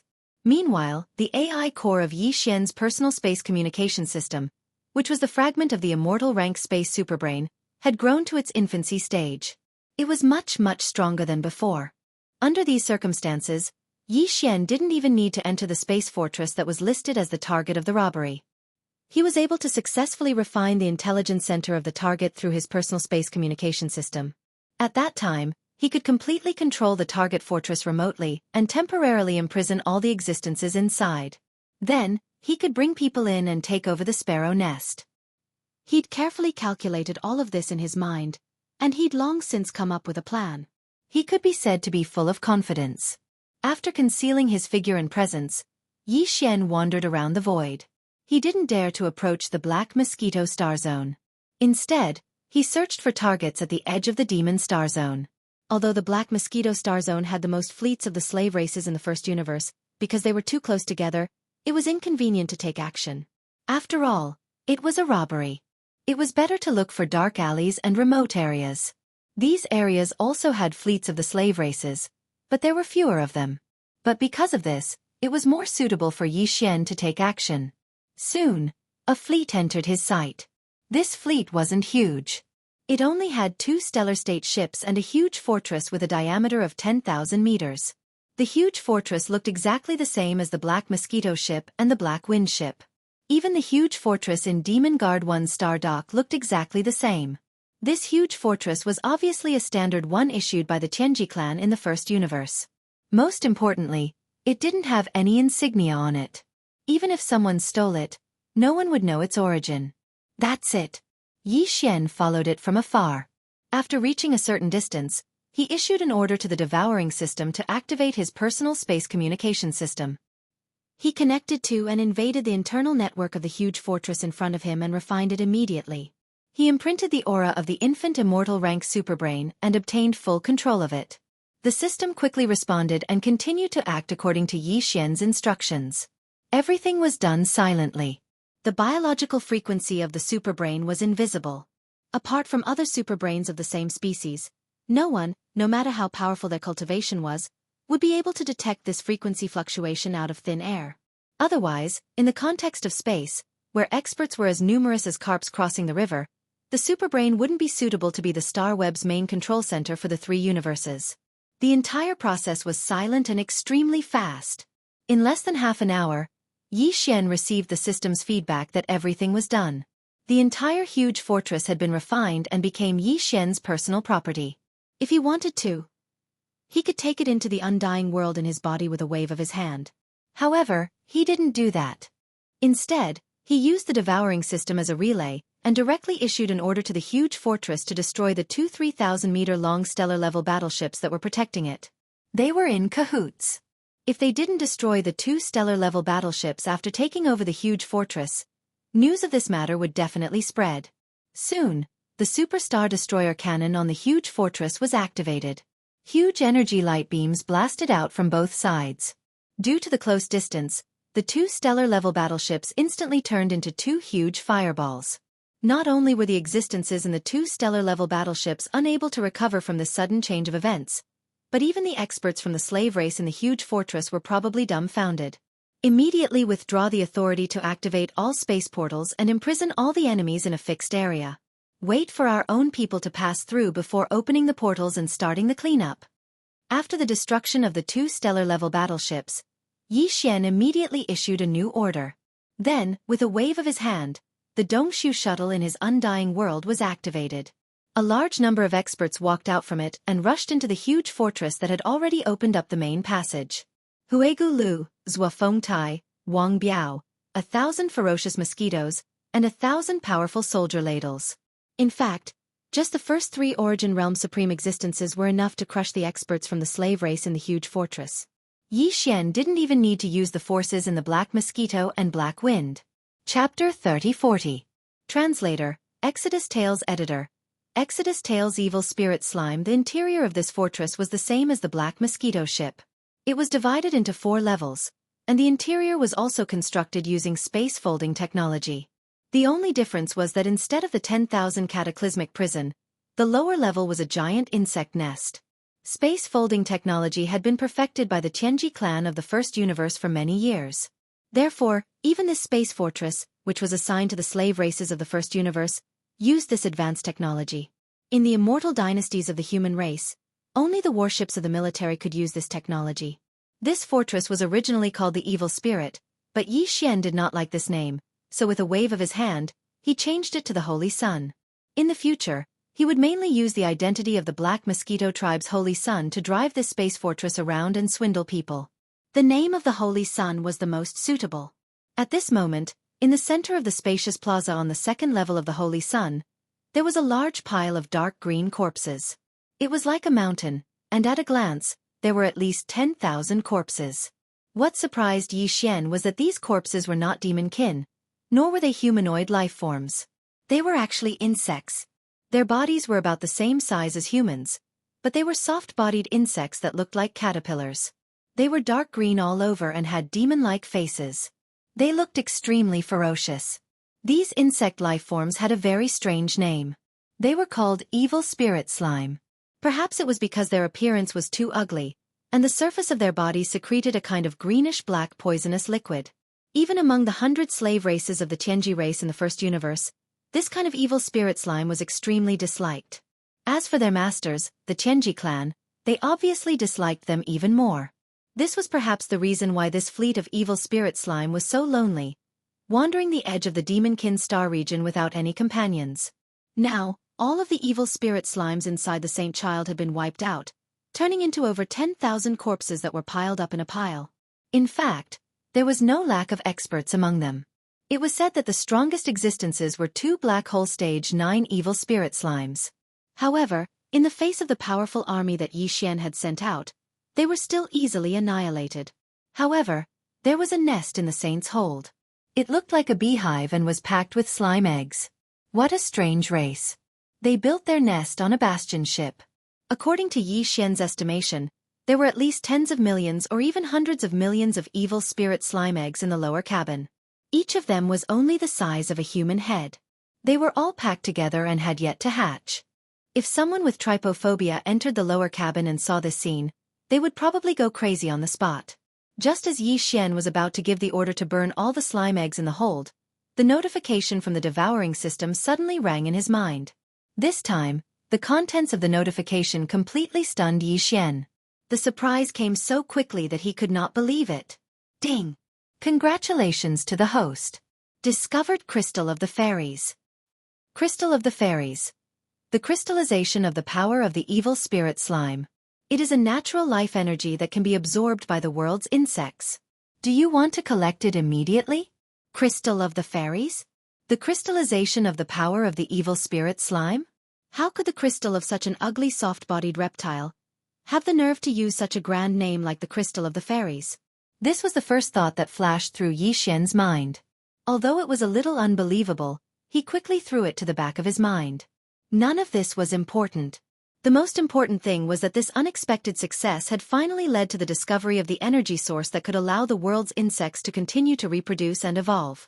From the looks of it, the hundreds of millions of evil spirit slime eggs in the hold of the Holy Sun absolutely could not be burned. There were only about 10,000 evil spirit slime corpses in front of him, so there was a limit to the amount of Crystal of the Fairies that could be harvested. With the gigantic insect nest in the hold of the Holy Sun, Yi Xian would be able to obtain an endless supply of Crystal of the Fairies as more and more evil spirit slime hatched in the future. In this way, as the world's insects continued to grow, the evolution and growth of the Long Yi Xian fortress would also slowly enter the fast lane. When the Long Yi Xian fortress grew into an interstellar fortress with a diameter of 100,000 meters, Yi Xian would be able to drive it around the 3 dimensions of the universe. A life fortress that could rapidly repair itself at any time, anywhere, was simply too weak compared to an interstellar fortress of the same level. With this kind of excitement, Yi Xian immediately gave the order to collect the crystal of the evil spirit slime corpses. This scene was indeed too bloody, so he couldn't bear to watch it. He turned around and walked into a passage in the plaza. Half an hour later, 10,000 Crystal of the Fairies were gathered together and handed to Yi Xian. The Crystal of the Fairies were only a type of small red crystal. Moreover, they were extremely small, sparkling and translucent. They looked about the same as a pomegranate, and the largest one was slightly smaller than a pinky nail. 10,000 Crystal of the Fairies were only a small bag, so it was not very eye-catching. Yi Xian didn't bother to look at them in detail. Apart from keeping 10 of the largest Crystal of the Fairies as samples, he put them in a small box and threw them into his undying world. The rest of the fairies were all tossed to the devouring system, allowing it to transfer them to the Long Yi Xian fortress for the world's insects to absorb. He believed that not long after, the world's insects would be able to revive and evolve once again. As for the pile of evil spirit slime corpses, Yi Xian didn't let them go to waste. He immediately took out his Devil Blood Star Tears sword. After 5 fusions, not only did the Devil Blood Star Tears sword reach the epic grade of Starry Sky, it even gave birth to a Devil Blood Sword Spirit. This kind of flesh energy was a great supplement for the Devil Blood Sword Spirit. The moment it was taken out, Yi Xian heard the Devil Blood Sword spirit's cheerful buzzing sound coming from the Devil Blood Star Tier sword. Following that, the Devil Blood Star Tier sword was controlled by the Devil Blood Star Tier sword. It turned into a ray of bloodlight and plunged into the small mountain of evil spirit slime corpses. The entire mountain of corpses withered at a speed visible to the naked eye. The Devil Blood Star Tier's sword had absorbed such a large amount of flesh energy several times now. According to Yi Xian's estimation, if there were no accidents, the Devil Blood Star Tier sword was not far away from leveling up. Now, it was already at the Starry Sky Epic grade. If it went one step further, it would be at the Starry Sky Supreme Treasure grade. Owning a Starry Sky Supreme Treasure grade combat weapon was absolutely the dream of any expert. But because of this, it would take a long time to reach the Starry Sky Supreme Treasure grade. After all, it wasn't easy to reach the Starry Sky Supreme Treasure grade. Chapter 3041. Various concurrent positions. The entire Demonkin Star region, especially the Black Mosquito Star region where the Black Mosquito tribe was located, did not return to normal after the departure of the elite human fleet from Naples. After all, the large and small fleets of the 100 servant races from the first universe had not gathered here because of the arrival of the human race's fleet. Their purpose was to search for and capture Prince Xian of the human race's everlasting dynasty. As long as Prince Xian was not caught, they could not leave so casually, even if it was to curry favor with the celestial legacy race or to do it half-heartedly. Yi Xian had been in the Starry Sky Thunder Tomb for a period of time. During this period of time, everything that had happened in the Black Mosquito Starfield had already spread throughout the entire first universe. The complete destruction of the Black Mosquito tribe's main star, the unexpected fall of the demon race's imperial city's first high priest, Wen Xing, and the huge loss of the servant fleet. This news was extremely shocking to the hundreds of slave races in the first universe. The Devil Imperial planet was especially shaken. It was said that after the news that Chief Priest Wen Xing was blown into pieces by the flagship of the human elite fleet was sent back, the furious roar of Devil Emperor Mo Wention was heard from the depths of the Devil Imperial City. Wen Xing was the favorite of the Devil Emperor, a supreme existence of the Heavenly Passage realm. How could Mo Wention not be angry when he died in such a sullen manner? However, if he were to find out that Wen Xing was hiding another secret identity as a human spy under the High Priest of the Imperial City, what would the Demon Emperor think? Yi Xian didn't care about any of this. He was already rushing towards the Black Mosquito domain from the edge of the Demon domain with the Saint. Along the way, Yi Xian found a hidden void and took out the two space fortresses, the Black Wind and the Black Mosquito, from the undying world within his body. This included the Dongshu shuttle. The reason for this was naturally to free up manpower to enter the Saint. With his current status, not only had he become the Black Mosquito tribe's holy son, but because Wu Fengtai and Hui Gulei had already been shelved by him, Yi Xian had already privately put on the two high hats of temporary Great Commander and temporary High Priest on his head. In short, in the entire Black Mosquito tribe, he was the one with the highest authority.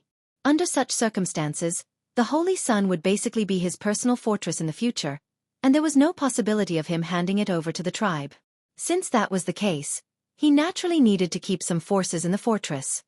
However, including the 1,000-man battalion led by Gue Hai Yi Dao in the Dongshu shuttle, and the other 5,000-man battalions led by Cong Qingyu and the others, he did not dare to move a single one of the 6,000 scouts. He continued with his original arrangements. After all, these guys were all from the Demon Scout Corps, so they couldn't be exposed. The appearance of a wretched mosquito slayer in the Demonkin star system was already quite risky. If more came out, something bad would definitely happen. The higher-ups of the demon slaves like Naboshan, Ba Chai, and Li Mosquito couldn't show themselves either. Other than that, he even sent Wu Fengtai and Hui Gulei into the Dongshu shuttle so that they could stay with Gue Hai Yi Dao's army of 1,000 slaves and guide them so that they could improve their cultivation and grow as quickly as possible.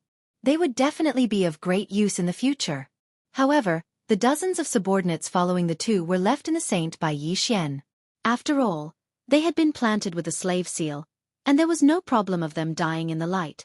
With their presence, the news of Hui Gulei and Wu Fengtai's death could be confirmed. No one would doubt it. These guys were the trusted subordinates of the two for many years. Yi Xian also didn't move the 1,000 mosquito beasts and 1,000 soldier ladles in the Dongshu shuttle. However, he transferred 1,000,000 mosquito beasts and 10,000 soldier ladles from the Black Mosquito ship and the Black Wind ship to the Saint. At the same time, he also moved the 8-star ladles, and all the mosquito beasts and soldier ladles to the second level of the Saint. In this way, the 2 lower levels of the saint were allocated. The bottom level was a nest of the evil slime, and the second level was for the mosquito beasts and soldier ladles. Yi Xian wouldn't open the access to these 2 levels, so no one was allowed to enter or leave. As for the top level, it was naturally for him to use. As for the third level, there was a living area for the demon dwellers, which was enough to accommodate 2,000 to 3,000 people. Yi Xian planned to arrange for all the demon dwellers who controlled the saint to stay there. Of course, these thousands of demon dwellers had to be temporarily recruited. Fortunately, the Black Mosquito tribe still had 9 demon dwellers planets. The higher-ups had all been planted with slave imprints, so it wouldn't be a problem to recruit a few hundred demon dwellers on each demon dweller planet. Yi Xian would be able to recruit all 3,000 demon dwellers in one go. After doing all of this, he immediately stored the Void Hole shuttle and the Black Mosquito ship into the Undying World within his body. Just as he was about to store the Black Wind as well, a thought flashed through Yi Xian's mind. He suddenly remembered that there seemed to be some unresolved matters within the Black Wind that he needed to deal with. To be precise, there were 2 matters. Firstly, the 1,000 over-elites of the Wan Luo Federation who didn't manage to escape in the bottom level of the Wan Luo prison, including Prince Xian. Secondly, the Black Wind ship's guardian demon beast, the Black Wind Beast. The Black Wind Beast wasn't in a hurry. Although the Black Wind ship was the main flagship of the Demon Dweller Scout Army, the Guardian Demon Beast was stronger than the Black Mosquito ship's Li Mosquito. Like Ba Chai, it had reached Black Hole Realm Level 9. However, the Black Nine's strength was nothing to Yi Xian now. Either the 8-star Wang Biao or Prince Shui Ben would be able to suppress it immediately. It wasn't good for this demon beast to show itself. He could just find some time to deal with it or subdue it. After all, it was locked up in the demon nest of the Black Wind ship and couldn't come out at all. As for the 1,000 over-elites of the Federation at the bottom level of the Black Wind ship, it seemed like it was time to check on them. There were more than 10,000 people locked up in the Black Wind ship's Wan Luo prison. When Yi Xian refined the Black Wind ship, he only released close to 10,000 people and didn't release the remaining 1,000 because of Prince Xian. He couldn't possibly leave him alone, right? That would be too obvious. As for the 1,000 over-elites of the Federation, Yi Xian planned to release them after returning to the third universe. Everything would be based on the Black Mosquito ship's model, so there was no need to worry. The key was that Prince Xian. Although Yi Xian didn't have any enmity with him, ever since he obtained the level 9 gene cultivation fluid from the Undying Star and found a drop of undying ancestral dragon blood in it, he had coincidentally swallowed it in front of Prince Xian in the Wan Luo prison. The conflict between the two could no longer be resolved. They were destined to be on opposite sides. This time, the arrival of the human race's elite fleet from Naples in the first universe already showed that Prince Xian's matter couldn't be delayed any longer. Yi Xian could deal with the other 1,000 over-elites of the Federation a little later, but it was better to deal with Prince Xian as soon as possible. Chapter 3042. Translator, Exodus Tales Editor, Exodus Tales Immortal Blood Crystal. It seems that the Black Wind still has close to 100,000 void soldier ladles. I hope that guy has been scared to death so that I won't have to make a move. Yi Xian sighed and muttered to himself as he stepped into the Black Wind's myriad cataclysm. Among the 100,000 void soldier ladles, there were 5,000 Black Hole Realm 7-star general ladles. Of the 1,000 void soldier ladles that Yi Xian brought into the Dongshu shuttle, there were 200 void soldier ladles from the 4th realm to the 8th realm. In addition, of the 10,000 void soldier ladles that moved from the Black Wind to the Saint, there were 2,000 Black Hole Realm soldiers. In other words, there were close to 90,000 void soldier ladles in the Black Wind's myriad cataclysm. Among them, there were close to 3,000 Black Hole Realm 7-star general ladles. There were only slightly more than 1,000 Federation elites still imprisoned in the myriad cataclysm. Although there were Black Hole Realm elites among them, there were only 6 or 7 of them. Moreover, they were only at the early stages of Black Hole Realm Level 1 to Level 3. Otherwise, they wouldn't have been captured. Under such circumstances, facing such a terrifying army of soldiers with terrifying numbers and strength, the 1,000 or so elites of the Federation had probably spent every day in fear ever since they moved in and started living together with them. Fortunately, the pillars of the cage were strong enough to give them a weak sense of security. However, with the void soldiers' good teeth, Yi Xian wasn't sure if the pillars of the cage would be able to withstand it. It was only now that he realized that this was only the second time he had entered the myriad cataclysm in the Black Wind's myriad cataclysm. After releasing the 10,000 Federation elites, he hadn't gone back to take a look. He didn't know if Prince Xian and the others were still alive. At this thought, Yi Xian's expression turned strange. In an instant, he appeared in the prison guard's living quarters at the edge of the Black Wind's myriad cataclysm. There were void soldier ladles everywhere. Although the Heaven's Legacy race's space fortresses all used space folding technology, the myriad cataclysm was only so big. It was still a little crowded for 100,000 void soldier ladles to enter. Seeing Yi Xian and feeling the aura of the mother marrow that was being emitted from his body, the void soldiers immediately let out a light cry of joy. They all crawled over and followed behind Yi Xian as they walked towards the cage area of the Myriad Heaven prison. After Yi Xian released the 10,000 Federation elites, the rest of the cataclysm were all gone. Refining the Black Wind would be able to achieve this. Seeing Yi Xian cataclysm again, the 1,000 Federation elites were all taken aback at first, but then they realized something. Their faces contorted in shock, but there was also a hint of doubtful joy in their eyes. Yi Xian cataclysm had mixed in with the 10,000 escapees and left with them. He had used the devouring system to retract the pillars of the myriad cataclysm and opened the myriad cataclysm. Thus, these people had no idea that Yi Xian cataclysm, the young man who had been captured in the Black Wind's myriad cataclysm, was actually the perpetrator of that inexplicable amnesty. But now they understood everything. Moreover, Yi Xian cataclysm had appeared here again, and the 100,000 terrifying black beetles around him were like pets, joyfully following behind him. There was no longer any suspense. This young man had already taken control of the Black Wind and possessed an incomparably powerful foundation. Just these black beetles alone were enough to sweep through a small country. This was also the reason why they were so happy. After all, they were all on the same side. Perhaps Yi Xian cataclysm's arrival represented their freedom. But at the same time, when they thought about how Yi Xian cataclysm hadn't appeared for such a long time, they realized that if he wanted to release them, he would have done so long ago. That was why, amidst their joy, they were also incomparably nervous and doubtful. Yi Xian cataclysm didn't pay any attention to all of this. His gaze swept towards the cage where Prince Xian was, and then his expression changed abruptly. Out of the 1,000 over cages, the rest were undamaged. Only Prince Xian's cage had a large chunk of 10 thick black pillars eaten away, and a large hole had appeared on one side of the cage. It was large enough for a Black Hole Realm soldier to enter. Inside the cage, apart from some bloodstains on the ground, that Prince Xian was already gone. Eaten by the soldier? But why did it only eat him?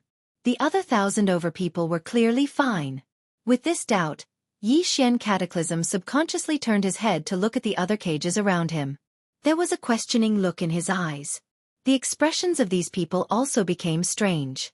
They clearly understood what Yi Xian cataclysm meant and then carefully spoke one after another.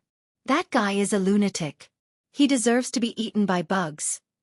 Since that day, that guy hasn't had a moment of peace. It's rare for him to shut up, but he only takes a break. At most, after 2 hours, he immediately starts scolding again. Not only are we annoyed, but even these bugs are annoyed by him. After scaring him a few times to no avail, they simply gnawed a hole, crawled in, and swallowed him whole. He's a complete lunatic. He keeps saying that he's Prince Xian. Puh! How can the prince of our human race's everlasting dynasty be like this? What a shrew! As these words entered his ears, Yi Xian slowly opened his mouth wide. At first, he was shocked. Then he didn't know whether to laugh or cry. In the end, he was extremely emotional. This was truly a case of retribution for being cheap. Back then, Yi Xian had been scolded so badly by him that he almost killed this brat on the spot. Who would have thought that in the end, this brat would still die because of his cheap mouth? But then again, just based on this cheap mouth alone, no one would believe that he was Prince Xian of an everlasting dynasty. This was good too. At least this way, the everlasting dynasty's royal family's reputation would be preserved. Otherwise, once this matter spread through the other Federation elites in the myriad cataclysm, the entire royal family would be humiliated.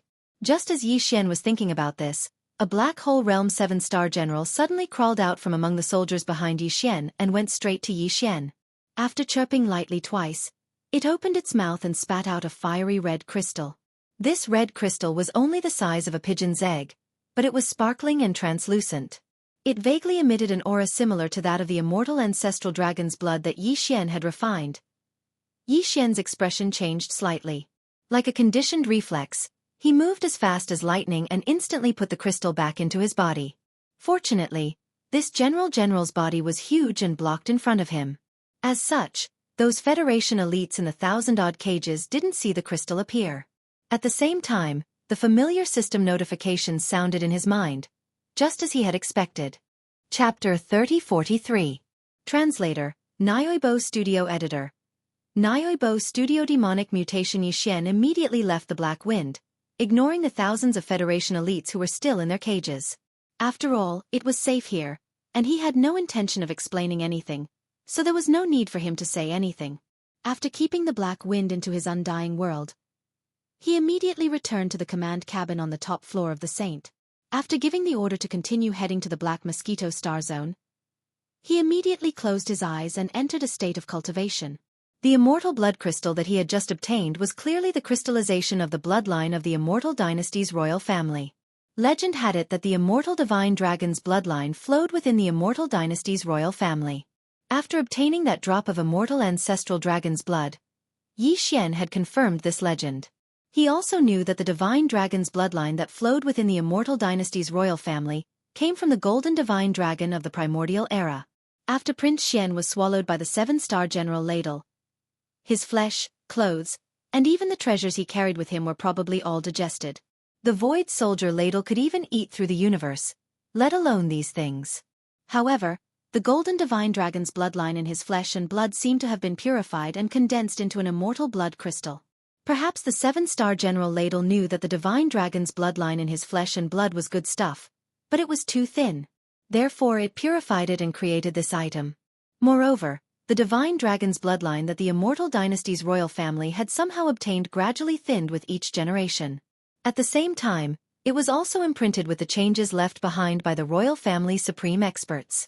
Therefore, this immortal blood crystal had two meanings to Yixian. First, by absorbing it, Yixian's divine dragon's bloodline would improve further. Second, because the blood crystal was imprinted with the bloodline aura of the royal family's supreme experts. Once Yixian merged it into his own bloodline, he would transform into the real Prince Xian. Although he would not be that person, his bloodline would definitely be that of the Immortal Dynasty's royal family. Perhaps even the imperial preceptor of the Immortal Dynasty, the heir, would not be able to deny this. The divine dragon aura in the blood crystal was not very strong. Although it had some effect on the evolution of Yixian's divine dragon bloodline, it was not very effective. However, the latter was more powerful. As long as this was realized, Yixian would no longer need to hide from the search of the immortal royal family. He could openly return to the third universe, and from then on, he would truly be Prince Xian.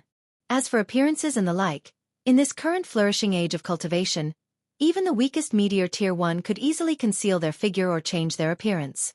There was really no one who would be too conflicted about this point. This was the final trial, after all. He couldn't even reveal his identity as a member of the royal family. It was only natural for him to change his appearance. Since he was used to this appearance, he was too lazy to change it back. After all, Prince Xian had used this appearance to become famous in the 3 universes. In order to take care of the feelings of his fans, it was reasonable to continue using this appearance. Impersonating, no, replacing Prince Xian was an extremely shocking idea. However, because of the existence of this blood crystal, everything became possible. Yixian was not greedy for riches and honor. Instead, he wanted to grow.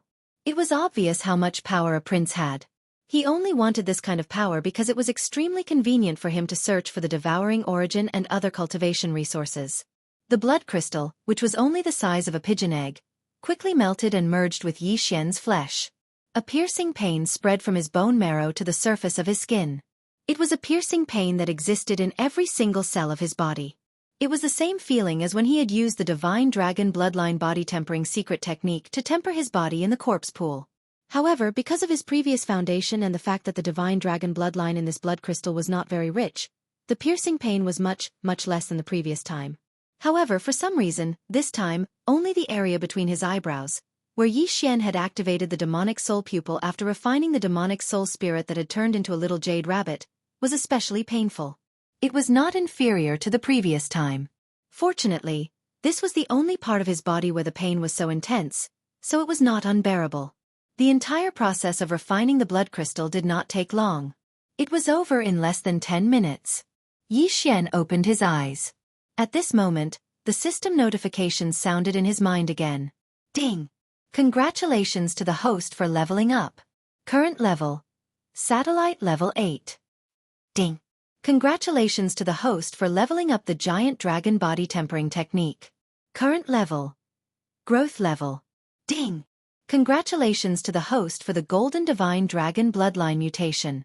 Direction of mutation: Demonic torch dragon. Ding! Congratulations to the host for obtaining the mutated demonic dragon bloodline special ability. Demonic dragon's gaze. Current level: Beginner level. As the series of system notifications sounded one after another, Yi Xian fell into a daze again. The leveling up of his cultivation was within his expectations. The only thing he was a little surprised about was that he had leveled up twice in a row. However, when he thought about it, not only did the blood crystal contain the divine dragon bloodline, but it also contained the aura of the bloodline imprint left behind by generations of supreme masters. After absorbing it into his body, it was normal for him to level up twice in a row. In addition, the leveling up of the giant dragon body tempering technique from the beginner level to the growth level was also within his expectations. What truly shocked him was the mutation that had occurred during the advancement of the dragon bloodline. Leveling up? It sounded like a good thing, and when the system mentioned this, it also used the word congratulations, which was a great blessing. Thinking about the abnormal pain of the demon soul pupil between his eyebrows, Yi Xian felt that the so-called bloodline mutation this time was most likely related to the demon soul pupil. After his giant dragon bloodline had leveled up into the demonic dragon bloodline, he had obtained the demonic dragon bloodline special ability called the demonic dragon's gaze, which happened to be related to his eyes. Therefore, this point was basically confirmed. The words, demonic torch dragon, reminded Yi Xian of a primordial legend. In primordial legends, dragons could be regarded as a kind of supreme divine beast, and there were actually many kinds of them, each with their own characteristics and different powers, such as the winged dragon, horn dragon, jiao dragon, horn dragon, and so on. The golden divine dragon was powerful, but in some primordial legends, there was a kind of dragon that was even more powerful than the golden divine dragon. It was called the demonic dragon, the underworld dragon, or the torch dragon. In the legends, the torch dragon was also known as the Zhuyin, the Hui dragon, or the torch dragon. Its image was said to be that of a dragon with a human face. It held a candle in its mouth, illuminating the darkness in the northwest where there was no sun. Legend had it that its power was extremely great. When it opened its eyes, the sky was bright, which was the day. When it closed its eyes, the sky was dark, which was the night. Its eyes were the light. Its eyes were the light. It was a simple sentence, but the aura and majesty it displayed was enough to make one's heart tremble. When it opened its eyes, it was the day, and when it closed its eyes, it was the night.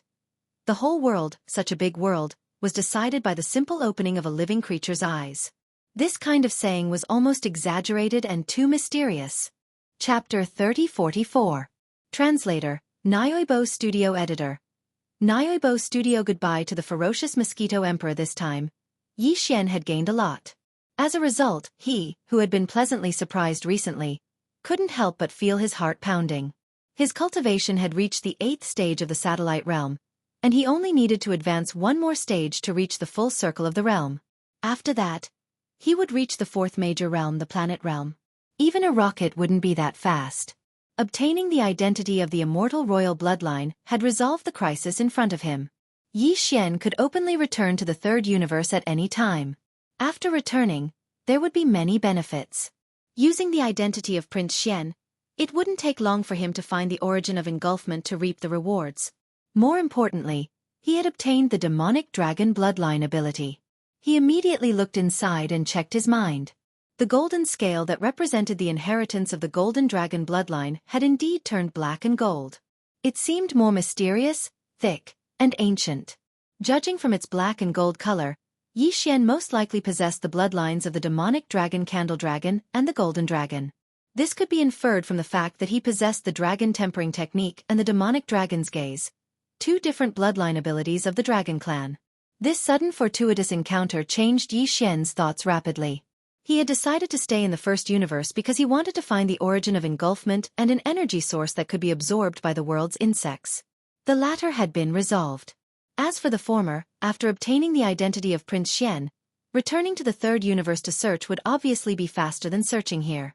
In addition, the problem of Prince Xian's identity no longer existed. Therefore, Yi Xian suddenly had the thought of leaving. Of course, there were still some things that he had to do before leaving. First, he had to try to search for information about the origin of engulfment in the first universe. His personal star communication system had been upgraded to the growth stage, and it had entered the growth stage of the star superbrain.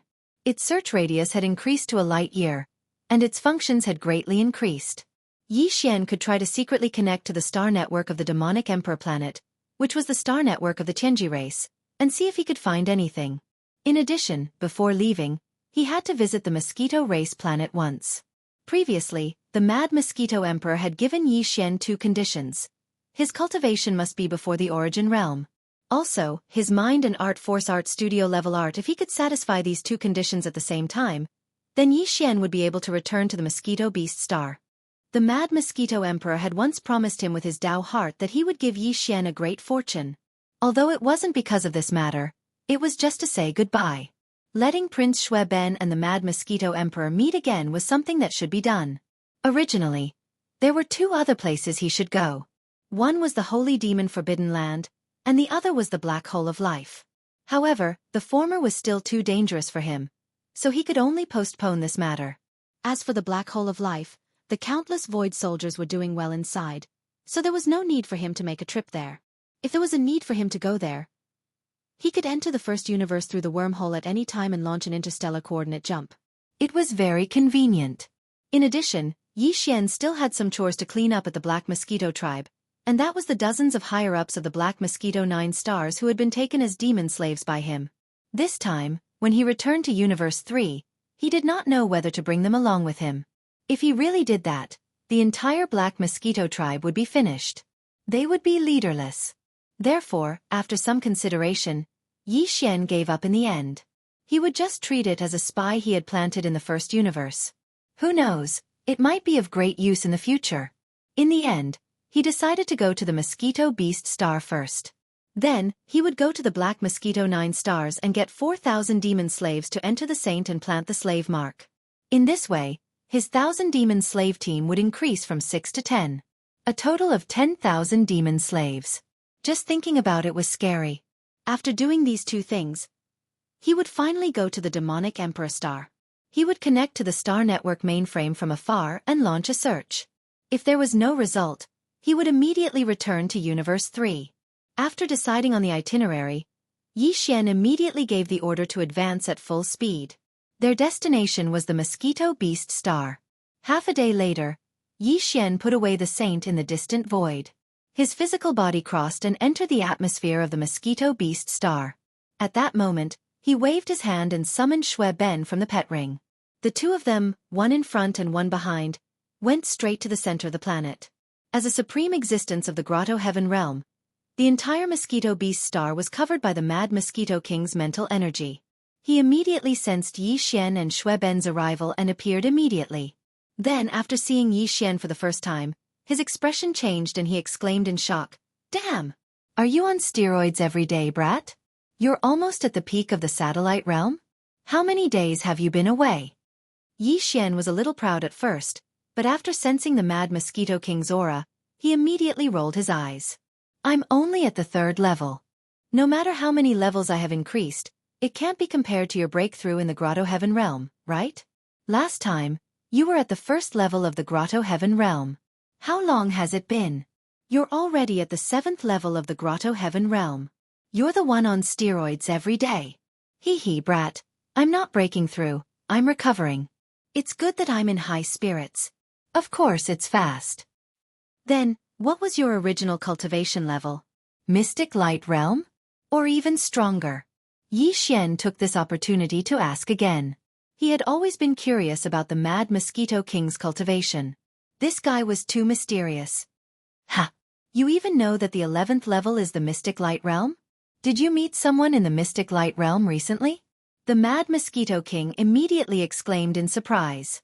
Then, as he spoke, he released a strand of mental energy toward Yi Xian to investigate. When this strand of mental energy came into contact with Yi Xian's body, he didn't resist. He trusted the Mad Mosquito Emperor quite a bit. At the very least, the mental imprint that the other party had left outside his sea of consciousness had only been able to protect his sea of consciousness. It had never crossed the line and entered his sea of consciousness without permission. In the next second, the Mad Mosquito King suddenly exclaimed, "Golden Dragon Bloodline? Underworld Dragon 9 Bloodline? Desolate Ancient Xianxia Divine Ability? 6th Level Mental Energy? And the aura of the Weeping Soul Blood Ape? Heavens, this tattoo, could it be the Heavenly Tao Nascent Soul? No, that's impossible." As the Mad Mosquito King exclaimed one after another, Yi Xian's body shook violently, and an expression of disbelief appeared on his face. The Mad Mosquito King's mental energy clearly hadn't entered his mind. In fact, it had only touched his body for a moment, but it was as if it could see through Yi Xian. This was clearly through the faint aura left on Yi Xian's body by the Mad Mosquito King's bloodline and divine ability. Even that Heaven's Legacy race upper echelon and Prince Xian's fiancée, Ying Tai, definitely didn't have such an ability. Those two were supreme existences in the mystic light realm. Chapter 3045. Crutch Yi Xian didn't hide much from the Mad Mosquito Emperor. Other than the part about Prince Xian, he basically told the Mad Mosquito Emperor everything. Of course, he wouldn't reveal the most important secrets about the devouring system and the undying world to Yi Xian. On one hand, the reason why Yi Xian did this was because he trusted the Mad Mosquito Emperor, and on the other hand, it was because he could be considered to have a strong foundation. Even if the Mad Mosquito Emperor was an existence that surpassed the profound light realm, with a headless corpse of an infant, it would be useless for him to scheme against him. In addition, Yi Xian's honesty had another purpose. He hoped to get some feedback from the Mad Mosquito Emperor. Putting aside his cultivation realm, the fact that the Mad Mosquito Emperor was able to recognize the aura of the giant golden dragon and the underworld dragon 9, as well as the Weeping Soul Blood Ape and the desolate ancient Xianxia, showed just how mysterious he was. He even knew the origin of the headless corpse lamp tattoo on Yi Xian's chest with a single glance. He even uttered the words, "Heavenly Tao Nascent Soul" in surprise. Was it the Heavenly Tao Nascent Soul corpse? Could it be that this headless infant's corpse is actually the embodiment of the will of the Heaven Tao from the primordial era? But why was it in the form of a baby? Who cut off its head? Also, what was the truth behind the War of the Ancients? If the headless infant corpse was really the will of the Heavenly Tao from the primordial era, then how could it have caused such a destructive war? The powerful beings of the primordial era were divided into two camps. One camp called themselves gods, and the other camp was called demons. As the will of the Heavenly Tao of that era, how could it allow this to happen? In fact, all of this had been entangled in Yi Xian's mind recently. From time to time, it would pop up, making him fascinated and subconsciously recall the primordial age.